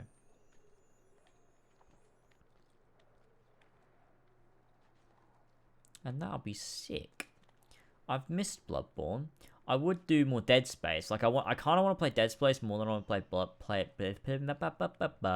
kind of want to play Dead Space more than I want to play Bloodborne, but I need to wait for Elva to back to play Dead Space, so I can't do that. An old game fact thread says you have to tie a noose around your neck. I miss the Final Fantasy Rhythm game. Oh, I do miss Theater Rhythm. I do want to do a little bit of Theater Rhythm at some point when I get a chance. I need to play the rest of those. Oh, someone just bring me a fucking... Gee, what is going on? How are there no fucking races? I thought... I'm so confused.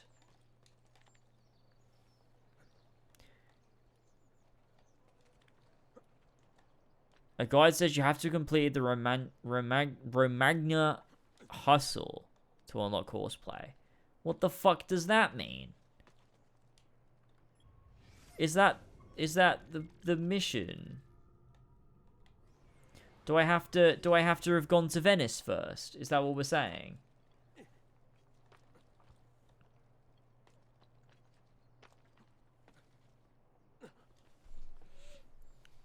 Is that... Hang on.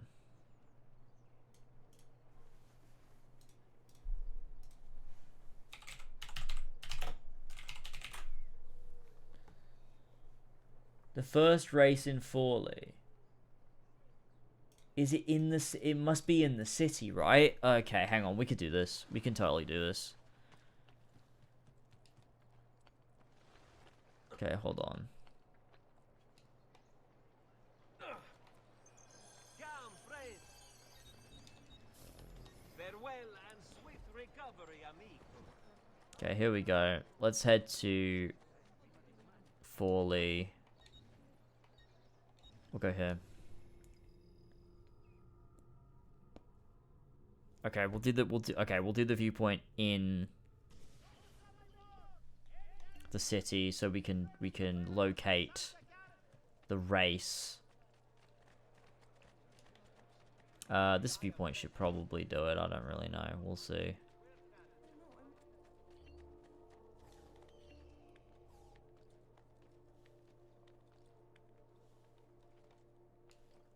Yeah, the draw distance in the fog in the original really helped with the draw distance and like making Florence feel a bit like cities feel a bit, you know, fog was like it was like a hardware limitation, but also it like actually works to make the world feel better.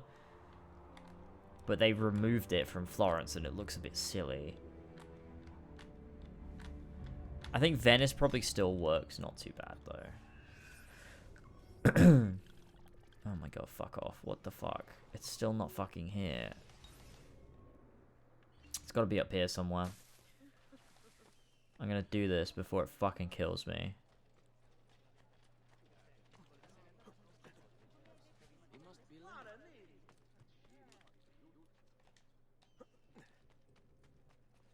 Okay, I've gotta do this viewpoint.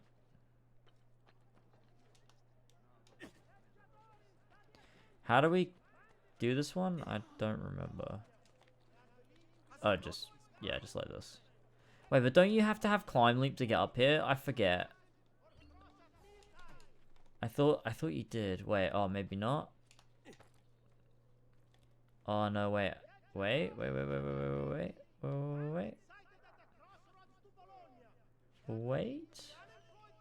Oh, there we go.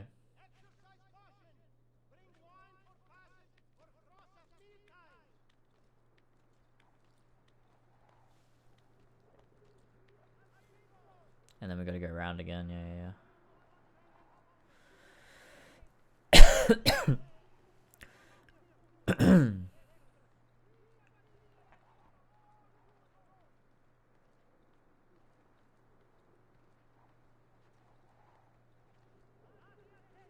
I hate how he does this. Like, why doesn't he just crawl up it like Altea does on the church in Acre? That would have been so much cooler. There we go. Okay, this should give us the race.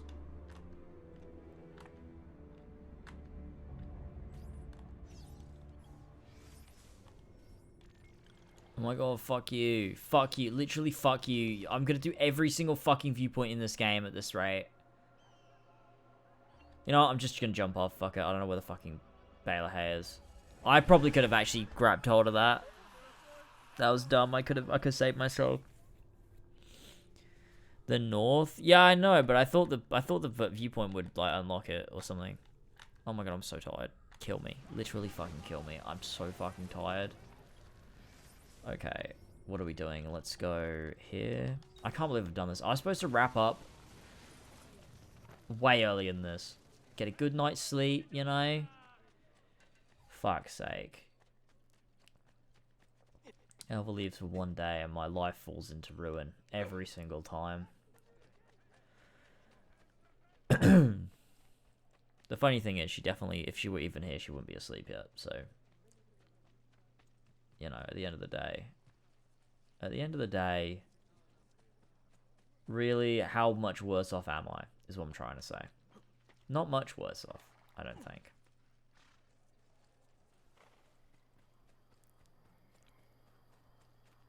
Tomorrow I will pick up heroin, true. When a missus leaves, the men, they started gaming.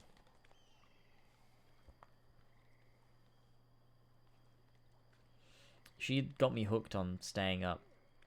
Oh my god, he's saying it. Yeah, she's like the gateway drug. She made me stay up, and now I'm stuck like this. She'll be like, I'll be like, oh, I want to go to bed. When are you coming to bed? She'll be like, oh, I'm coming to bed soon. Wait for me. So I'm like, okay, well, fucking 2 hours later, she's like, oh no, I'm sorry, I got sidetracked with something. There it is.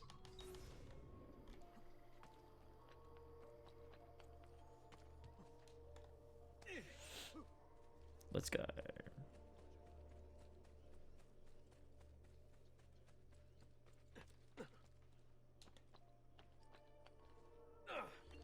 This is my turf. I can outrun any man I know here, but a little bear told me you're quite good. Care to prove it?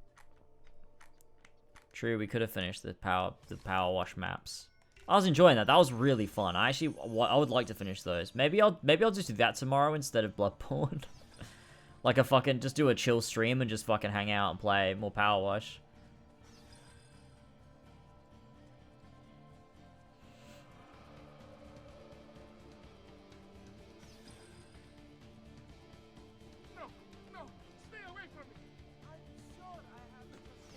I love how the game just insists on playing Venice Rooftops whenever you do a race. It's great.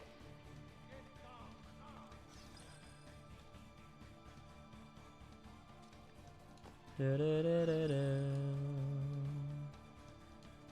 Da, da, da.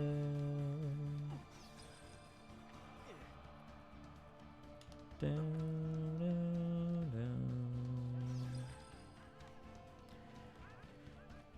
da.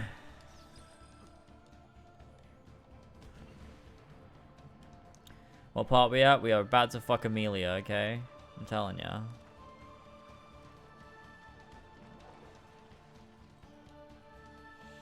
Power wash would be good. I'd like to do a little bit more power wash. That was really fun. That was honestly, it was really fun.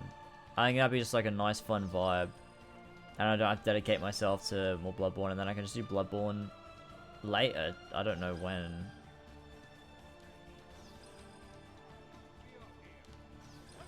A nice Sunday power, like that's literally perfect. A power stream on a Sunday, it's just perfect. And then Monday, I will not be live because I've got to go to the airport to get Elva because she's only away for a couple of days. Which is honestly annoying. Normally she's away for like 4 days and it like gives me enough time to like do something. That sounds like sus. I don't know what the fuck that means. Like enough time to like marathon through a game or whatever, but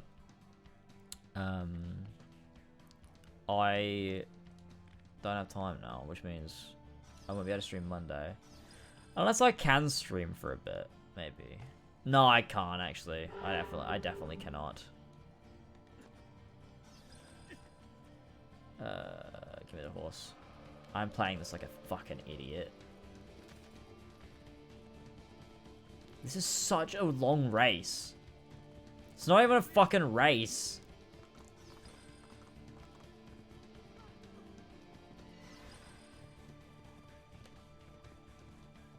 I should do the Tomb Raider maps too, yeah, that would be fun. Nah, yeah, I won't stream Monday, and I'll come back Tuesday to do Final Fantasy 9. And I'll do like a nice chunk of that. Oh my god, we did it. Holy shit. Okay, now where is she? Amelia, where are you? Is this it? Is that Amelia? Oh god, please be Amelia. I think it is.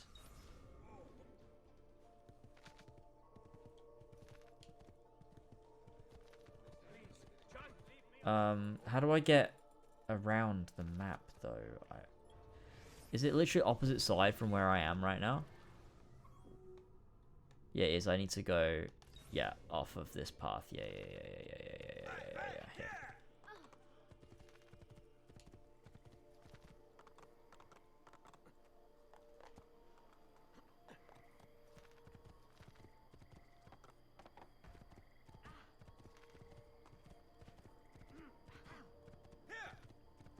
You can really just cheat the system of like not letting the horse fall over if you just hold A at the last minute.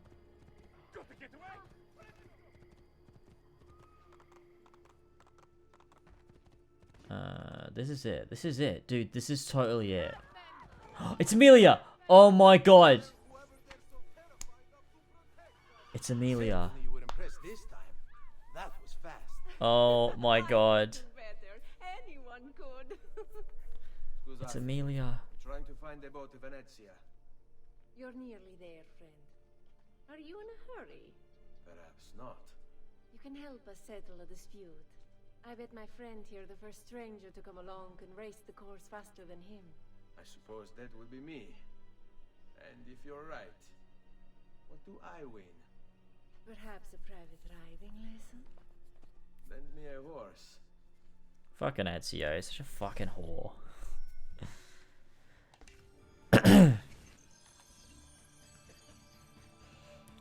This is not DLC content, no, this is just in the game. And, like, no one ever does it because, like, who the fuck is doing the fucking races?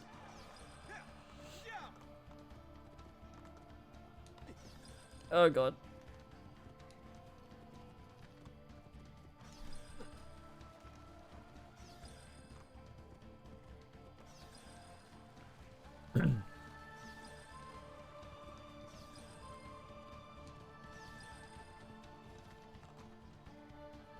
Go, Ezio, go.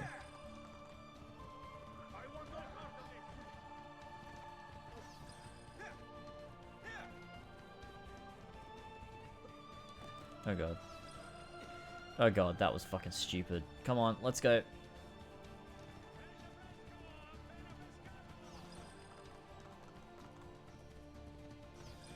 Okay, you dumbass. Fucking get back on the horse.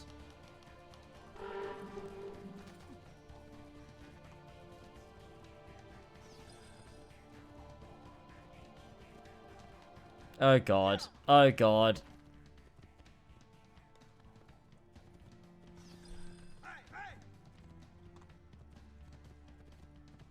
The horses look so fucking weird in these games.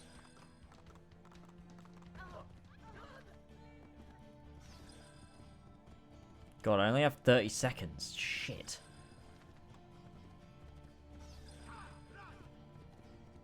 To get 7. Oh, we could do this. We could do this. We could totally do this. I just gotta be on point. I can't fuck any of these up.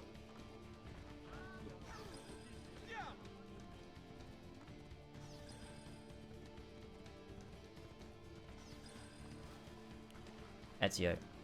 Ezio. Ezio, I literally have 10 seconds, dude. Oh my god, no, dude. No, no, no, no, no. Oh, I made it. Oh my god, I made it. The others go. Home with their tails between their legs. They couldn't stand to be beat. We finally did it. We finally did it. I still have some time for that private lesson. It would be my pleasure, Ezio. Call me Amelia. Amelia. They're just in the middle of the field. Subbing, you sussy little pog champ.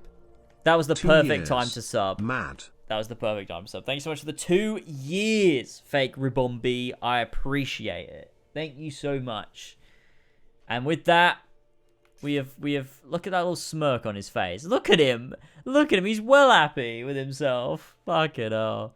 Well, there we go. We fucked Amelia and we won. That's the end of the game. That's Assassin's Creed 2. Incredible. Fucking fantastic. Holy shit. Thank you all for joining me for this fucking stupid stream. I'm gonna go grab something to eat and then fuck off to bed. I will see you tomorrow for, I guess, a power wash now. So we'll do some power wash sim tomorrow. Like sort of early enough so I'm not going late into the night. I like grab something to eat like early evening and then just hop on stream. So I don't know, like 6 or 7 maybe. Play for a few hours and we'll wrap up some of the Final Fantasy 7 power wash maps. So that'll be cool. So I'll see you tomorrow around that time. I'll put out a tweet and whatnot, and you'll get the little notif or whatever. But that should be good. So hopefully see you there, because that'll be fun. We'll continue doing some power wash, and we'll have some more chats and some more gaming and some more bits and some bobs. But have a good night, everybody, and I will see you tomorrow. Catch you later. Bye bye.